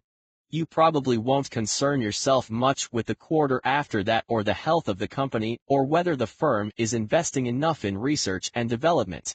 And if you're nervous, you might cut corners to reach your quarterly goal. Now imagine you're a product manager and your pay is determined by these factors: your sales for the next quarter, your sales in the current year, the company's revenue and profit in the next 2 years, levels of satisfaction among your customers, ideas for new products, and evaluations of your coworkers. If you're smart, you'll probably try to sell your product, serve your customers, help your teammates, and, well, do good work. When metrics are varied, they're harder to finagle. In addition, the gain for reaching the metrics shouldn't be too large. When the payoff for reaching targets is modest, rather than massive, it's less likely to narrow people's focus or encourage them to take the low road. To be sure, finding the right mix of metrics is difficult and will vary considerably across organizations. And some people will inevitably find a way to game even the most carefully calibrated system.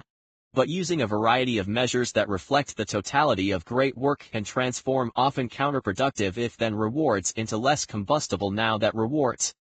Type 1 for parents and educators, 9 ideas for helping our kids. All kids start out as curious, self-directed type 1s. But many of them end up as disengaged, compliant type 10s. What's going on?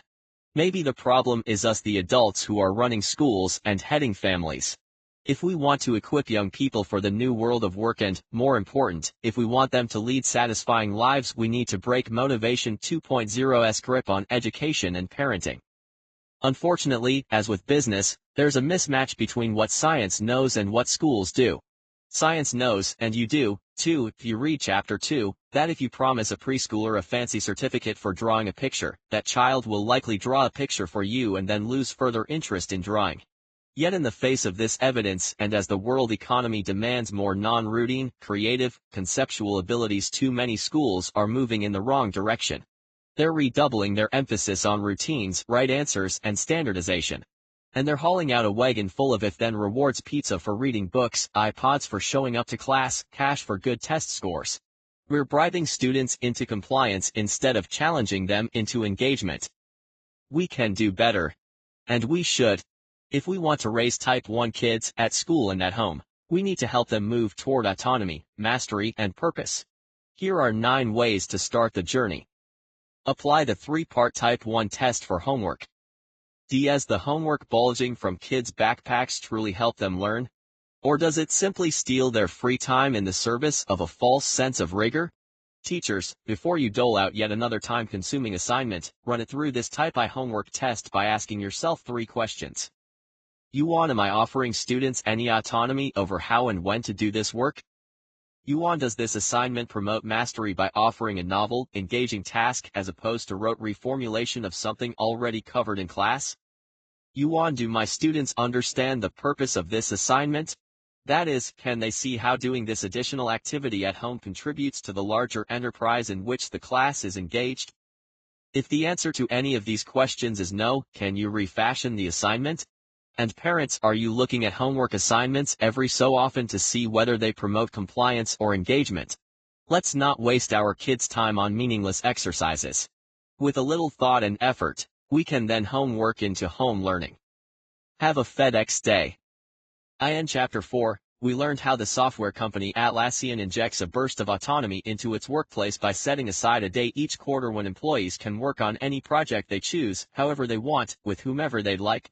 Why not try this with your students, or even your own sons and daughters? Set aside an entire school day, or a family vacation day, and ask kids to come up with a problem to solve or a project to tackle.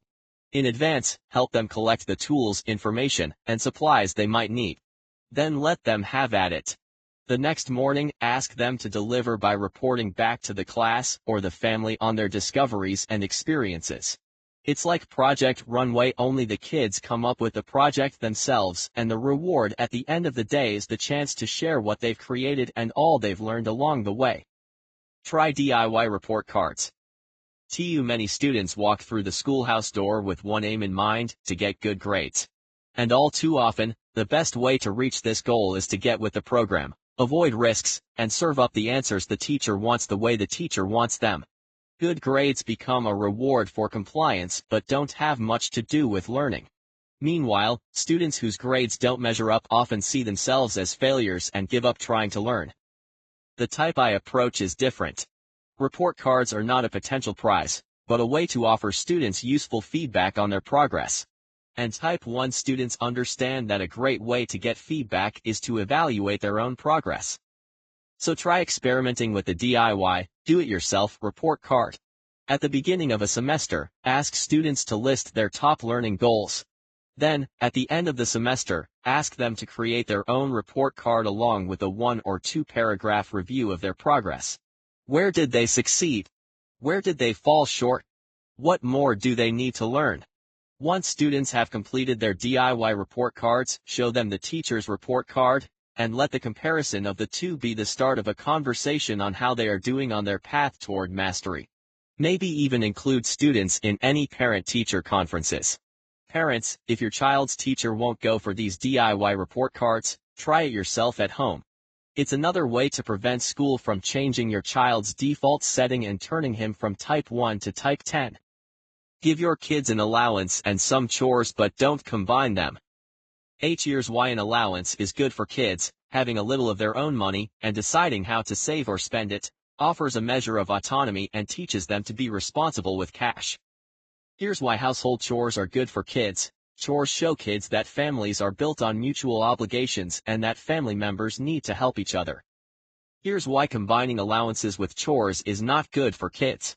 By linking money to the completion of chores, parents turn an allowance into an if-then reward. This sends kids a clear and clearly wrong-headed message: in the absence of a payment, no self-respecting child would willingly set the table, empty the garbage, or make her own bed. It converts a moral and familial obligation into just another commercial transaction and teaches that the only reason to do a less than desirable task for your family is in exchange for payment. This is a case where combining two good things give you less, not more. So keep allowance and chore separate, and you just might get that trash can emptied. Even better, your kids will begin to learn the difference between principles and payoffs. Offer praise the right way. D1 Right. Praise is an important way to give kids feedback and encouragement. But done wrong, praise can become yet another if-then reward that can squash creativity and stifle intrinsic motivation. The powerful work of psychologist Carol Dweck, as well as others in the field, offers a how-to list for offering praise in a way that promotes type I behavior. You want praise effort and strategy, not intelligence. As Dweck's research has shown, children who are praised for being smart often believe that every encounter is a test of whether they really are. So to avoid looking dumb, they resist new challenges and choose the easiest path. By contrast, kids who understand that effort and hard work lead to mastery and growth are more willing to take on new, difficult tasks. You want make praise specific. Parents and teachers should give kids useful information about their performance. Instead of bathing them in generalities, tell them specifically what they've done that's noteworthy. You want praise in private. Praise is feedback, not an award ceremony. That's why it's often best to offer it one-on-one, in private. You want offer praise only when there's a good reason for it. Don't kid a kid. He can see through fake praise in a nanosecond. Be sincere or keep quiet. If you overpraise, kids regard it as dishonest and unearned. Plus, overpraising becomes another if-then reward that makes earning praise rather than moving toward mastery the objective. Help kids see the big picture. In education systems tilted toward standardized tests, grades, and if-then rewards, students often have no idea why they're doing what they're doing. Turn that around by helping them glimpse the big picture. Whatever they're studying, be sure they can answer these questions: why am I learning this? How is it relevant to the world I live in now?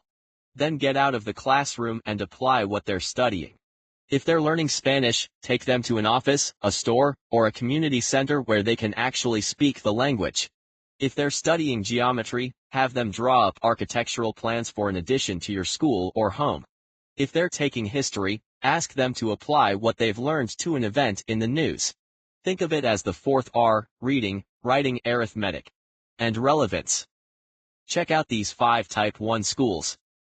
Most schools around the world are still built atop the Motivation 2.0 operating system. A number of forward-thinking educators have long understood that young people are brimming with the third drive. Here are 5 Type 1 schools in the United States with practices to emulate and stories to inspire. Yuan Big Picture Learning.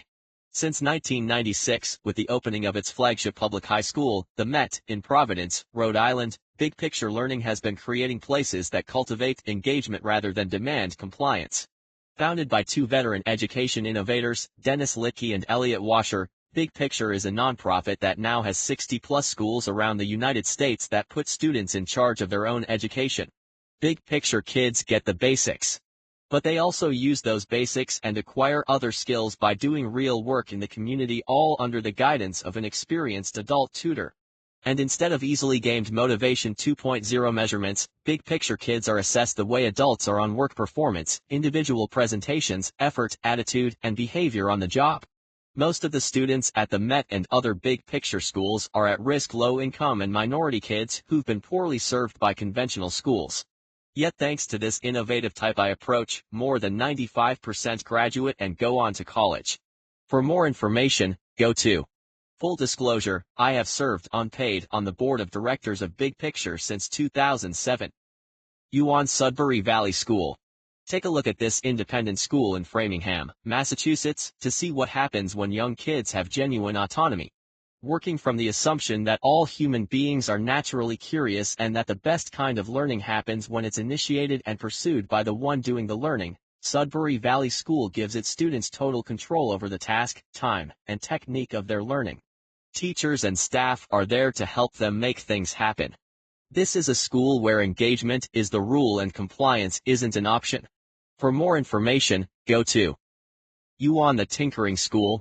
More of a lab than a school, this summer program, created by computer scientist Jever Tully, lets children from 7 to 17 play around with interesting stuff and build cool things. At the headquarters in Mentara, California, Tully's tinkerers have built working zip lines, motorcycles, toothbrush robots, roller coasters, and plastic bag bridges strong enough to hold people. Most of us aren't able to ship our kids out to California for a week of tinkering, but we can all learn the 5 dangerous things you should let your children do. So take 9 minutes to listen to Tully's 2007 online TED Talk of that title. Then hand your kids a pocket knife, some power tools, and a book of matches and get out of the way. For more information, go to, includes a link to Tully's talk. Puget Sound Community School. Like Sudbury and Big Picture, this tiny independent school in Seattle, Washington, gives its students a radical dose of autonomy, turning the one-size-fits-all approach of conventional schools on its head. Each student has an advisor who acts as her personal coach, helping her come up with her own learning goals. School consists of a mixture of class time and self-created independent study projects, along with community service devised by the students. Since youngsters are often away from campus, they gain a clear sense that their learning has a real-world purpose. And rather than chase after grades, they receive frequent, informal feedback from advisors, teachers, and peers. For more information, go to Montessori Schools. Dr. Maria Montessori developed the Montessori method of teaching in the early 1900s after observing children's natural curiosity and innate desire to learn. Her early understanding of the third drive spawned a worldwide network of schools, mostly for preschool and primary-age children. Many of the key tenets of a Montessori education resonate with the principles of Motivation 3.0 that children naturally engage in self-directed learning and independent study, that teachers should act as observers and facilitators of that learning, and not as lecturers or commanders, and that children are naturally inclined to experience periods of intense focus, concentration, and flow that adults should do their best not to interrupt. Although Montessori schools are rare at the junior high and high school levels, every school, educator, and parent can learn from its enduring and successful approach. Meantime, while you're investigating Montessori, check out 2 other approaches to learning that also promote Type 1 behavior: the Reggio Emilia philosophy for the education of young children and the Waldorf schools. For more information, visit these websites and take a class from the unschoolers. In the United States, the homeschooling movement has been growing at a remarkable pace over the past 20 years. And the fastest growing segment of that movement is the unschoolers, families that don't use a formal curriculum and instead allow their children to explore and learn what interests them. Unschoolers have been among the first to adopt a Type I approach to education. They promote autonomy by allowing youngsters to decide what they learn and how they learn it. They encourage mastery by allowing children to spend as long as they'd like and to go as deep as they desire on the topics that interest them. Even if unschooling is not for you or your kids, you can learn a thing or two from these educational innovators. Start by reading John Taylor Gatto's extraordinary book, Dumbing Us Down. Take a look at Home Education magazine and its website. Then check out some of the many other unschooling sites on the web. For more information, go to and turn students into teachers. One of the best ways to know whether you've mastered something is to try to teach it. Give students that opportunity. Assign each pupil in a class a different aspect of the broader topic you're studying and then have them take turns teaching what they've learned to their classmates. And once they've got it down, give them a wider audience by inviting other classes, teachers, parents, or school administrators to learn what they have to teach. Also, at the start of a school term, ask students about their individual passions and areas of expertise. Keep a list of your experts, and then call upon them as needed throughout the term. A classroom of teachers is a classroom of learners. The Type I reading list, 15 essential books. Autonomy, mastery, and purpose are integral to the human condition, so it's no surprise that a number of writers, from psychologists to journalists to novelists, have explored these 3 elements and probed what they mean for our lives. This list of books, arranged alphabetically by author, isn't exhaustive, but it's a good starting point for anyone interested in cultivating a type I life. Finite and Infinite Games, A Vision of Life as Play and Possibility. By James P. Carse. In his elegant little book, religious scholar Carse describes two types of games. A finite game has a winner and an end, the goal is to triumph. An infinite game has no winner and no end, the goal is to keep playing. Non-winnable games, Carse explains, are much more rewarding than the win-lose ones we're accustomed to playing at our work and in our relationships. Type 1 Insight, Finite players play within boundaries, infinite players play with boundaries. Talent is overrated. What really separates world-class performers from everybody else? By Jeff Colvin. What's the difference between those who are pretty good at what they do and those who are masters? Fortune magazine's Colvin scours the evidence and shows that the answer is threefold: practice, practice, practice. But it's not just any practice, he says.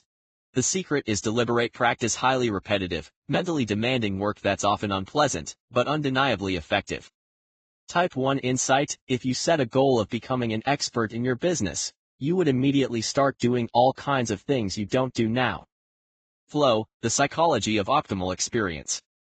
By Mihaly Csikszentmihalyi.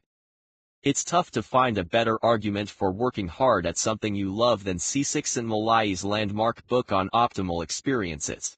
Flow describes those exhilarating moments when we feel in control, full of purpose, and in the zone. And it reveals how people have turned even the most unpleasant tasks into enjoyable, rewarding challenges. Type 1 Insight, contrary to what we usually believe. The best moments in our lives are not the passive, receptive, relaxing times, although such experiences can also be enjoyable if we have worked hard to attain them. The best moments usually occur when a person's body or mind is stretched to the limits in a voluntary effort to accomplish something difficult and worthwhile. For more of Csikszentmihalyi's ideas, check out 3 of his other books: Finding Flow, The Psychology of Engagement with Everyday Life Creativity, Flow and the Psychology of Discovery and Invention, and the classic Beyond Boredom and Anxiety, Experiencing Flow in Work and Play. Why We Do What We Do, Understanding Self-Motivation. By Edward L. Deci with Richard Flast. In 1995, Edward Deci wrote a short book that introduced his powerful theories to a popular audience. In clear, readable prose, he discusses the limitations of a society based on control, explains the origins of his landmark experiments, and shows how to promote autonomy in the many realms of our lives. Type 1 Insight, the question so many people ask, namely, oh, how do I motivate people to learn? To work? To do their chores? Or to take their medicine? Are the wrong questions.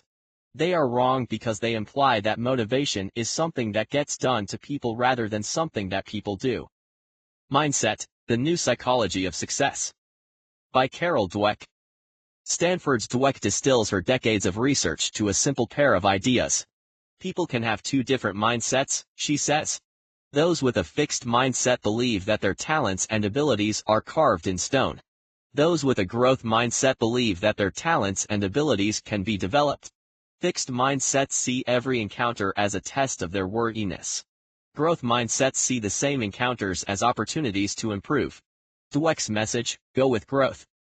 Type 1 Insight. In the book and likewise on her website, Dweck offers concrete steps for moving from a fixed to a growth mindset. You want to learn to listen for a fixed mindset voice that might be hurting your resiliency. You want to interpret challenges not as roadblocks, but as opportunities to stretch yourself. You want to use the language of growth, for example, I'm not sure I can do it now, but I think I can learn with time and effort. Then we came to the end. By Joshua Ferris. This darkly hilarious debut novel is a cautionary tale for the demoralizing effects of the Type 10 workplace. At an unnamed ad agency in Chicago, people spend more time scarfing free donuts and scamming office chairs than doing actual work, all while fretting about walking Spanish down the hall, office lingo for being fired. Type 1 Insight. They had taken away our flowers, our summer days, and our bonuses. We were on a wage freeze and a hiring freeze, and people were flying out the door like so many dismantled dummies. We had one thing still going for us: the prospect of a promotion. A new title, true, it came with no money. The power was almost always illusory, the bestowal a cheap, shrewd device concocted by management to keep us from mutiny. But when word circulated that one of us had jumped up an acronym, that person was just a little quieter that day, took a longer lunch than usual, came back with shopping bags, spent the afternoon speaking softly into the telephone, and left whenever they wanted that night, while the rest of us sent emails flying back and forth on the lofty topics of injustice and uncertainty. Good Work When Excellence and Ethics Meet. By Howard Gardner, Mihaly Csikszentmihalyi, and William Damon. How can you do good work in an age of relentless market forces and lightning-fast technology? By considering three basic issues: your profession's mission, its standards or best practices, and your own identity. Although this book focuses mainly on examples from the fields of genetics and journalism, its insights can be applied to a number of professions buffeted by changing times. The authors have also continued their effort to identify individuals and institutions that exemplify good work on their website. Type 1 Insight. What do you do if you wake up in the morning and dread going to work, because the daily routine no longer satisfies your standards? You want to start groups or forums with others in your industry or outside it to reach beyond your current area of influence. You want to work with existing organizations to confirm your profession's values or develop new guidelines. You want to take a stand. It can be risky, sure, but leaving a job for ethical reasons need not involve abandoning your professional goals. Outliers, The Story of Success. By Malcolm Gladwell. With a series of compelling and gracefully told stories, Gladwell deftly takes a hammer to the idea of the self-made man. Success is more complicated, he says. High achievers, from young Canadian hockey players to Bill Gates to the Beatles, are often the products of hidden advantages of culture, timing, demographics, and luck that helped them become masters in their fields. Reading this book will lead you to re-evaluate your own path. More important, it will make you wonder how much human potential we're losing when so many people are denied these advantages. Type 1 Insight. It is not how much money we make that ultimately makes us happy between 9 to 5. It's whether our work fulfills us. If I offered you a choice between being an architect for $75,000 a year and working in a toll booth every day for the rest of your life for $100,000 a year, which would you take? I'm guessing the former, because there is complexity, autonomy, and a relationship between effort and reward in doing creative work, and that's worth more to most of us than money. Team of Rivals, The Political Genius of Abraham Lincoln. By Doris Kearns Goodwin. In her entertaining popular history, Goodwin shows Abraham Lincoln as an exemplar of Type 1 behavior. He worked mightily to achieve mastery in law and politics. He gave his staunchest rivals power and autonomy. And he developed a leadership style rooted in a higher purpose: ending slavery and keeping the Union intact. Type 1 Insight. Goodwin sheds light on Lincoln's Type 1 leadership skills. Among them, he was self-confident enough to surround himself with rivals who excelled in areas where he was weak. He genuinely listened to other people's points of view, which helped him form more complex opinions of his own. He gave credit where it was due and wasn't afraid to take the blame. The Amateurs, The Story of Four Young Men and Their Quest for an Olympic Gold Medal. By David Halberstam. What would compel a group of men to endure untold physical pain and exhaustion for a sport that promised no monetary compensation or fame? That's the question at the heart of Halberstam's riveting narrative about the 1984 U.S. rowing trials, a book that offers a glimpse into the fires of intrinsic motivation. Type 1 Insight. No chartered planes or buses ferried the athletes into Princeton. No team managers hustled their baggage from the bus to the hotel desk and made arrangements so that at mealtime they need only show up and sign a tab. This was a world of hitched rides and borrowed beds, and meals, if not scrounged, were desperately budgeted by appallingly hungry young men. Punished by rewards, the trouble with gold stars, incentive plans, A's, praise, and other bribes. By Alfie Kohn. Former teacher Kohn throws down the gauntlet at society's blind acceptance of B.F. Skinner's "do this and you'll get that" theory of behaviorism. This 1993 book ranges across school, work, and private life in its indictment of extrinsic motivators and paints a compelling picture of a world without them. Type 1 Insight. Do rewards motivate people? Absolutely. They motivate people to get rewards. Kohn has written 11 books on parenting, education, and behavior, as well as scores of articles on that topic, all of which are interesting and provocative. There's more information on his website. Once a runner. by John L. Parker, Jr. Parker's novel, originally published in 1978 and kept alive by a devoted coterie of fans, offers a fascinating look into the psychology of distance running. Through the tale of college miler Quentin Cassidy, we see the toll that mastery can take and the thrill it can produce when it's realized. Type 1 insight: he ran not for crypto-religious reasons but to win races, to cover ground fast. Not only to be better than his fellows, but better than himself. To be faster by a tenth of a second, by an inch, by 2 feet or 2 yards, than he had been the week or year before. He sought to conquer the physical limitations placed on him by a three-dimensional world, and if time is the fourth dimension, that too was his province. If he could conquer the weakness, the cowardice in himself, he would not worry about the rest, it would come. The War of Art: break through the blocks and win your inner creative battles. By Stephen Pressfield. Pressfield's potent book is both a wise meditation on the obstacles that stand in the way of creative freedom and a spirited battle plan for overcoming the resistance that arises when we set out to do something great. If you're looking for a quick jolt on your journey toward mastery, this is it. Type 1 insight: it may be that the human race is not ready for freedom. The air of liberty may be too rarefied for us to breathe. Certainly I wouldn't be writing this book on this subject if living with freedom were easy.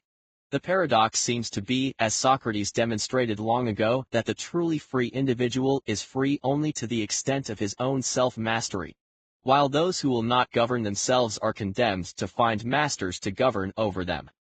Maverick: the success story behind the world's most unusual workplace. By Ricardo Semler. While many bosses are control freaks, Semler might be the first autonomy freak. He transformed the Brazilian manufacturing firm Semco through a series of radical steps. He canned most executives, eliminated job titles, let the company's 3,000 employees set their own hours, gave everyone a vote in big decisions, and even let some workers determine their own salaries. The result: under Semler's non-command, Semco has grown 20% a year for the past 2 decades. This book, along with Semler's more recent The 7-Day Weekend, shows how to put his iconoclastic and effective philosophy into action. Type 1 insight: I want everyone at Semco to be self-sufficient.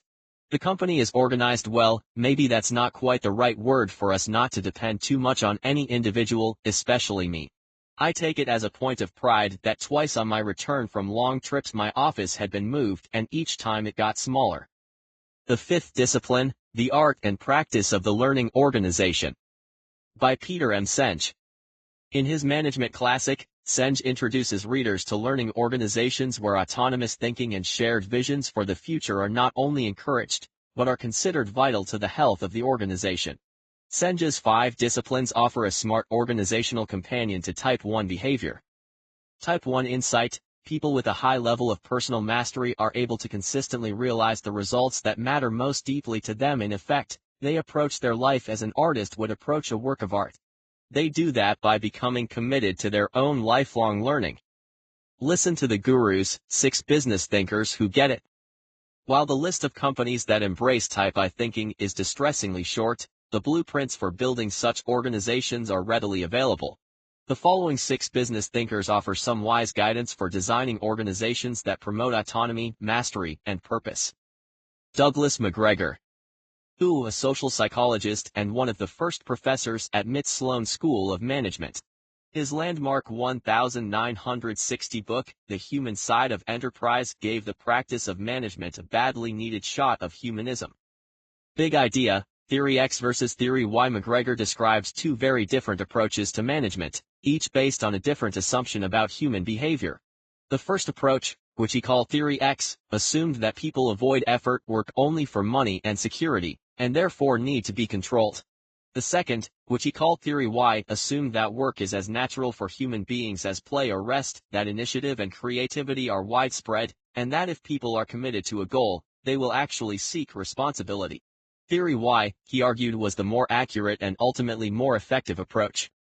Type 1 insight: managers frequently complain to me about the fact that subordinates nowadays won't take responsibility. I have been interested to note how often these same managers keep a constant surveillance over the day-to-day performance of subordinates, sometimes 2 or 3 levels below themselves. More info: as I explained in Chapter 3, The human side of enterprise is a key ancestor of Motivation 3.0. Although McGregor wrote the book a full 50 years ago, his observations about the limits of control remain smart, fresh, and relevant. Peter F. Drucker. Who, the most influential management thinker of the 20th century. He wrote an astonishing 41 books, influenced the thinking of 2 generations of CEOs, received the U.S. Presidential Medal of Freedom, and taught for 3 decades at the Claremont Graduate University Business School that now bears his name. Big idea, self-management. Drucker's primary contribution is not a single idea, Jim Collins once wrote, but rather an entire body of work that has one gigantic advantage: nearly all of it is essentially right. Drucker coined the term knowledge worker, foresaw the rise of the nonprofit sector, and was among the first to stress the primacy of the customer in business strategy.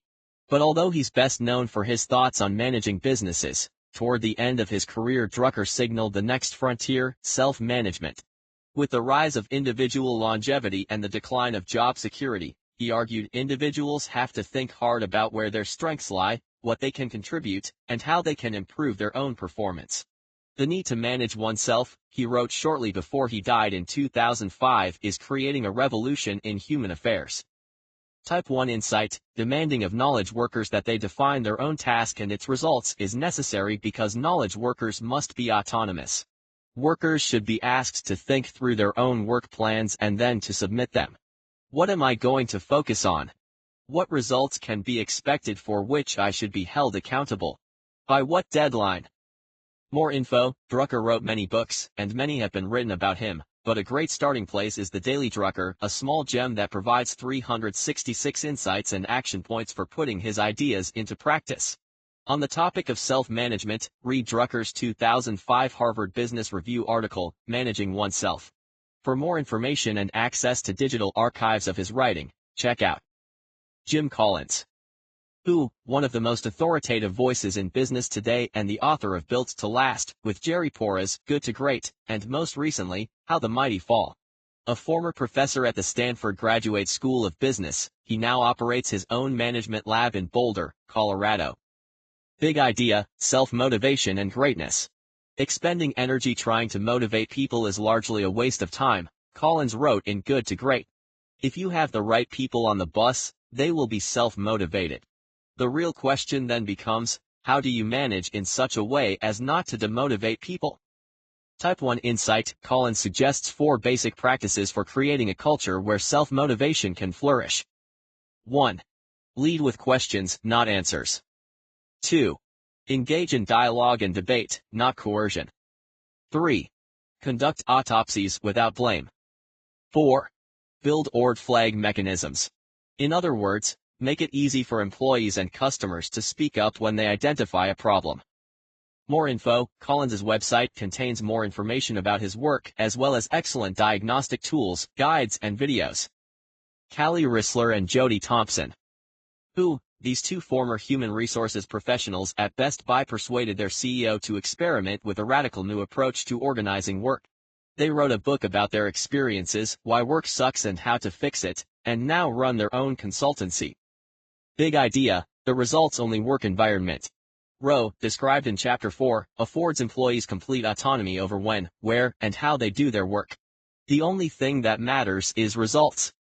Type 1 insight, among the basic tenets of ROWE. People at all levels stop doing any activity that is a waste of their time, the customer's time, or their company's time. Employees have the freedom to work any way they want. Every meeting is optional. There are no work schedules. More info. You can learn more about ROWE at their website. Gary Hamel. Who, the world's leading expert on business strategy, according to Businessweek. He's the co-author of the influential book Competing for the Future, a professor of the London Business School, and the director of the California-based MLab, where he's spearheading the pursuit of moonshots for management, a set of huge challenges to reform the theory and practice of running organizations. Big idea, management is an outdated technology. Hamel likens management to the internal combustion engine, a technology that has largely stopped evolving. Put a 1960s-era CEO in a time machine and transport him to 2010, Hamel says, and that CEO would find a great many of today's management rituals little changed from those that governed corporate life a generation or 2 ago. Small wonder, Hamel explains. Most of the essential tools and techniques of modern management were invented by individuals born in the 19th century, not long after the end of the American Civil War. The solution? A radical overhaul of this aging technology. Type 1 Insight: the next time you're in a meeting and folks are discussing how to wring another increment of performance out of your workforce, you might ask, to what end, and to whose benefit, are our employees being asked to give of themselves? Have we committed ourselves to a purpose that is truly deserving of their initiative, imagination, and passion? More info: Hamel's The Future of Management, written with Bill Breen, is an important read. For more on Hamel's ideas and research, see ent. The Type I Fitness Plan, 4 Tips for Getting and Staying Motivated to Exercise. On the jacket of this book is a runner, and that's no accident. Running can have all the elements of Type 1 behavior. It's autonomous. It allows you to seek mastery. And the people who keep at it, and enjoy it most, often run toward a greater purpose, testing their limits or staying healthy and vital. To help you bring the spirit of intrinsic motivation out of the office and classroom and into another realm of your life, here are 4 tips for staying fit the Type I way. Set your own goals. Don't accept some standardized, cookie-cutter exercise plan. Create one that's tailored to your needs and fitness level. You can work with a professional on this, but you make the final calls. Equally important, set the right kinds of goals.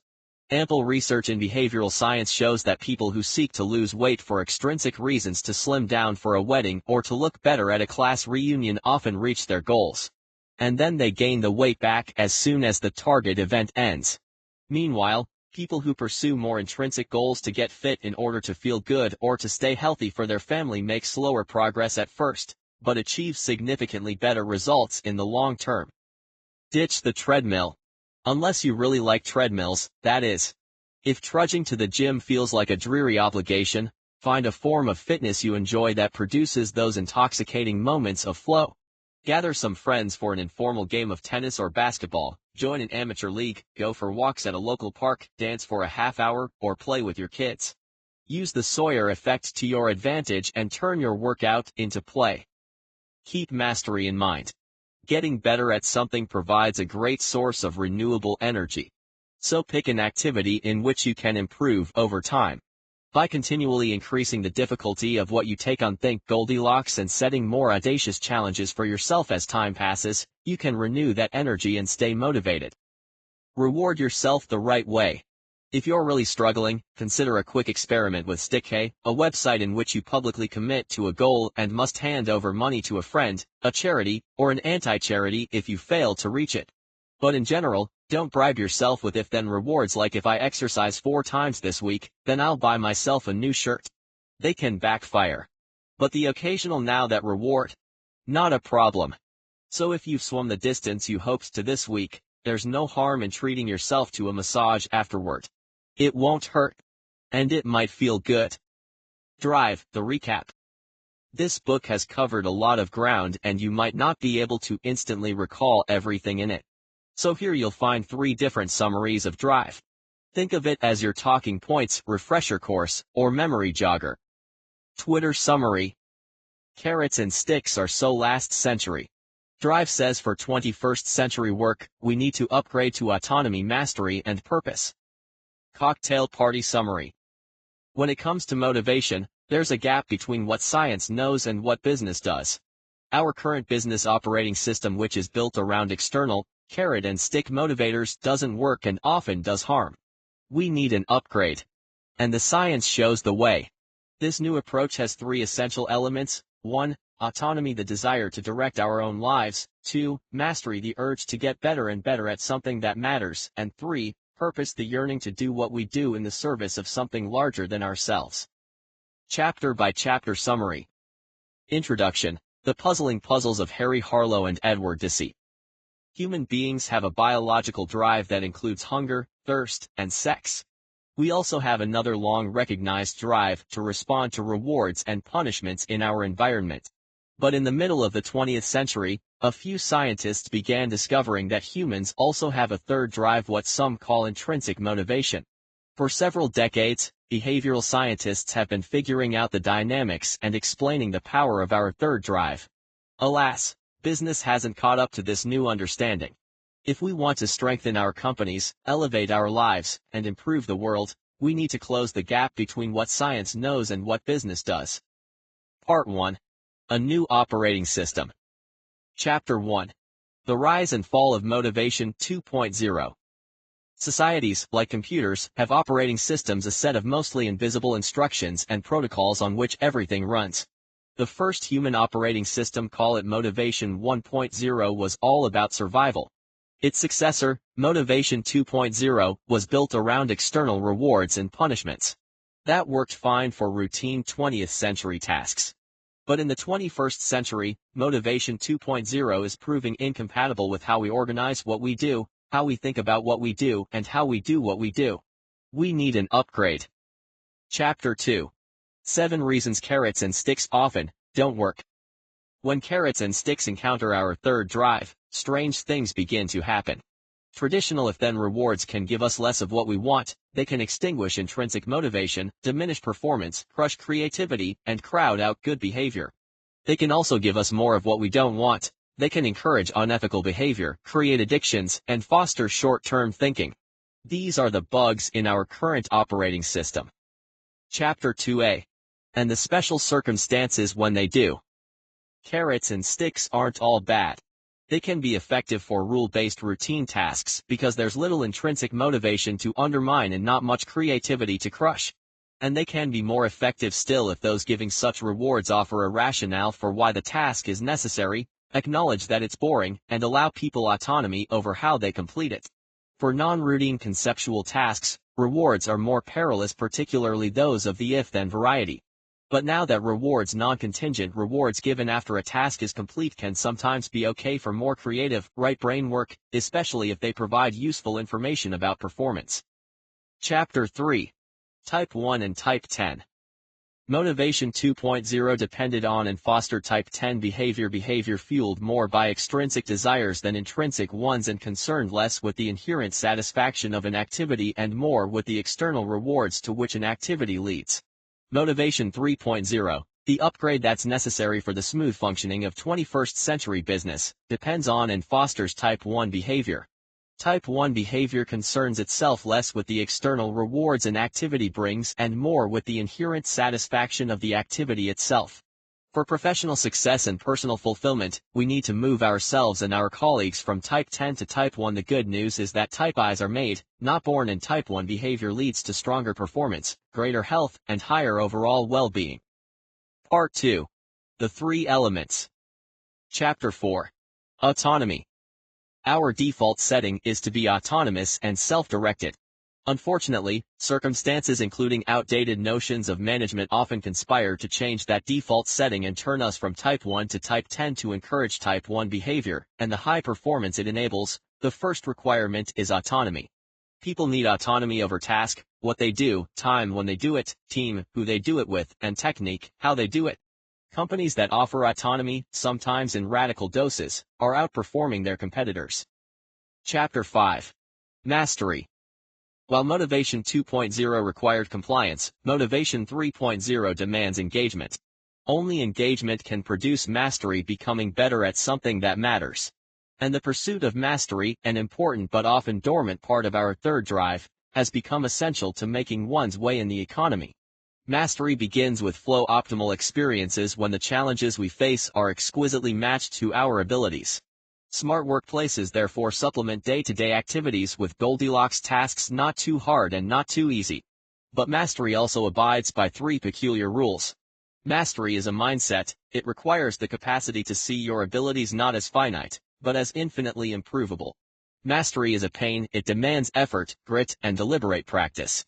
And mastery is an asymptote it's impossible to fully realize, which makes it simultaneously frustrating and alluring. Chapter 6. Purpose. Humans, by their nature, seek purpose, a cause greater and more enduring than themselves. But traditional businesses have long considered purpose ornamental, a perfectly nice accessory, so long as it didn't get in the way of the important things. But that's changing thanks in part to the rising tide of aging baby boomers reckoning with their own mortality. In Motivation 3.0, purpose maximization is taking its place alongside profit maximization as an aspiration and a guiding principle. Within organizations, this new purpose motive is expressing itself in three ways: in goals that use profit to reach purpose, in words that emphasize more than self-interest, and in policies that allow people to pursue purpose on their own terms. This move to accompany profit maximization with purpose maximization has the potential to rejuvenate our businesses and remake our world. Drive, the glossary. A new approach to motivation requires a new vocabulary for talking about it. Here's your official Drive dictionary. Baseline rewards, salary, contract payments, benefits, and a few perks that represent the floor for compensation. If someone's baseline rewards aren't adequate or equitable, her focus will be on the unfairness of her situation or the anxiety of her circumstance, making motivation of any sort extremely difficult. FedEx Days, created by the Australian software company Atlassian, these one-day bursts of autonomy allow employees to tackle any problem they want and then show the results to the rest of the company at the end of 24 hours. Why the name? Because you have to deliver something overnight. Goldilocks tasks, the sweet spot where tasks are neither too easy nor too hard. Essential to reaching the state of flow and to achieving mastery. If-then rewards, rewards offered as contingencies, as in, if you do this, then you'll get that. For routine tasks, if-then rewards can sometimes be effective. For creative, conceptual tasks, they invariably do more harm than good. Mastery asymptote, the knowledge that full mastery can never be realized, which is what makes its pursuit simultaneously alluring and frustrating. Motivation 1.0, 2.0, and 3.0, the motivational operating systems, or sets of assumptions and protocols about how the world works and how humans behave that run beneath our laws, economic arrangements, and business practices. Motivation 1.0 presumed that humans were biological creatures, struggling for survival.